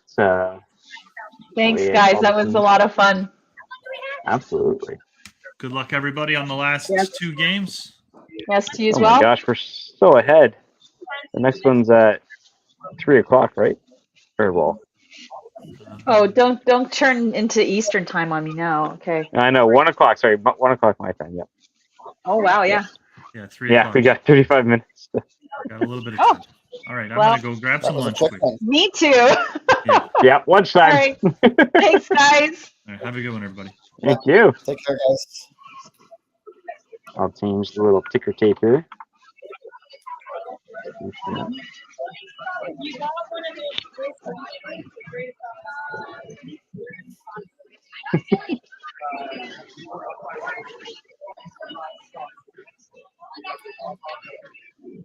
All right. I am going to run the commercials for these teams one more time, and then we'll go to the interlude. Welcome to Lacombe Ford. Small town professional service. Real people. Real rewards. Real easy.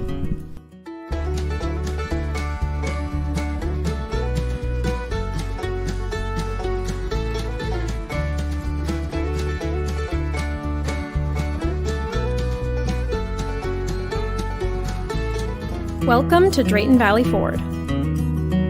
Small town professional service. Real people. Real rewards. Real easy.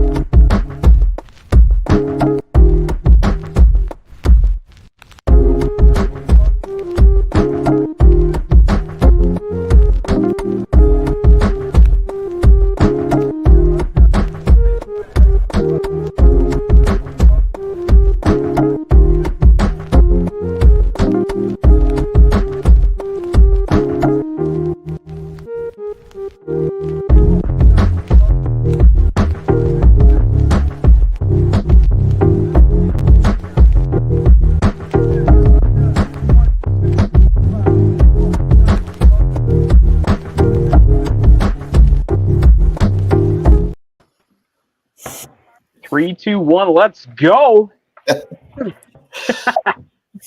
We got 1v2 right here. Yeah. Yeah.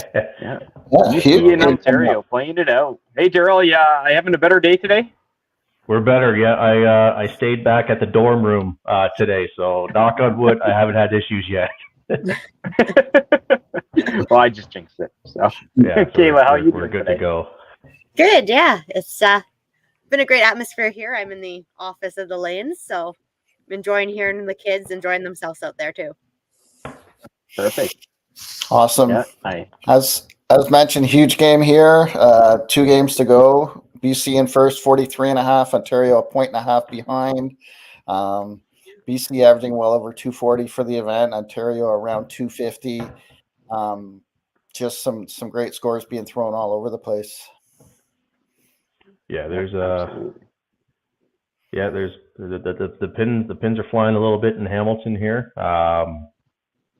Couple timely spare splits that have really helped in a match or totals, and they've taken advantage of it.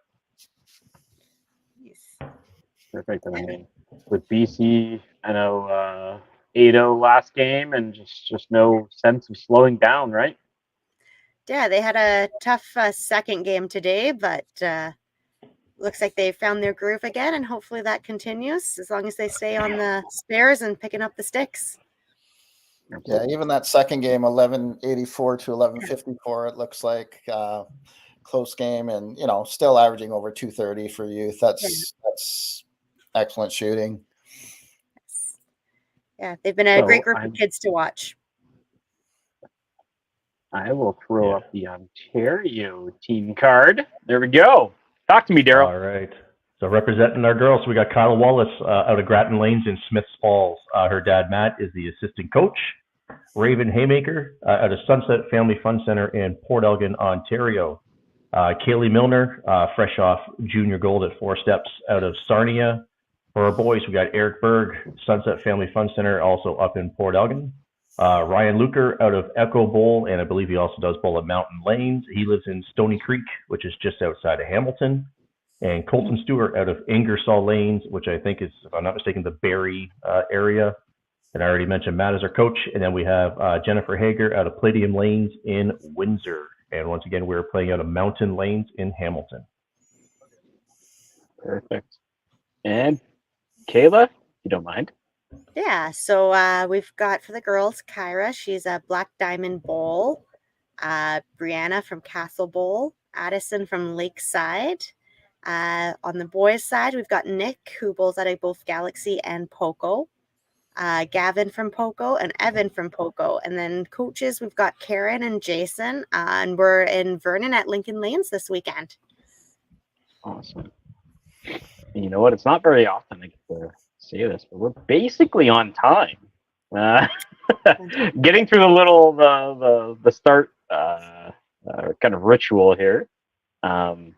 So we can continue talking after, but I'm going to throw up the animation and we will get the game on, and they can get bowling. And as soon as that the minute rolls over.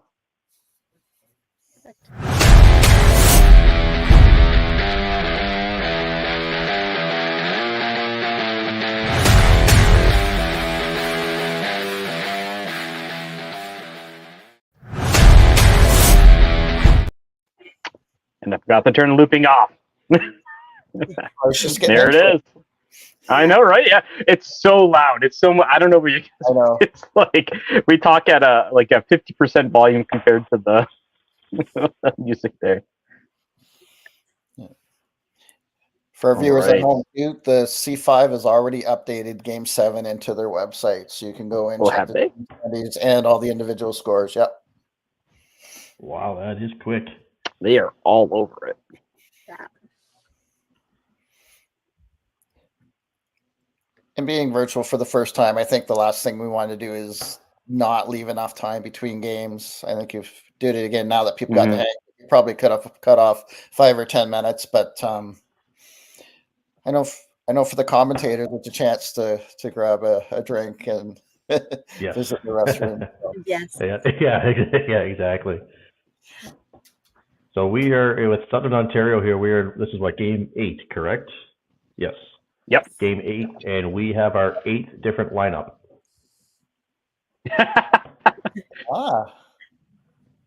Is the lineup as we see on the board? This is the lineup, yeah. So it won't clear until they throw the first shot. But I've been told that this is Ontario's lineup, and I was told they match BC's. I assume that's BC's lineup also. Yeah. Let me throw up the good to go game on, so that everyone's aware. The British Columbia camera is not actually blurry; it's just out of focus. So I'm sure it'll itself. There we go. So I just sent a text to someone from Ontario, said you're good to go. Yeah, and it looks like BC's got the memo. Looks like BC got the note. Yeah. And like we've been saying all day, keep those comments coming in. I've had a couple people throughout the day message me on my phone. I was like, oh no, if you got a message or like a stat or something, throw it up in the comments. Yeah. Speaking of comments, some love there coming we go. for SL. Yeah. BC, where are you at? So we got Eric up at the top for Southern Ontario. So he was at the anchor all day yesterday. He started on the bench game 1 this morning and came off the bench in the 7th frame, I believe it was, and chased down his opponent. And he stayed up at the top all day. Yeah, Gavin's played our leadoff all weekend so far. He's been fantastic in that spot and just brings great energy and experience to the team. Excellent. So I've asked every center this so far. Since I've been able to stay online without getting booted out. What is the setup that BC's running for like cameras, TV wise, for the players and spectators to see? Yeah, so we're kind of set up that the team is playing on lane 2. And then over on lane 4, we've brought in a decent-sized TV screen that we have set up angled so it's easy for the players to see as well as the spectators. We've got a full crowd of spectators kind of sitting in behind 1 through 4. So it's worked out really well. Very nice. Did you say you're at the lanes right now, just in the office? I am. Do you have a rough idea how many spectators are behind the lanes watching? I'd say we probably got about 15 now. Oh, that's good to hear.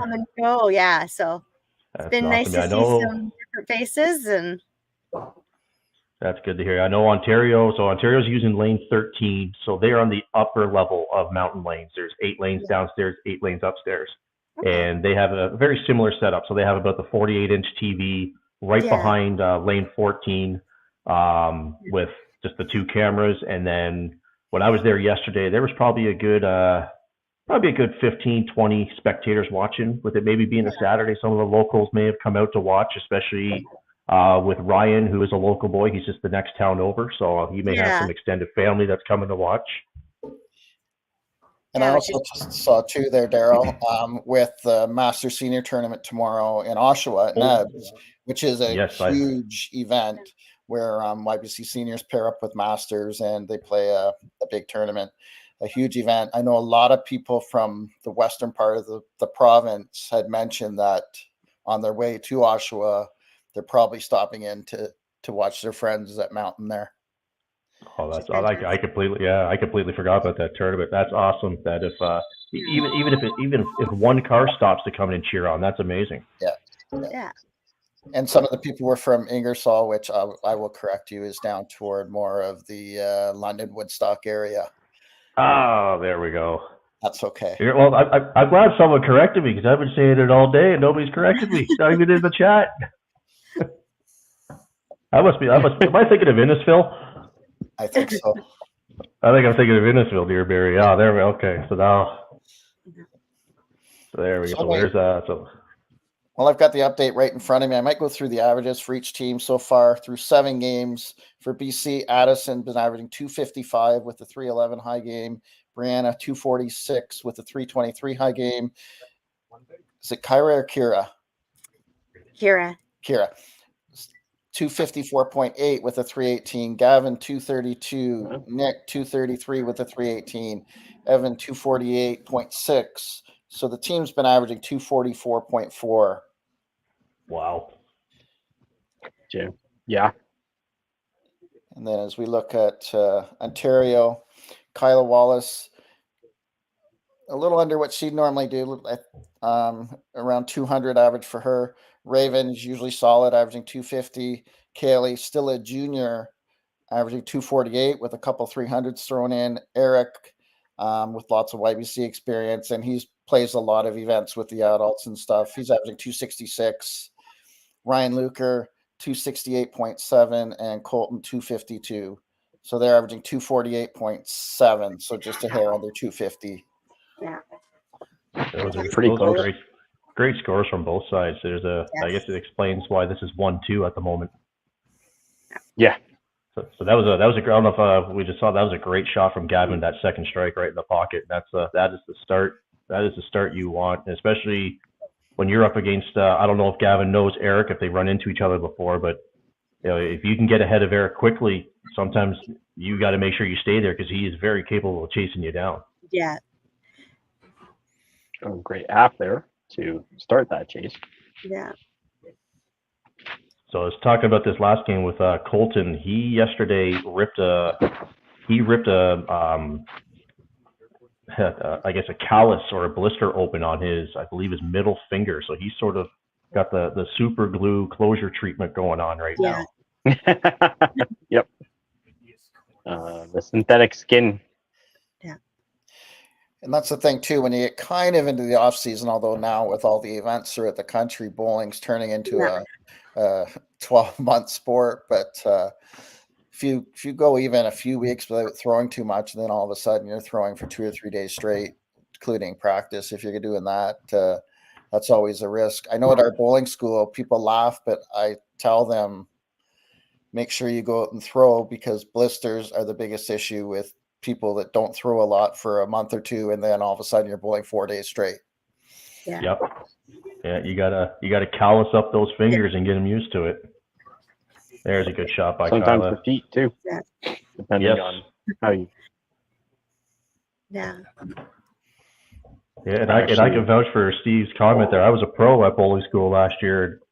I didn't throw I threw a couple balls here and there. That I went to the school just as a pro. I'm not throwing nearly as many balls as the kids. I've ever waken up. Yeah. I've ever waken up the next day. I was like, oh, someone's got to help me get out of bed. I can barely move. Yes. That's why I eventually took a bench job. Yeah, you took the administrative role. I'm like, yeah, my body can't handle this. I need an office job. Yeah. So we got ourselves a Lots start of going doubles. on here. We got lots of doubles going on. Brianna and Ryan look like they're hopefully on the verge of each of them throwing their doubles, and let's just have a heavyweight tilt in here. Oh, there's a head pin. That's your and there's a triple. Good shot. Very good shot right there. Yep. I have to assume that both teams know the gravity of the situation, right? Like you've probably talked about it. I would assume so. So I know, just being at the lanes yesterday, the 6 Ontario bowlers are big time scoreboard watchers, which is nothing wrong with that. And even talking last night, they had basically said that they have the feeling their number, the way they were basing, I guess, their numbers is that they got the feel if they want the number 1 seed, they got to get through BC. Yes. Yeah, I would say most of BC is aware too. There may be 1 or 2 who aren't watching the score, say, as much as, say, some of the more experienced ones. I mean, that comes as you start playing more of these tournaments too. And that's why the start is even that much more impressive. How often you see at the Open or whatever that you get 2 big name power teams near the top of the standing. You think, oh, this is going to be a barn burner. And both teams just come out flat because they're pressing too much. Yeah. Yes. Yeah. You do see that sometimes. They throw 1,000 at each other, and there you go. Yeah, like I would love this match. I'd love to see both teams go on a heater, and let's have a 1380 versus 1350 match right now. Yeah, that would be fantastic. That'd be great to see something like that. Yeah. That rivals some of the best games, even in like the Pro League. Yes. Yeah. So Gavin with the miss there. Hopefully he can get his spare. Eric.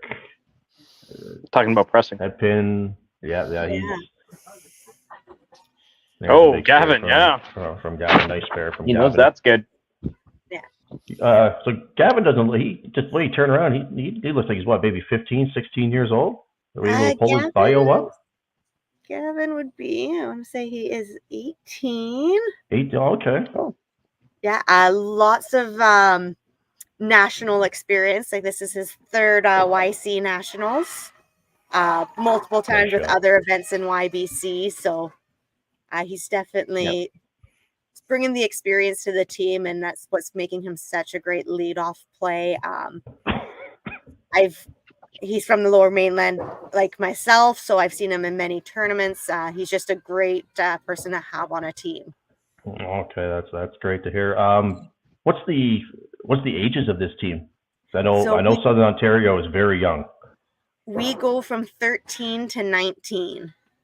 Nick would be older, who's at 19 now. Addison is only 13. Wow, good for her. Yeah.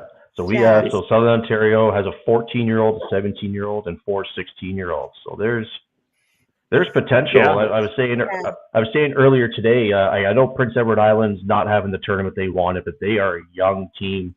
I was saying they're almost like a rebuilding. They're like a rebuilding baseball team. Like you give them a couple years, and they might suddenly all of a sudden be a powerhouse on you. 100%. I've seen so much great talent in these. Addison. Where is it? There's the turkey. There we go. Get the turkey out. Beat me to it. So this is Well, I got the sound effects too. I don't do sound effects. No, me neither. I'm still young enough to do them. When I announce turkeys at YBC, I don't do the sound effects. No. I actually never participated in anything like this. So. And funny you should say that Ontario has obviously I'm from Ontario, but obviously you should say they have a young team, because I looked at them and I'm like, wow, they got a pretty veteran team, but so many of them have done so much, and so many of them are already bowling in adult events and pushing themselves to get better, right? And there's a lot of a family pedigree with a lot of their team, where they're second, third generation players. Yes, definitely. Yeah, you got there's 3 of them, Eric, Raven, and Kyla, who I've bowled with their dads for as long as I can remember. And then and I think, if I'm not mistaken, I think all 6 of these bowlers, like most teams, they come from some sort of bowling family background. Yeah. So that's a nice start for BC there. That is, you can't ask for much better than what they've done there, especially Addison, always good when the 4 spot opens up with a triple. Yes. Now again, a little bit deceiving, because Ontario's marks are not counted in the totals. So add another 105 in there. Yeah. So that's what 304 to 323. So pretty much within a ball heading to the 4th frame. Yeah. The 2 don't the count on the side of Ontario, so that's probably the key factor there. Yes. So we'll see if Eric presses this ball again. Looks like I said, that last frame looked like he was pressing a little bit. Yeah, he got it out better that frame. Wow. Blew right through the right pocket there. Oh, it's moving. Good count. Yeah. Yes. And just having watched Eric a bit, the only thing I've kind of seen, because he's getting to be a big, strong kid, he throws with enough power as it is. Sometimes when he gets a little amped up, he overthrows a little bit and loses the stuff on the ball. But 2 good shots there. He really good extension. He'll be the first one to tell you those times where he's had those, just that moment of, I know I throw hard, and when I'm struggling, my theory is throw it harder. And sometimes that can be that can really bite you if you're not paying attention on that one. And like Steve said, when he really gets it out, that kills a lot of rotation. Yeah. Kind of like pitching, right? Both of us have done that, I think, where the tendency when you're struggling is throw harder, when your best advantage is to gear down and make sure you're throwing your pitches properly. But both teams throwing good shots here continuously. Yeah. Ooh, that looked pretty close. Yeah. And on a note, the Jays lost again. Yes. So here comes Kyla going for a triple. So like you were saying earlier, Steve, Kyla's she's been overall struggling, and she'll be the first one to tell you that she's been struggling. So it's good to see her this game. I have really noticed this game. I don't know if she's made a ball change or not, but her ball is moving a lot this game. So I don't know if maybe the lanes have dried out or she's made a change, but her ball is really backing up compared to what it has been doing the last day and a half. Yeah, It's like great an shot arrow there and by a Ed. half. Yeah. Look at it come over. She hit the right side of the 2 on that, or the 3 on that. Yeah. She throws she a pretty big backup sometimes. Yeah. Because she does get it out a bit. Sometimes I think if she overthrows it, she doesn't finish it. Oh wait, Yes, that's so we got there it is. There's the old hammer. we'll just keep clicking it. We'll flash it. That's right. That's right. Yeah, just leave it up there for Kaylee. Yeah. Oh yeah. That looks good. Come on. Ah. What a match at the 4 spot we got going on here. Yeah. This is a lot like me and Steve's number 1, the lead position in the last game. We had a 328 to a 324. Yeah. Wow, that's awesome. Great match. So miss spare by Kaylee there. Sometimes you think, oh, triple and I missed my corner spare. Okay, it's not the end of the world, but sometimes your opponent's got 4 in a row, so that's an important miss. Yep. Yes. And I thought that was coming back. There we go. We got BC representing now. There we go. We got some BC comments going on. So Ryan, we're getting to the middle part of the game. So Ryan, I wouldn't say he needs this strike, but the strike will definitely help for his match, and you can slowly start seeing that the totals are pulling a little bit away. There you go. There's a good shot for Ryan. That right was there. a better shot. Yeah. 4 marks on the side of Ontario, 4 marks on the side of BC. Yeah, we got all the doubles one rented. here. So. Oh, sorry, except for Addison's. 452, 443. Yes, plus 60. Both on pace, because we all know the points stack up in 8, 9, 10. So there's a good shot. Yeah. There's a good bounce. What a kick that was. That's a break you take all day. Gavin with the head pin. So just watching Gavin, that's a nice delivery Gavin has. That's a very repeatable delivery, it looks like. Yeah.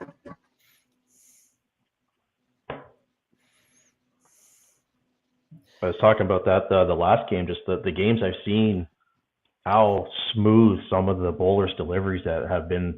Obviously, when you're at a national level, like some of the deliveries, they've had those deliveries that I was saying that 20 years down the road from now, that if they take care of their bodies, like they're not going to have sore knee, sore back, sore hip, sore everything. Yeah. Like they have that delivery where it's just nice and smooth and doesn't look like they're putting any sort of stress on the body.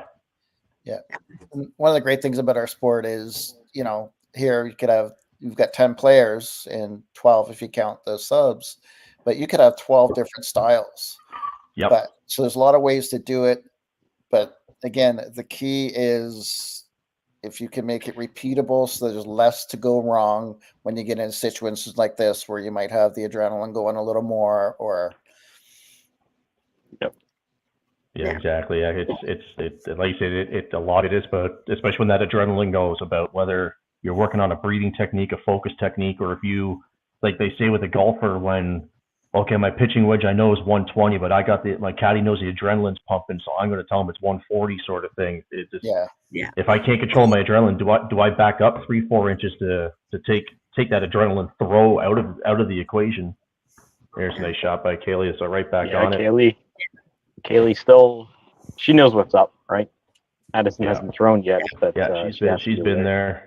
Like I said, she just won junior gold at 4 steps a couple weeks ago, so she's been there before.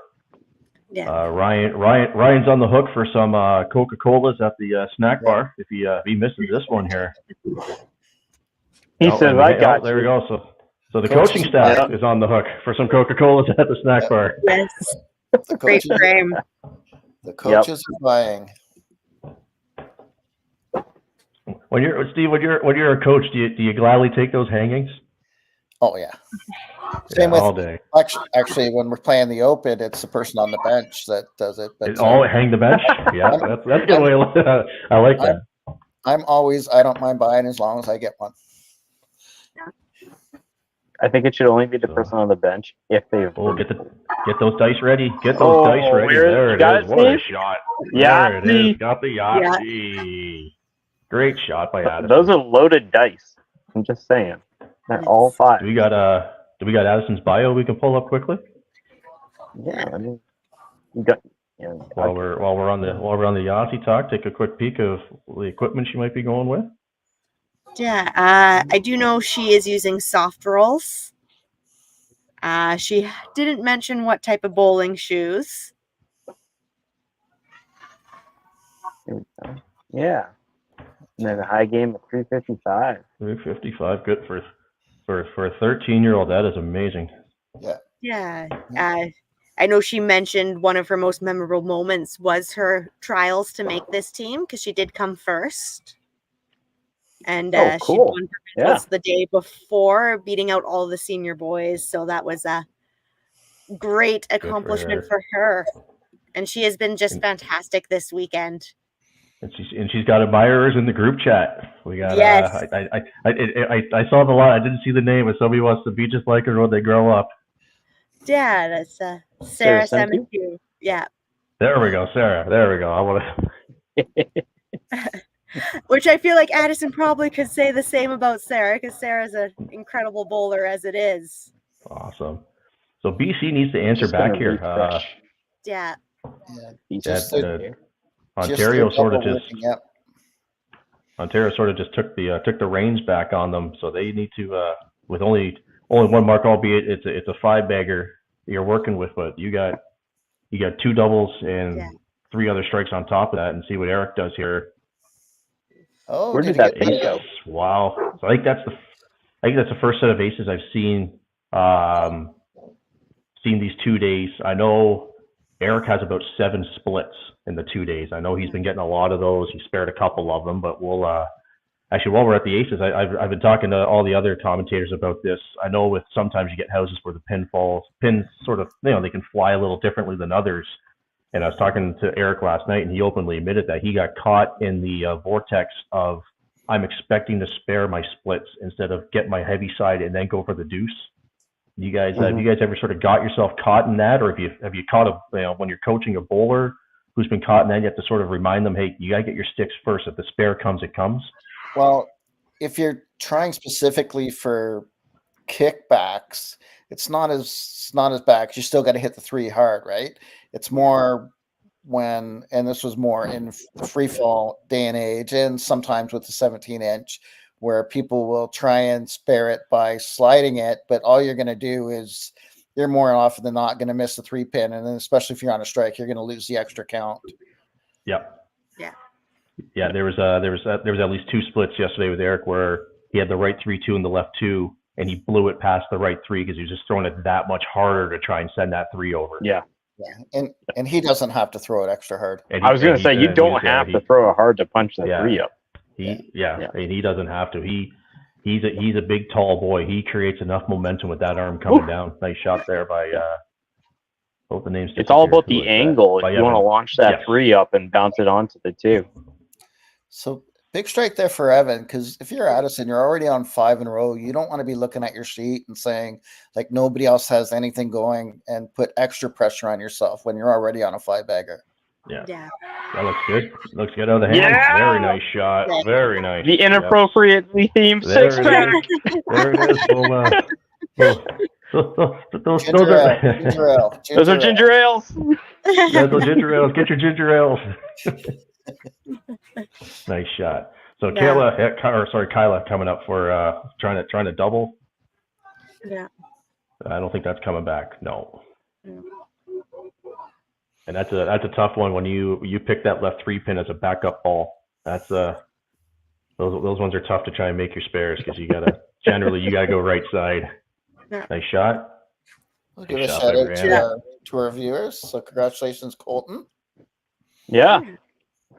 Yes, congratulations, Colton. Yep. Oh, junior boys. I was about to say what division. I didn't read all the way through. Yeah. Yep, junior boys. I'll actually be bowling with Ethan Gutfrin from that same division. Yeah.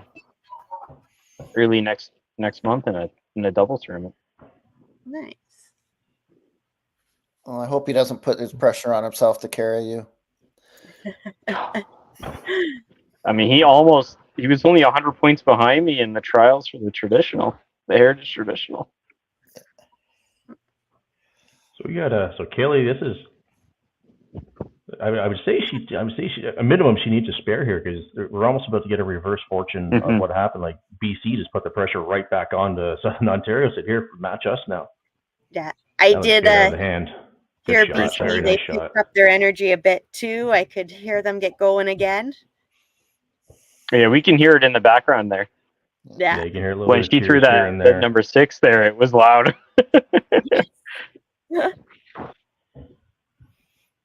Have you noticed anything with BC? What they're sort of trying to do to keep the energy going, knowing that sometimes what virtual you have to basically sometimes create your own energy. Yeah, I think for them, you've got the couple players on the team who are great team leads. Gavin's one of those. Kira, who went in too. They're both just great team players, and they're getting along great as a team, and they're just there for one another.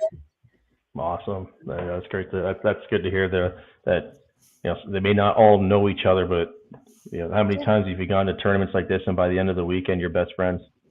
Oh, 100%. And they've gone to spend a lot of time together. It's nice we kind of finish just around after kind of late lunchtime, so then they get the evening to bond. And I was going to ask, how were I guess generally the kids are used to it. How were they with the 8 a.m. start for you guys today? They seemed fine. It was everyone seemed just pumped to be here and bowl. I don't think we had anyone who was too crazy up late last night. They kind of just hung out, celebrated their chicken nuggets that they won. And as I've noticed in Southern Ontario today, because we're all at the same hotel, that we started at 11 a.m. and around 8:39ish, you could almost sort of feel the antsiness they were getting of, this is a tournament, we want to get going. Why, we should be there bowling, just that, you're used to the early morning start. So it's two different complete mindsets. I think that's been nice for them, that they get up, have something to eat, and let's go. Yeah, in a way it can help, like you said, right? Because you're not wasting the anxious energy. Yeah. Yeah, I mean, when you want to go, you want to go. So is that a head pin by Evan? Try and get make sure you get your 5 so you can't get your count. There you go. Yeah. I didn't notice if they made a sub for Nick in that second match. They did. Okay. Yeah, Kira did go in for him, so. Okay. She went in on frame 6 because she did throw the head pin. Right. Okay. Thank you, Megan, for putting that in the comments. We were yapping. Yeah. Sometimes we talk. Straight from Colton there. Is there? I don't want to jinx her yet. We'll wait. Is there a 7-bag? Is there an icon? There it is. Yeah. I didn't want to give the commentators jinx. Again, tonic water. Yeah, tonic water. Yeah. And olives. Olives are okay. It might not be tasty, but Yeah. Apparently, last game, who was it? Taylor Kerr, perhaps from Saskatchewan, started in a game on 7-bags. That is correct. Yeah. Impressive stuff. Yeah. There's so much talent with these kids. Yeah. Oh wow! So we're only just past the halfway mark. This has that potential for a 4-4 finish, just with Addison taking totals on her own. I'm gonna take steal totals from everybody. Yeah, but great frame there for the rest of the team too. Yes. Yep. Oh yeah, that's Evan with just a head pin, but otherwise. Yeah, when you go 5 for 5 and one happens to be a pick, that's you can't go wrong with that. Yeah. So Kylie going for the triple. She needs this. Great shot. And thanks to all the viewers joining us today and all those participating. And there's a turkey. Do we have a number of how many people are watching the stream today or at the moment? Yeah, 90 right now. Yep. That's awesome. So when you is that watching just this match or spread across? Just this one. Just this match. Wow, that's amazing. Oh, there's a bomb too. Wow, we're just tossing them now. From Ryan. So we are we're flying here. So Eric needs something here. Now, this is I usually get to this point just based on the numbers. We're potentially thinking of a substitution right now. Yeah, I mean, you would think we got a couple. Do we? If he happens to miss, like obviously we don't want him to miss, but if he happens to, do we make our poll as our armchair coaches? You might have to, and I say that also knowing that it's Raven on the bench and she's obviously solid, right? Yes, knowing who's on the bench, you and I. That's you. Especially with Gavin throwing the bomb there. Now there wasn't much wrong with Eric's, but.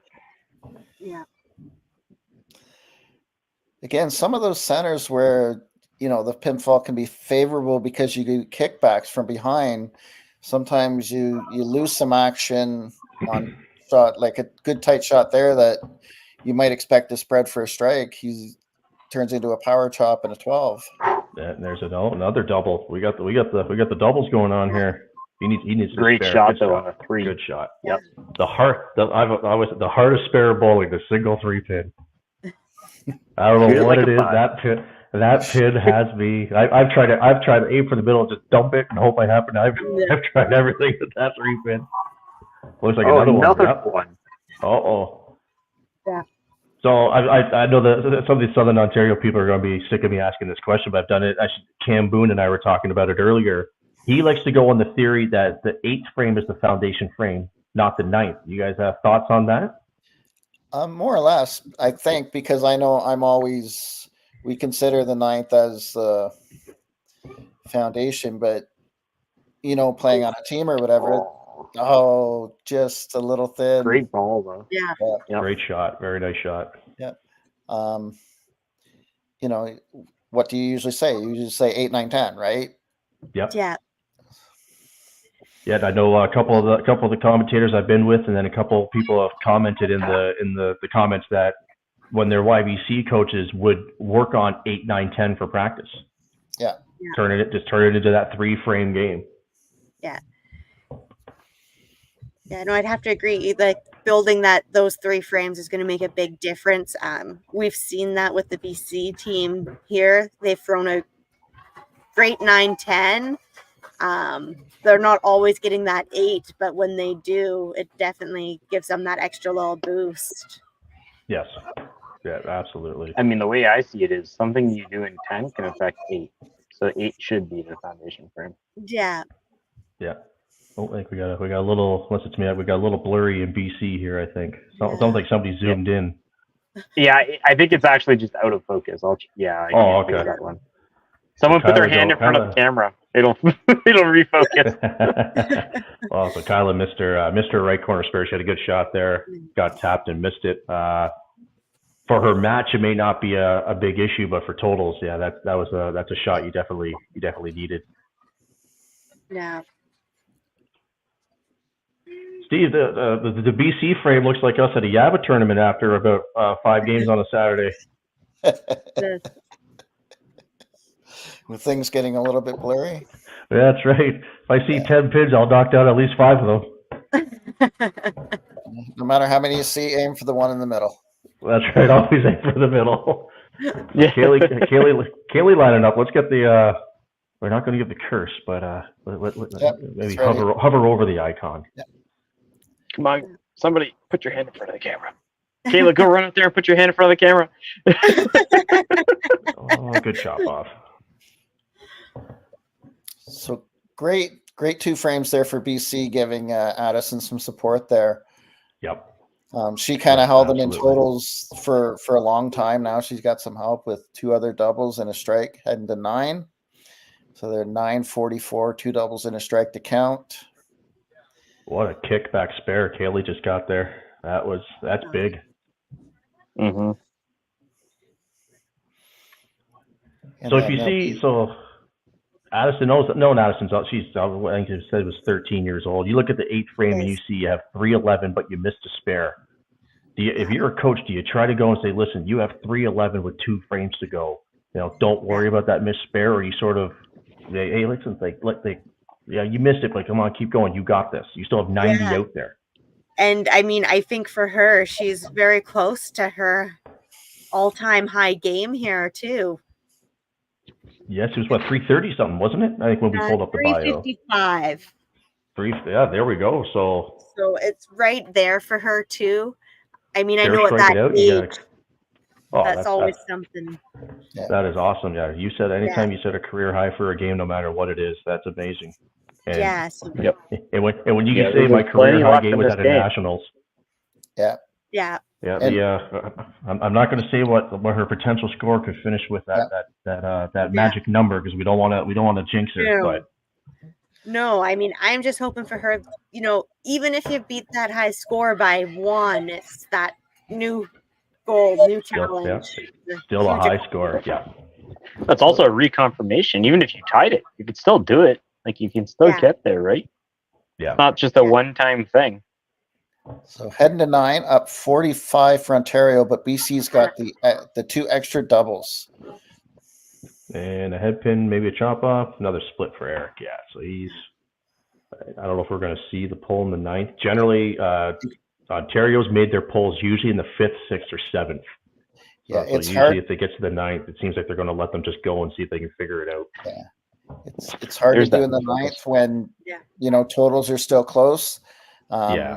As good as Raven is, she also hasn't thrown a ball in over an hour, right? Yeah. Yes, exactly. Yeah.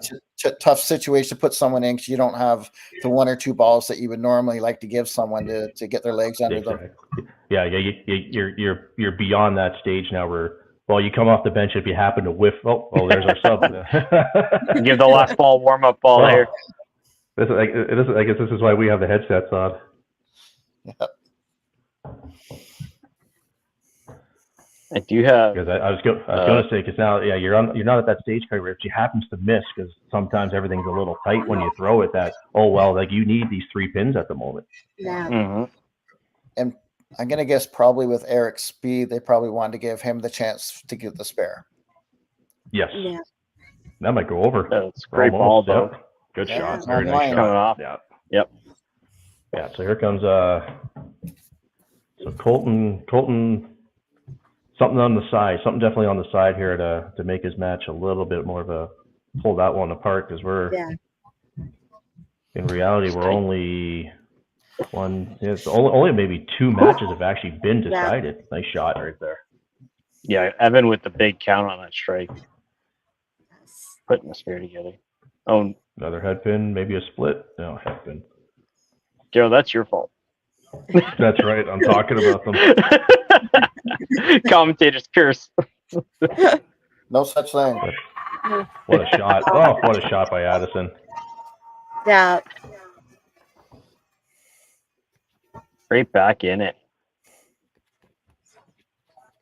Oh, I can't Great go to through know the that hole there. Addison did actually beat her 355 at YBC Nationals there. So her actual high is at 358. 358. That's awesome. So we're still there. We're still quite potential for crushing that. Yeah. Put it up, but took it off because I don't want her to see it. Yeah. Don't you? Yeah. Don't put that in the mind. And we're going to be heading into 10 here soon, but a little bit of a power chop. Missed her chop. Yeah. I'm just going to hold my breath for a second.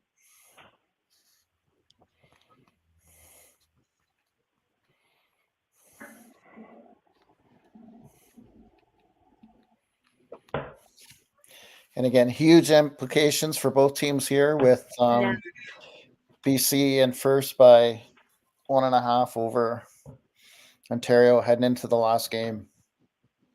Yeah. Now, somebody was asking me, and I had no clue what the answer is. Does the number 1 seed have to be beat twice? Does anybody here happen to know that? I'm not sure. I believe C5 it is. So C5 Open and the Ontario Open it is. So I'm assuming we followed suit with the C5. That's what I would think. Because I was just looking. I took a quick peek at the schedule, and I didn't see like a they have obviously their time, and I didn't see a game 2 if necessary listed. Yeah. Yeah, I'm not sure myself either on that one. You would still like to hope that generally that's the reward for coming first. You got to be double dipped. Yeah. It's not you see how many times I think when you watch the PBA, the number 1 seed, it's a single knockout, and all of a sudden you got some guy who's just won 3 in a row coming at you. Yes, definitely. So nice count there from Kaylee. So obviously it's not looking good for her match, but you tip your cap at this point. She's on the verge of having herself a healthy 300 game also. There's nothing you can do at that point. You send a virtual high five to Addison and say, great game.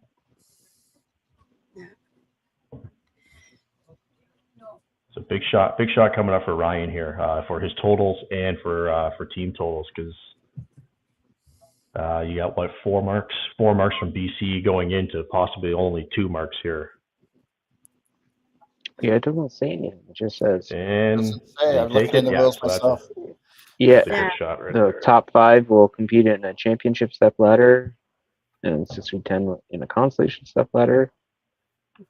The winning team in each match shall advance up the ladder in the event of a 4-4 tie into the game of gold. There's something about playing twice. Yeah.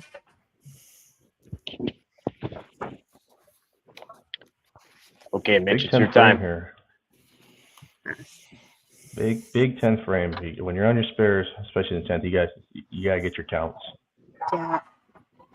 There you go. And you don't get any better than that. Good shot. Huge. He is pumped. He is. So the camera's shaking. That's all. I think are they getting loud in there? They are. I think there's a lot of clapping and possibly some stomping going on out there too. That's gonna say there was when he threw that strike, the camera started rattling. So I figured there was some good bouncing going on. Yeah, the camera is set up kind of on the back. It's like a back kind of counter behind the lane. Okay. So it is set up there. Oh no! Tough shot for Raven. You come in cold like that. You know you got to hit it. Yeah, like you were saying that's a tough shot. So people banging on the desk is what's happening right now. Yeah. Oh, okay. Yeah, you look over at Ontario now. Just Raven's face when she picked that head pin. You're like we talked at the beginning of the game. The implications, what should be implications of this game, and this might be a team that's realized that we may not have the number 1 seed now. Yeah. Yep. Although, they're still 1080, so only 50 pins difference. They're just down 1 more mark, right? Yeah. So a good cleanup. Get your 12 count there. So yeah. Because but this is so Colton. Yeah, so he's really I think that that's a finger's huge bothered him. ball way out. Yeah. Good shot there. In the match too, it puts a little more pressure. And as we know, even if totals are 3 points, is a big difference between 7 or 8 and 5. Yeah, good shot. Good shot by Colton. Cut right through.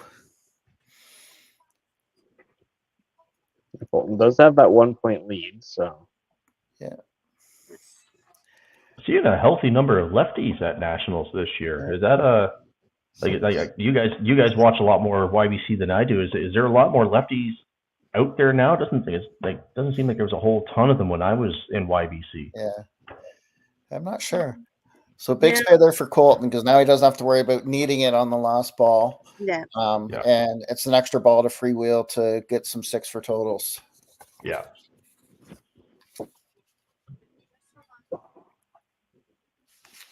Good shot.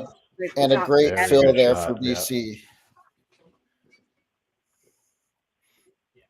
Great fill coming in, getting the double and then the spare, and then the mark in the 10th. Good 30 count there for Colton.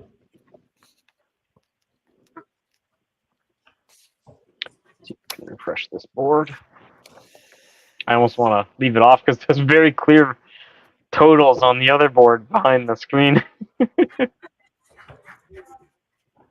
we go. That's a bit better. Yeah, like that was a good coming off the bench there.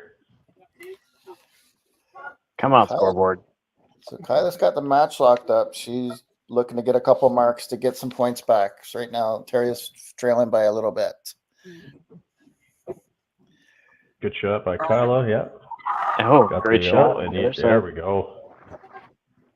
So, do you think she's realized she has a new career high game? Something tells me she knows. Yeah, at this point, though, there's so much more, right? Yeah. Keep it on the shiny for the next 2 balls if you have a career high game. No, there's a very special one there. Let's see that. Let's see that magic number. Get in there. Get on the. Yeah.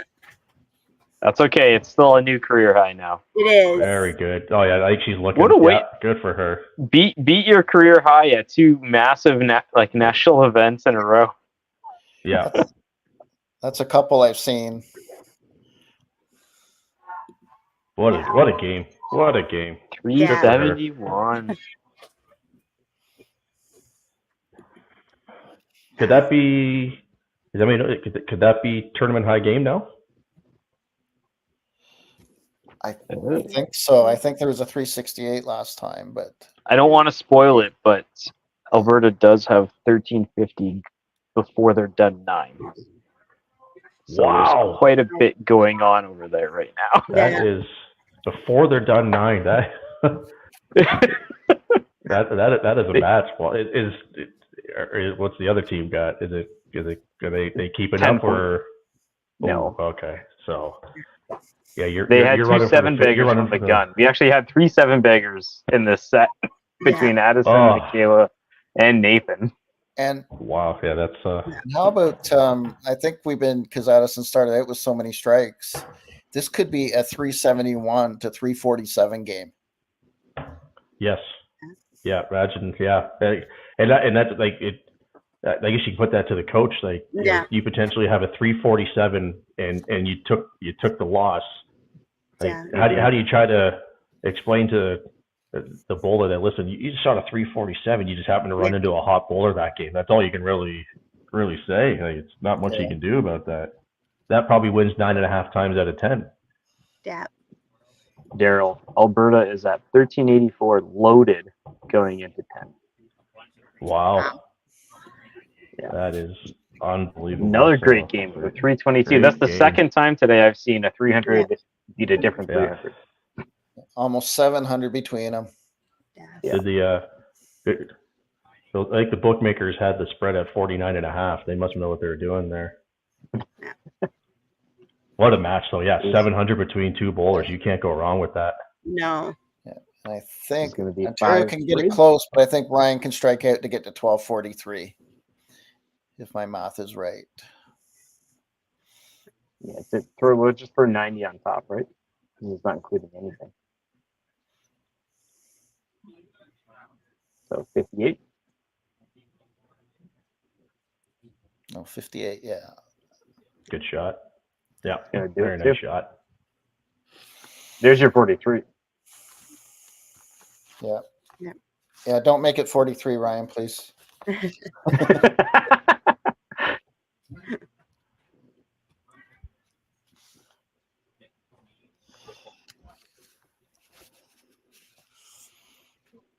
Trying to make sure I got that. Just missed. Still a decent game there. 68. A little blurry now. Let's see if I can clean that up. So that's a good game overall. Like, that's almost for the 1-2 seeds at the current moment. That's the type of game you hope to see. Yeah, it was a fantastic match. This is the first 5-3 I've had.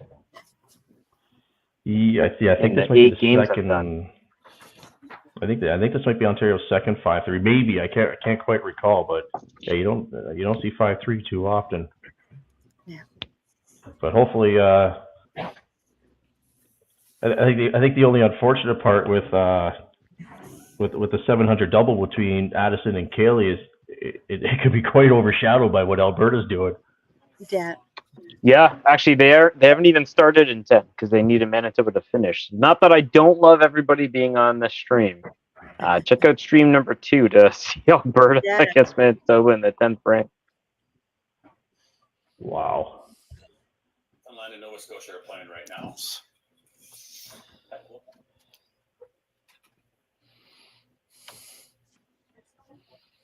And I'm just going to leave these scores up just for a slight bit longer, and then I'll throw a statement. Oh, great ball by Nathan.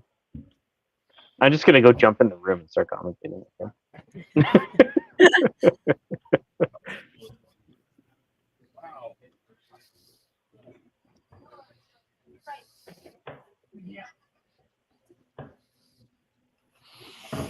we're going into last game, right? This is game 9 coming up. That's right. This is game 8. Yeah. So I suspect what's going to be the hot match? What's the lineup there?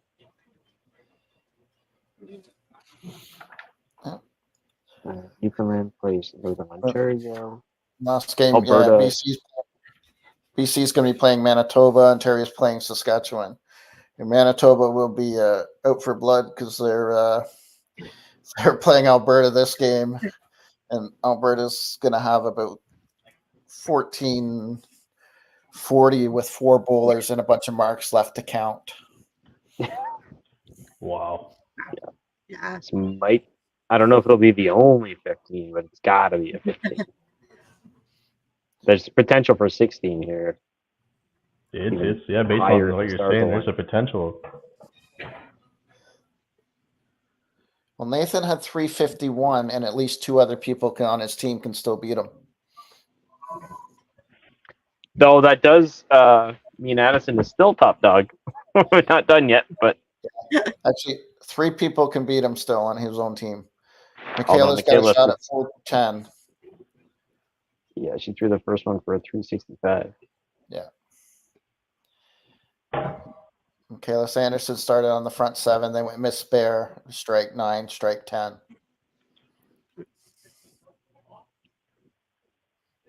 I'm just going to put up this. If you want to listen to us commentate the other game, stick around. How do you like bowling on the radio? Yeah.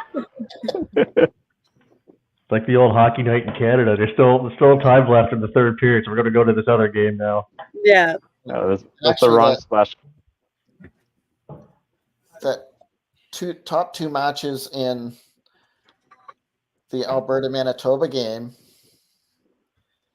Ethan shot 298 for Manitoba and lost. Jillian just shot 292 and lost. Yeah. Wow. And actually, Michaela just shot the 376 there, so that's I think the high game now. Yeah. Picked a 3-pin second ball in the 10th. We probably have the 3 highest games shot in the, the 8th set. Yeah.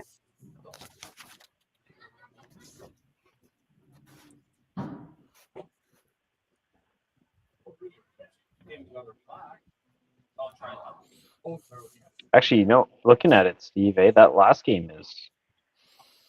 Yeah. We could have a 1500 and they could lose one. Or Manitoba could have 3 games over 290 and get swept. Yeah. That's one way to look at it.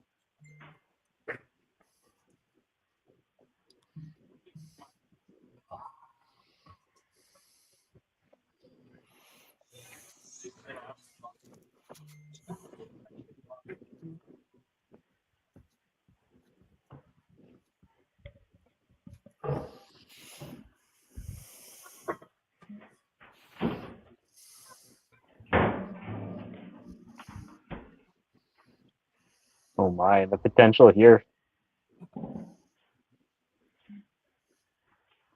This could be the high game. Jeez. This is a high game. No, this is a high game. Right? They just keep beating each other as we go down the list.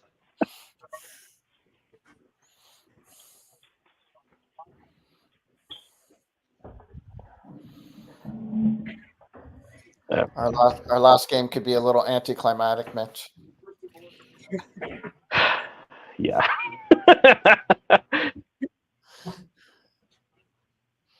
Really? Well, if they just put up a comment that's saying 1488 was the previous high record Yeah, it was. team score. Yeah. We're probably going to get to 16 on this, to be honest. With the 193.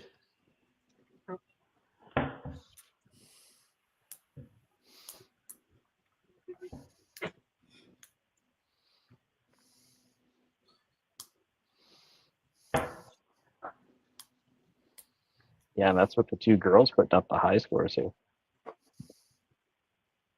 Brianna and Michaela. Oh, just enough. Just enough to beat Michaela. Yeah.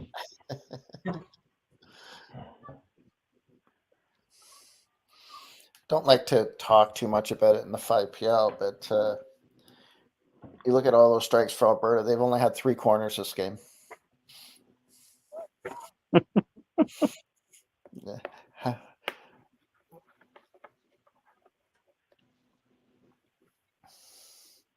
Max threw a strike though, so that last match isn't. No, and Jordan started with a 5 here. Oh. Yeah, this ball. 296.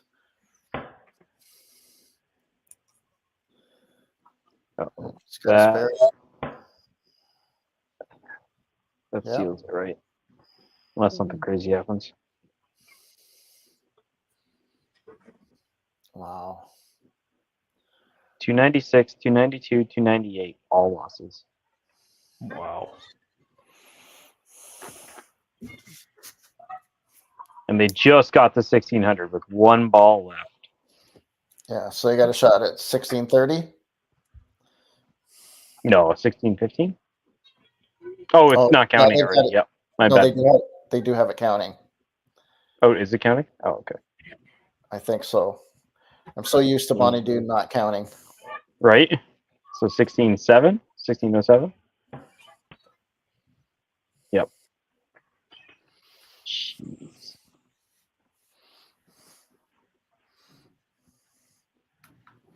You can't go wrong with that score. Wow. All right. Well, thanks everybody for joining us. I'm going to throw us to the interlude now, and we'll come back for the PEI Quebec match. Yeah. Have a good one, guys. Thanks. Thanks, Kayla and Daryl. Thanks.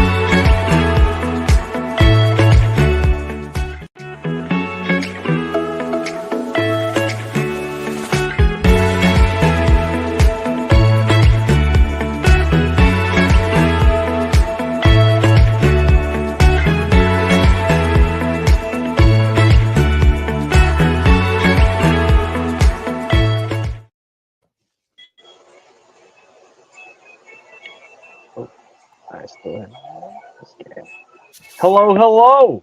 Last game of the day, last game of the round robin. How's everybody doing? Good. How are you? Pretty good. Good. Yeah. Perfect. Yeah. Sorry, I'm watching. I can see the cameras for the game, so I'm watching some of the players there. Yeah, let's finish with a bang here, I think, right? I don't know how did both teams do in their last game? PEI got swept by Saskatchewan. Oh, sorry. And for Quebec, it was a tight game, lost 5-3 to Northern Ontario, and just missed out the last couple of frames. Was there in the 8th frame, was looking maybe a 7-1 for Quebec, and just a couple of head pins again, just wrong place, wrong time, and it is what it is. Yeah, I flipped over at the end, or I rewatched it, and yeah, some good shots at the end for Northern Ontario, and Jordan going off the sheet on the bottom pretty much just to lock it up. But yeah, lots of fireworks that game. The last game we saw a tight win between the top two teams, where Ontario lost to BC 5-3, but both teams well over 1,200. And then I'm not sure if you two saw what Alberta just did. 1607 with Nathan and Michaela both starting on the front 7 strikes. Games at 354, 376, and then Jillian had 380, Jordan had 304 at the bottom. And poor Manitoba that game had 3 games over 290 and got swept. Yes. Crazy. Crazy. Yeah, it's absolutely crazy. So let's you know what? Let's again. I'm watching the players. We had the turkey hat on. Let's bring out the. We'll get the player cards out here. Bev, please take it away if you want to go over the players playing this one. So for the girls, we have Chastity Campbell, Summer Kelly, Emily Gallant. On the boys' side, we have Trey Wedge, Jeffrey Ferguson, Landon Harvey, and our coaches are Brenda Carr and Steve Kneebone, and they're bowling out of North Rustico Lions Club. Perfect. Stefan, we've done this once today, but if you can do it again. Yep. Sounds good. So for Team Quebec, we have on the girls' side, Rosanne Nadeau, Catherine Lafortune, and Callie Sinnott. And on the boys' side, we have Michael Mador, Antoine Nadeau, Johan Donny. And the coaches are Céline Saint-Onge and Guy Charon, and they're playing out of the Donny Bowling Center. Perfect. And you know what? I think we've looked at enough of our faces, and maybe we should just get over to the game there. It's about time, right? Yeah. Last match of the day. Let me just start the game up. Sounds good.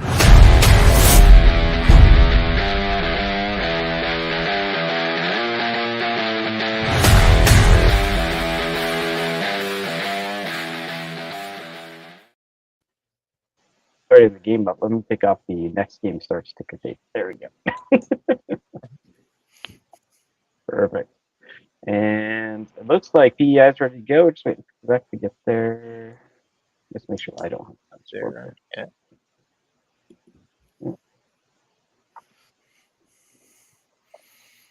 Let me throw up the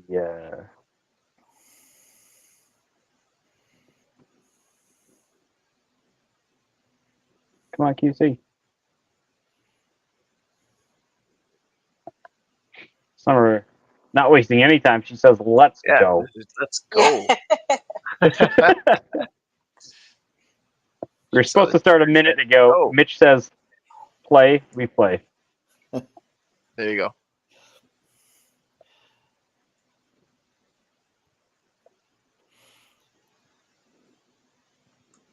Send a quick text to sit in saying, you guys are you haven't started yet. Let's go. I did see some movement there. It's kind of a. I know we can only see the end of the lane, but there we go. That's better. Here we go. Yeah. There you go. I had to say it. Let me just get this filled up. try and clear up. So right now by my math, I've got Saskatchewan in 5th place with 34 points. Stefan Quebec 25.5. So looks like consolation round for both teams. Obviously, I think hopefully both want to finish on a plus and then come out with just a new attitude and for tomorrow. Yeah.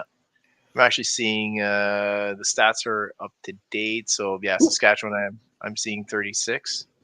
Okay. I mean, still, it is 8 points, not enough. They would have needed some really big help anyways. So so today is just let's close it off with a good game and come back firing tomorrow.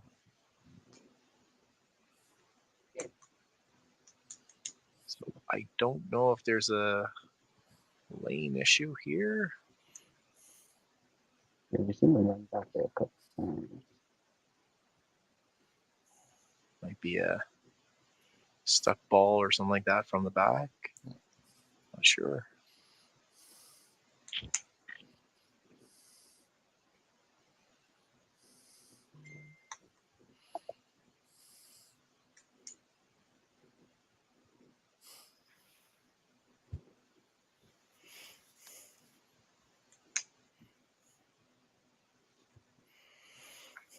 Okay. And then Bev, how do you know how the morale has been? Have you had any communication with your team? Obviously, bit of a rough day today, but also playing some of the powerhouses as well. Absolutely. No, I haven't been talking really to any of them. I'm currently sitting at my house about 25 minutes from the bowling lane. So my husband and son were down for a little bit, so I haven't really gotten to speak too much with them since they got home. But, hopefully they can keep morale going. I know New Brunswick, Nova Scotia is bowling about 3 lanes away from them there in Rustico. Yep. And we talked a bit about it yesterday with both the PEI team and the Nova Scotia New Brunswick team. Not quite the experience as some of the other teams and coming in with kind of lower averages overall. You want it to be a good experience and something to build on. You don't want it to be demoralizing. Absolutely. And I think too, like what some of our players are missing out on is the hooping and hollering and screaming, and not screaming, but the cheering that goes on, usually at the youth challenge, that some of our bowlers kind of feed off of that. And I think, they're probably missing some of that. Yeah. And how far away would most of the bowlers be from the center they're playing at where they live? So the center that they're bowling at is probably fairly central to both Summerside and Charlottetown. So it'd be probably 35 to 45 minutes from Summerside and about half an hour from Charlottetown. Yeah, that's kind of unfortunate because even with the virtual thing, I know like in Ontario, a lot of the Ontario team, they're playing in Hamilton, which is kind of central Ontario, but a lot of the bowlers still got to travel kind of 2-3 hours and stay in a hotel and still kind of have that event feel, right? Yeah. Right. And then as I mentioned when I did the Ontario game with Daryl Noble, there's a big master senior tournament in Oshawa. So even some of the people from Western Ontario that are traveling to Oshawa for the tournament tomorrow, we're stopping in to watch some of it. So right. So a little more, they probably got a little more of a crowd and just a little more of an event. So just that's kind of, and I guess the same might be said for Quebec, right? Because everybody's kind of from the Gatineau area. Exactly. So they miss out on that, even if it's not so much the travel part of just the being able to even travel an hour and a half and stay at a hotel and get the whole experience. Yeah, they do get to sleep in their beds, but at the same time, it's a little bit different feel than traveling, like I said, to go to a hotel, meet the other players and all that. So you have to, it's a different mindset for sure. Yeah. I mean, a couple of the pros of having to do it this way and being able to do it with 5 streams. I know last game we had over 100 people watching our game, and then with Alberta and Manitoba having that huge game on another stream, they would have had a whole bunch too. So rather than having like one tournament with maybe 1 stream or 2 streams going, at least people that aren't able to travel can watch all the games if they choose to. Exactly. One of the benefits, unfortunately, there's always some negatives. Like we've was said right in the opening ceremonies. It's not the goal; it's just what we had to do. Yeah. Oh, great shot there. Yep. Jeffrey's lighting it up from the get-go here.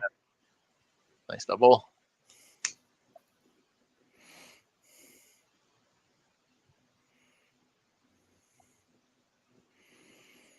And as we've been saying, if you're watching, we've got almost 40 people watching. Feel free to throw in comments. We love the interaction.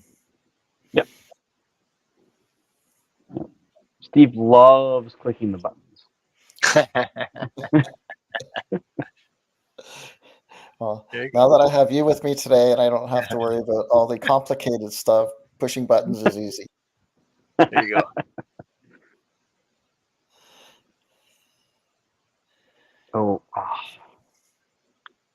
Looking for the side, unfortunately. Better shot, and it's just right there. A good right spear by. Yeah. There you go. There it is. Sweeper. Yeah. He punched the first one. I think you wanted to go thin on the second one to try. Yeah. Just avoid it, right? The wrong side of double. So yeah. I was kind of interested to know too, because we haven't had a commentator for the Nova Scotia New Brunswick team, just how it's been for them too, being able to. I'm guessing. I'm trying to picture my geography. I'm certain with the Bay of Fundy there that PEI might be more central for both teams, and that's why they're playing there. Well, the other part of it too is both New Brunswick and Nova Scotia bowl out of military bases, and PEI, we were already set up with the Pinsanity group for the virtual tournament. So because we already had all the infrastructure there, it just kind of made sense for them to come to us and split costs that way. And two, that way it kind of felt like maybe a mini youth challenge where the two groups were together. Yeah, and it must have been interesting. I think they played each other yesterday. I think so, yeah. But playing on different, playing sides of the, but a couple lanes apart, right? Exactly, yeah. I mean, the Pinsanity setup definitely coming into play here. The camera feed. I think I mentioned earlier in the PEI game where I was like, it looks like a picture. It's so clear, like someone took a screenshot or a picture of the alley.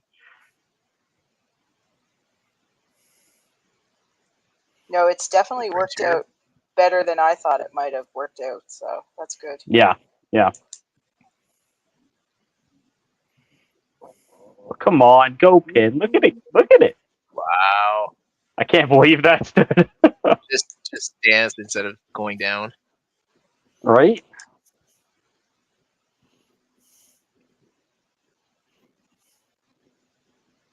Absolutely great frame from Quebec in that second frame. Unfortunately, McKaylee had a little bit of trouble at the beginning here, but the way Anton, Johan, and Captain finished, can't complain.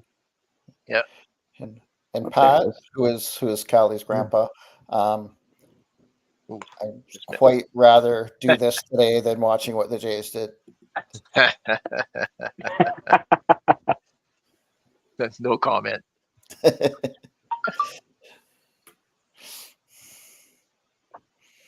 Better shot. Okay.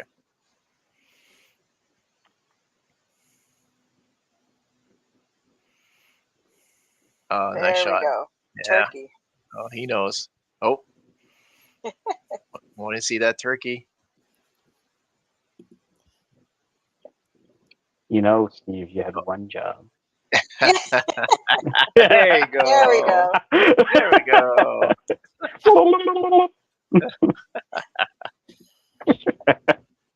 Half the time he turns it on, I turn it off. We both click it at the same time, and they counteract each other.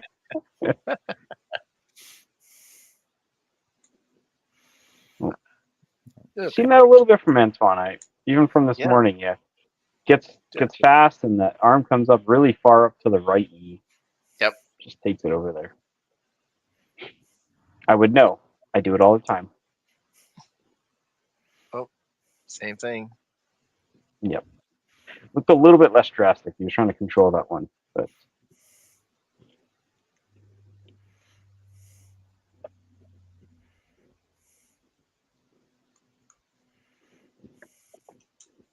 Oh yeah, no doubt. Yeah, better. You know, he was this kind of the same shot, to be honest. He just dropped it out on the left side of the middle, so it came in. And it kind of drifts into the middle afterwards, which I would think is the preferred. Honestly, I would prefer that side. Yeah.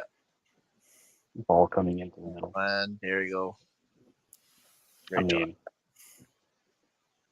With Johan, you don't even see him on the approach, right? So it's just a throw, and then his ball hits the pins, and that's about it. And that's pretty much it. And I mean, he's grown up actually in this bowling center, so he knows these lanes pretty much in and out. Ooh. Yeah.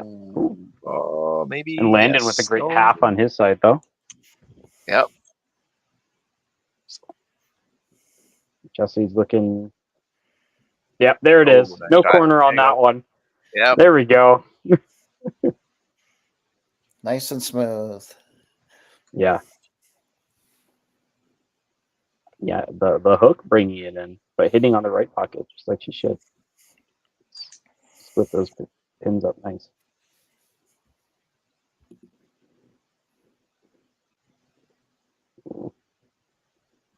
Who wants to restart that afterwards?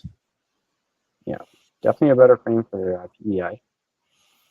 Unfortunately, but again, the total for Quebec, not including the marks, so add 60 in there, so for the 310.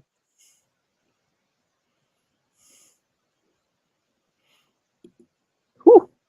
There you go. I have been known to message people who might be bowling across the country from where I am, and while watching a stream. Wait, you don't just comment, pull them?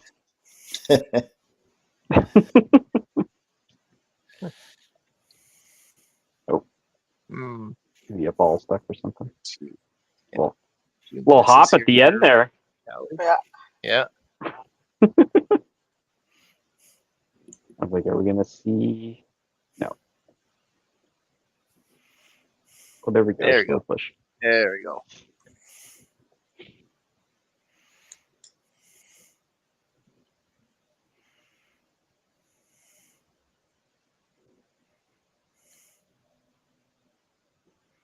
And it could also I be guess, a New Brunswick issue. I was about to say, yeah. Entrance. That's probably the only entrance. So, yeah, they'd have, you don't want to throw one back there, right? Or on the way back. So.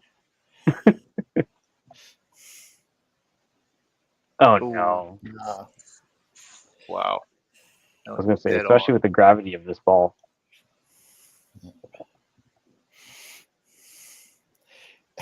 And it's funny, just because we've done so much 5PL stuff, Mitch, how often when, say, someone runs down the left walkway on the right-hand lane on the stream that we're like, oh, no, he's cutting them off. Yeah, yeah.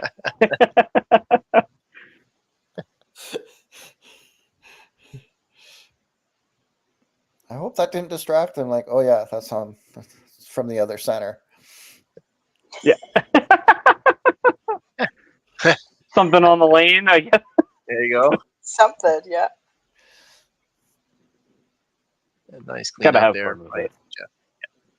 I'm just refreshing the Quebec scoreboard, get it a little clearer. Yeah. Just so PEI can see what's going on there. I assume they have like a screen or something set up. So. as Stefan had mentioned, they've updated the stats already on the C5 website, so Yep. you can head over there and get all the stats and stuff right up to game 8.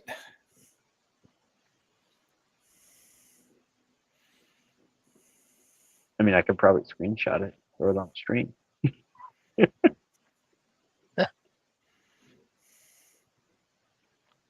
But just open your phone up and go check it out.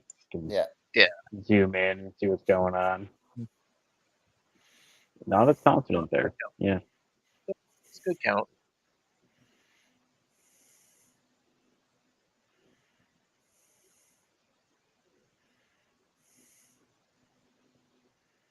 Yeesh. It looked a little wobbly at the end. I don't know. Yeah, just a bit quick. Oh. Too much much speed there. Not the first ball we've seen come back through the gutters. Yeah.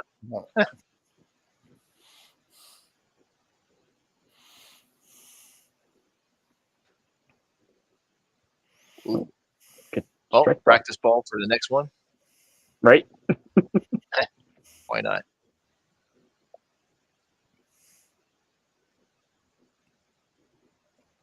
Landon just needs to find the side of the middle here. And just a quick reminder, it's not, it's not crazy. Dead on. Just remind yourself that you can, hit that side of the middle. He's done it a lot on his second shots, with the spare, and then he had the 10. Unfortunately, the 310 kind of got robbed on the first one there. Chastity with an 8, spareable 8. But last game's going to be probably a tight one. Oh, nice shot. Oh, ooh. That's not the 8. Oh. Yep, that's my fault. Jinx it. She's throwing lots of good shots, 2 corners, a strike, and then she missed the first ball there and then gets the penalty shot on the second one. Close game here through 4 frames. Yep. Yeah. Honestly, like the way she brings her arm up, it's almost like a little, what's the right word? Something like ballet. You've got your arm over your head. Ooh. I can't remember, but like it's very consistent though the way she does it. It's a very good throw. Yep. Bev, you mentioned Pinsanity, the 5PL team before. Do a lot of the kids here follow along?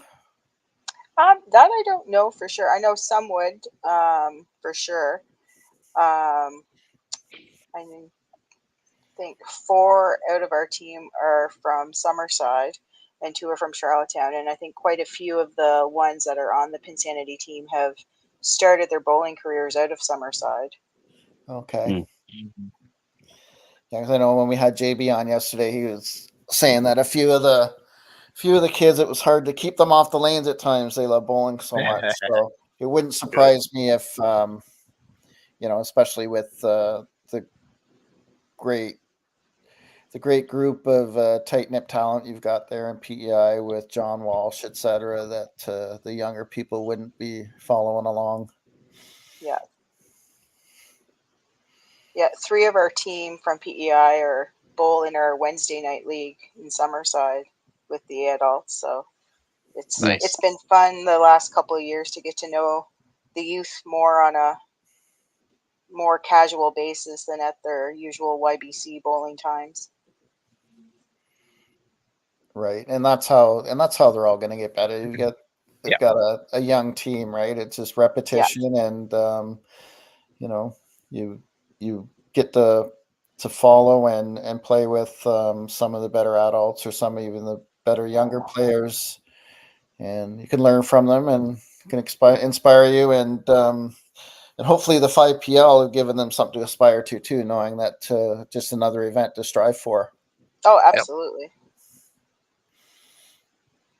Well, and too, it's one of those things that with a lot of youth sports, once you finish it as a youth, there's nothing to go on to afterwards. Mm-hmm. Whereas at least with bowling, you can still bowl into your 70s and 80s. Yeah. There's so many adult competitions, whether it's even POA, scratch, cash, prestige, there's so many options to choose from. Yep. Seems like a little bit fast. Yeah, Quebec's also kind of a small, tight-knit community there in Gatineau, but at least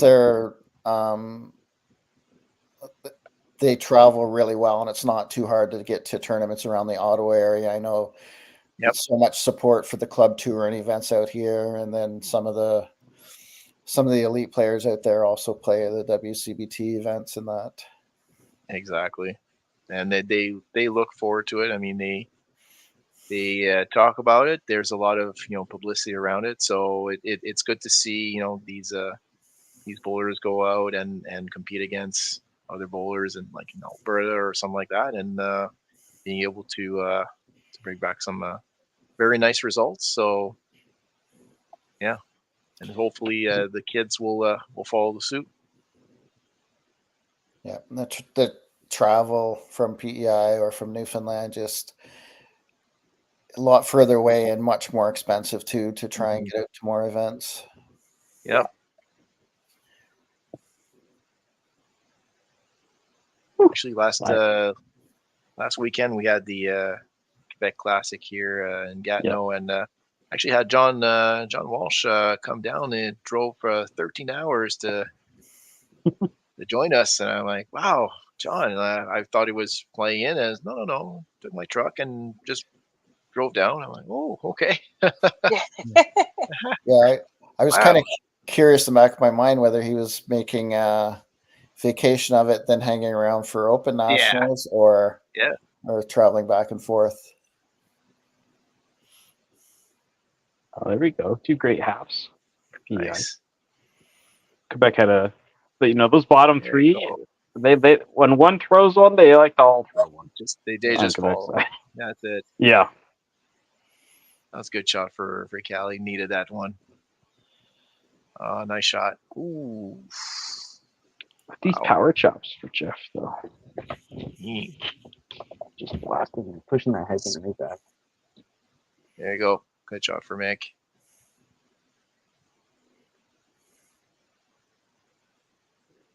Oh my gosh, look at all that. You could see the ball rotation. It's got the half ball, the white green ball. That's the same ball Victor Faubert throws on the Dream Crushers. You can see just which way the ball is spinning.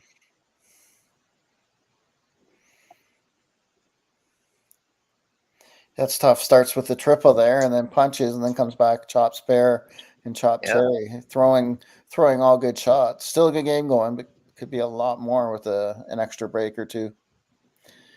No, it's not a half fastball. It's just a dark ball with a really white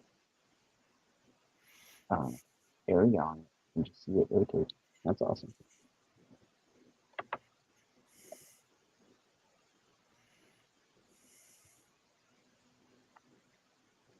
Stop.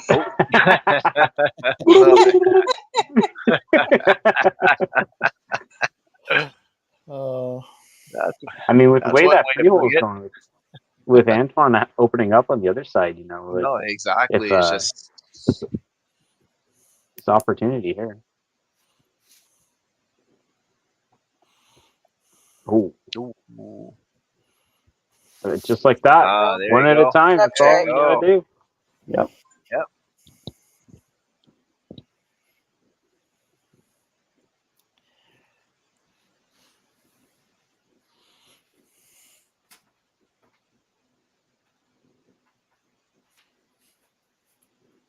Ooh. Be quick. Ooh. Okay. The hard way. So that's how you spare an 8.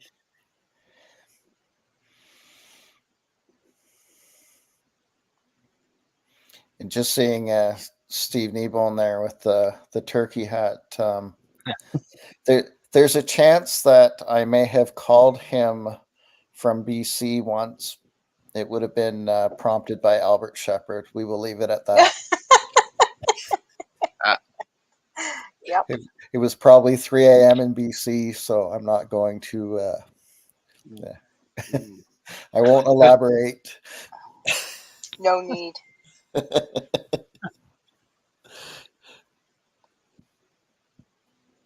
So I have confirmation. Apparently, Sheila has informed Carrie that the top seed or the final championship stepladder match, the top seed does not need to be beaten twice. One game match.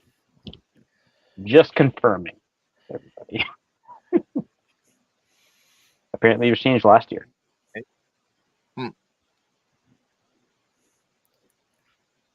I did not know that. I didn't know whether it might have been a virtual thing, with the vast timelines from time zones across the country. But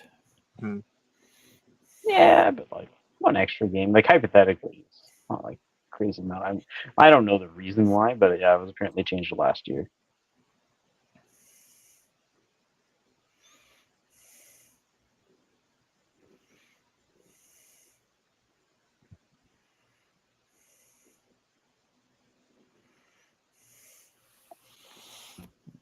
Pat Haley chiming in on how fewer opportunities for old guys like him nowadays, and I can confirm that sweeps were big back in the day.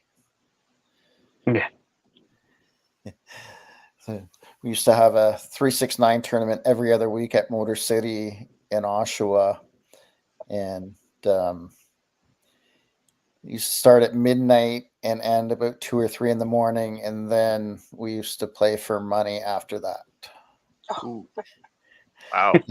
I used to go to school, bowl seniors at 4 o'clock and at 6 o'clock, work at the lanes until midnight. At the time, YBC bowlers couldn't officially make money in tournaments, so I couldn't bowl the tournament. And we get paid cash at the end of the night, and I would either go home with no money or some money.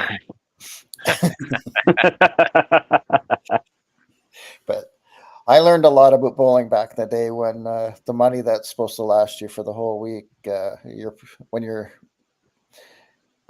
gambling it while you're bowling, you better win more than you lose. Yeah. Oh, there we go. Great half my Antoine there.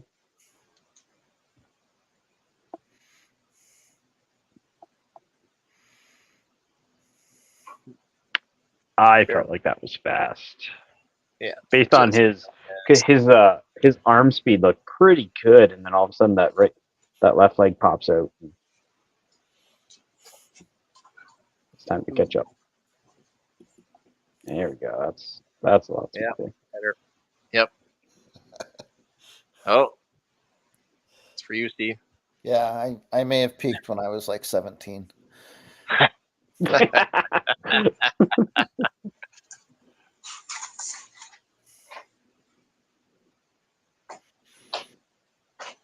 It's still pretty close match for totals. Just the extra marks still haven't counted for Quebec. About 60 extra pins.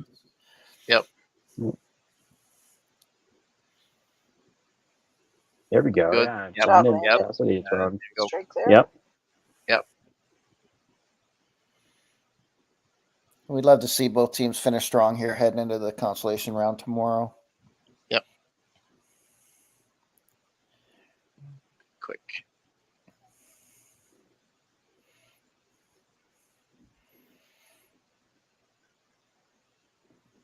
In the standings, it's going to be an exciting finish this last game for the top 4 teams, with BC 48.5 points, Newfoundland, Labrador 46, and then Alberta and Ontario both at 45. Tied.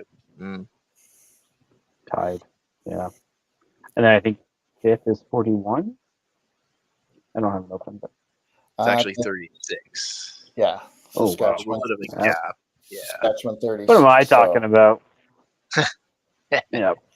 But Saskatchewan's playing Ontario, and Manitoba, who's behind them, is playing BC. So it's not going to be easy for either of those teams. Yeah. Great 5-star for Catherine.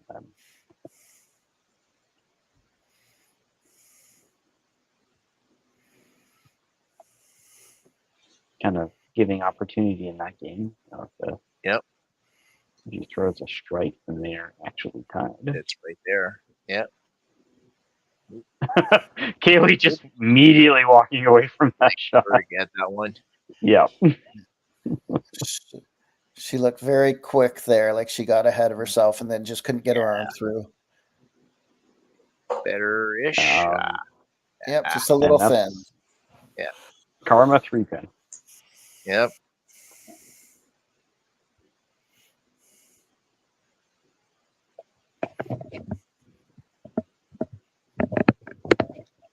Pick up. 20 odd pins, 24 pins, 2 frames. I'm going to refresh the Quebec scoreboard, see if I can get it to be a bit clearer. That's all right, Jeffrey. Just remember those, basically the first 6 frames where you're all over the middle and spread the pins, and there you go.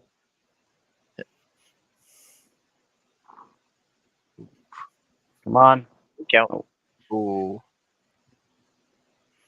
All right. Well, now make it fancy.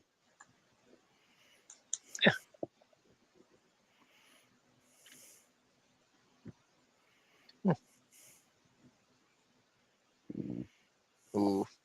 Yeah, bit of a miss there. Oh. Better shot. Got a count out of it. Yeah. That's where you don't want to panic, right? You get a little frustrated because you're throwing good shots and after the triple to start and just not carrying, but a little bit rough 7th frame. But you know, you don't want to start any bad habits. You were throwing well before that.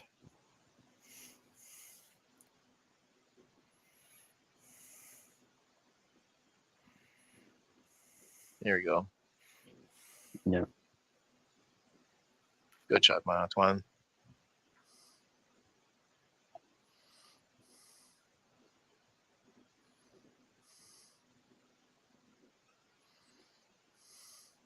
Ooh.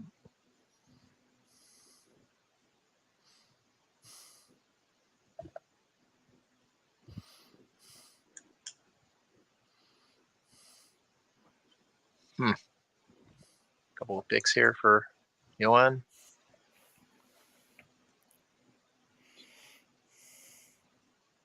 Well, gave it a run.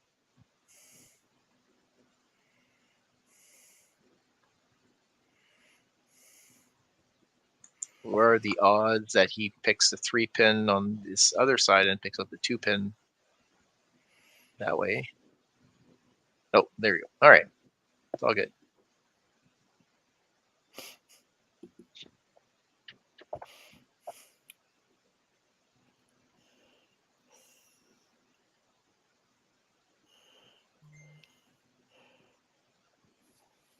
I was sorry. I was tempted to play the 5-pin universe does not condone gambling in any form ticker.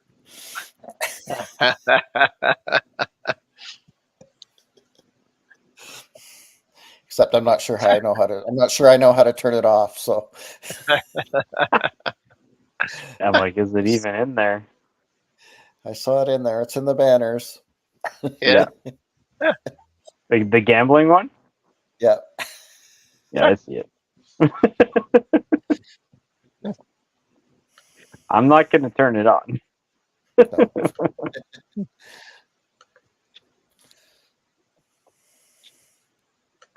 Okay, here we go. And Catherine did throw that strike. Yep. Oh. Brings that game right there.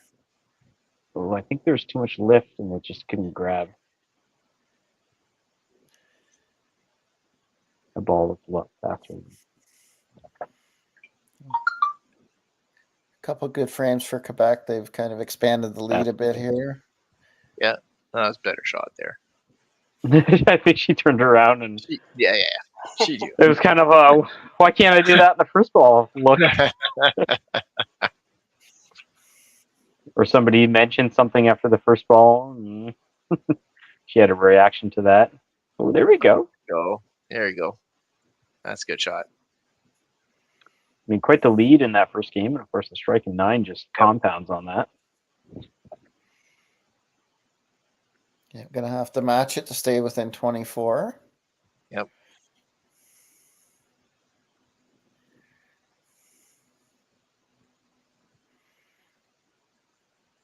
That looked like a good shot. Another chop off for Jeffrey. Yeah. Yeah, after those first three bombs, it's been thick hits on the left side. Just pushing the headpin straight back. We get the double throw. Yeah, great half though. Yep. Good spare. And Callie again, just getting to the line before her arm can catch up to her. Better. Yeah. There you go. Much there you better. go.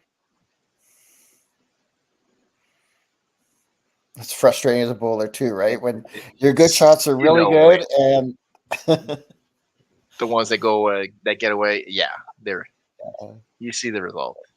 It's like, why do I do that?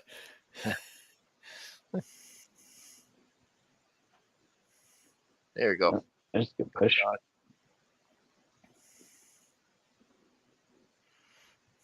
feel like Mikhail's just pulling papers out of a hat. It's either a head pin, a strike, or a right. Yeah. That's all he gets. The first ball.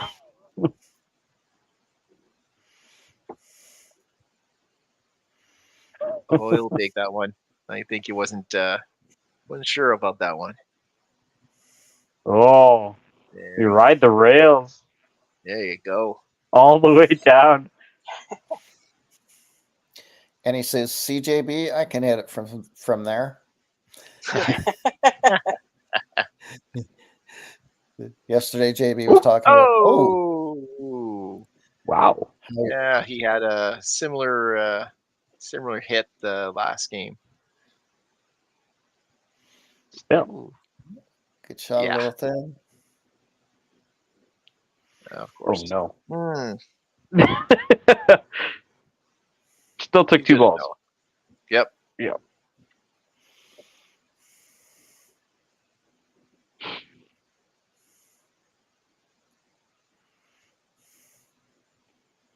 There you go, great half. And that's kind of a bad break with that extra 3-pin, right? Subconsciously, unless you're playing in a center where you know the ball really deflects, it almost forces you to aim for the right side to slide it across. Yep. This last game's pretty tight. Oh, nice shot. Good shot by Catherine. Yeah, with that double there, it's going to create a bit of divide for sure. Good half, though. It's still there. Yep. Really, it's just Catherine's first ball in 10 that's going to be the deciding factor of that game. Yep. A few matches still up in the air for sure.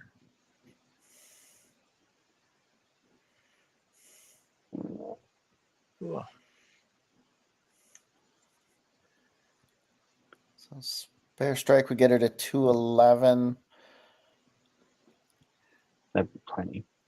Callie just 202 left. Yeah. Yep. Big spare. Still needs a 5 count to shut her out. There we go. Not the first one. Let's see.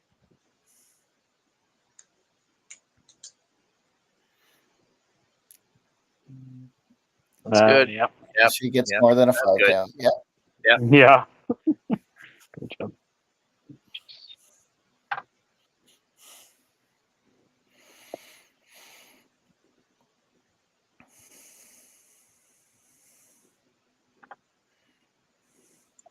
There we go.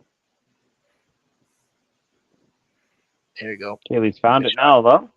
Yep. One frame too late. Just wanted that one before. Right. It's always nice to finish strong anyway, even though the match is gone, just to pad some points for totals. Just give a little oomph to everybody else.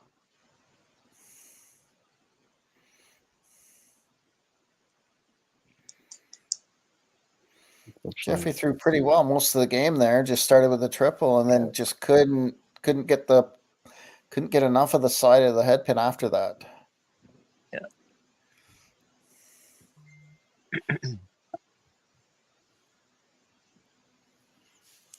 We start to see the results come in.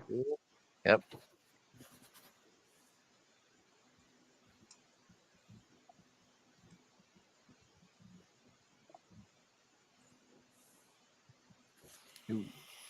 So Alberta had 29 points after 6 Good strike, games right? and 24 points their last 3 games. Yeah, Right off the creative. table, Wow. 8-8-8. Wow. That's a strong finish. Yeah. So 53 points. So yeah, all the 3 teams ahead of them, while Ontario was tied with them, are all going to have to win their games to stay ahead.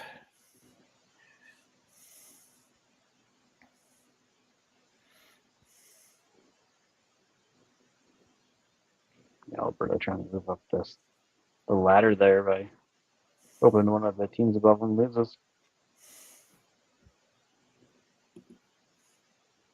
There you go.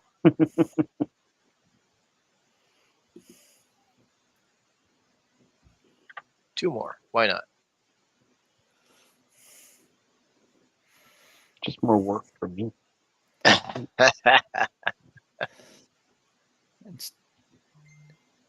And a good lesson, just looking at that game there, is why you don't give up early in a game. Yep. Because they were very close in the 6th frame. 98 in the 6, puts on a strong finish to get to 246. Yep. Strong finish by Antoine, for sure. Yep.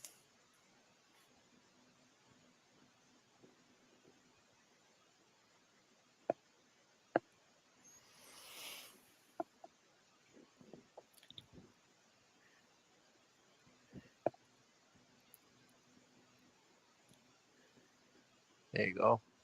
And just notice for Alberta that Jillian had she had 380 last game and 352 this She game. threw 1,006 for her last 3. Wow. Yep. Oh. Ooh. You know, the scoreboard's been great up There. until right now. Right at the end, it starts to go. Come on. Just a little bit more. There we go.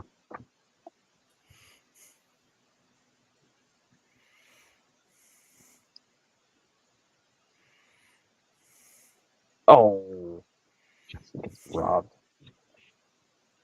I mean, Good finish go. for Johan. Yep. Great game.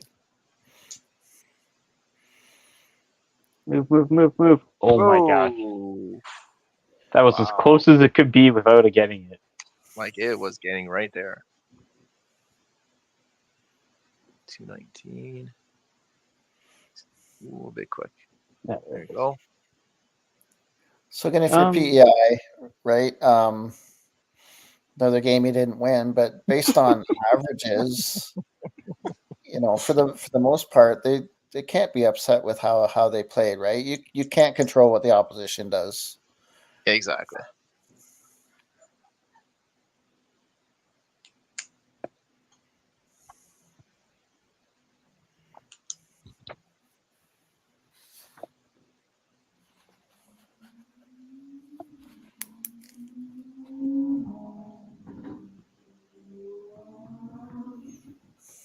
And there you go. See if I can clear that scoreboard up so we can actually see the numbers at the end.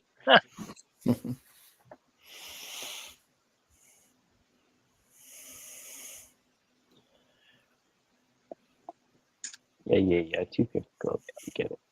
There we go. 251's right at the end there. Yeah.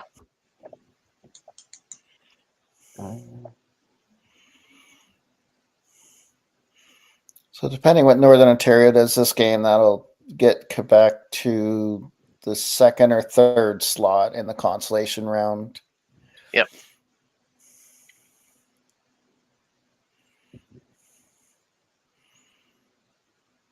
And of course, there'll be bragging rights the first game with PEI, Nova Scotia, New Brunswick playing each other in the same center. There we we go.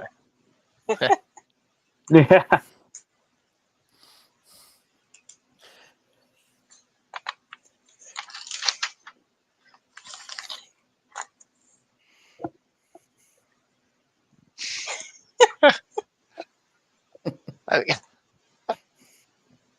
There you go. Being chased by the turkey there. Gotta love it. If nothing else, there's a good sense of humor there. Exactly. They're having fun. Absolutely. BC looks like they're going to be pretty set up. You know, like 1,010 to 823 right now. Going into tens. Oh, sponsors. Sour cream and bacon. Sour cream and bacon. That, Gobble, gobble. I'm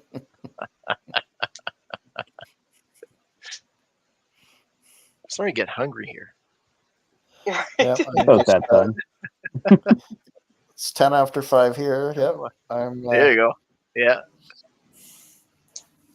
Seeing turkey, seeing ham bones, seeing chips here. Like a little bit of a trend. Yeah. And I do have that 6-pack of emoji here too. So once we're done, I may wet the whistle a little bit. Need something to wash it down? Yeah, Oh, that one. There you go. Yeah, the big gulp. Right, I think we've probably seen the scoreboard long enough there.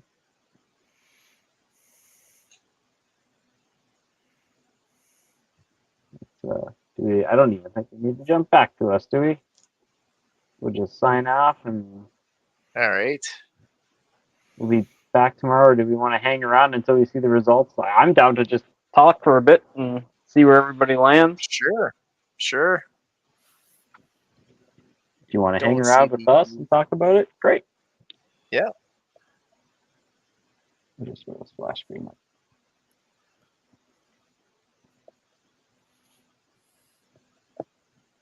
Actually, before I do that, let's run PI commercial one more time at the end here. That's good.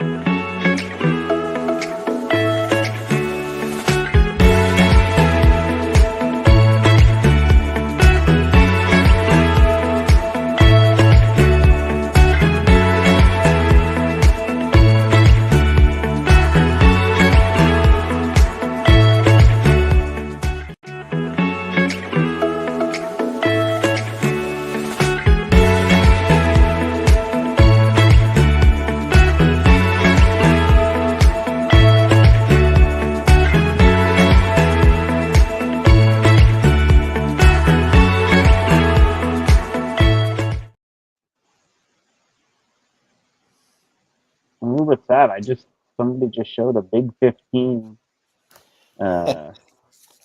symbol on their stream, and I'm like, "Where's my big 15? I don't see it in here." It's got to be Daryl. Daryl showed it to me yesterday. I don't have a big 15. Well, now it's that. I need to file something to carry after. Just having a peek at the Newfoundland Labrador Northern Ontario match. Totals are definitely going to go to Northern Ontario. And they've got the first 2 matches. Yeah, it looks like Northern Ontario is going to take at least 6 off of Newfoundland. So for the standings, looking at the championship bracket.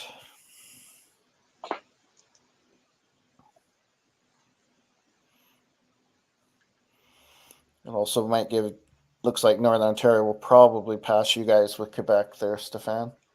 Yep. Yeah, they were in front by what? 1.5 points. So as long as they keep that 6, then they're good. It's really Manitoba's positioned there. I don't see what's happening with BC against them. So I'm watching that one right now. Yeah. It's looking like a lot of points for BC, and there's 2 matches that are open for Manitoba, but the total stuff is definitely going to go British Columbia's way. So if Northern Ontario took 6, that's 33. They take 2 when they played each other. Manitoba actually has a tiebreaker. Actually, they have the tiebreaker on both of Northern Ontario and Quebec. So it really depends on that finish. It's going to be at least 7 for Northern Ontario. Just waiting to see what happens in the 4th match here. Yeah, and Manitoba has a max of 2, but there's definitely a possibility 0 as well. It's really close.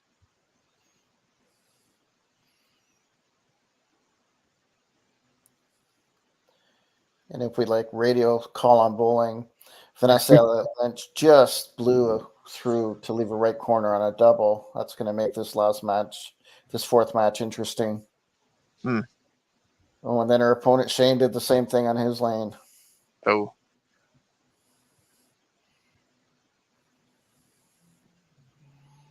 I'm contemplating turning the stream off. And we can just sit and talk, but I don't think this needs to be in the recording. 15 people left watching. Yeah. Thanks everybody for hanging with us, but just go watch. Yeah. Thanks for a great day too. Thanks, guys. All right. Sounds good. Yep. Take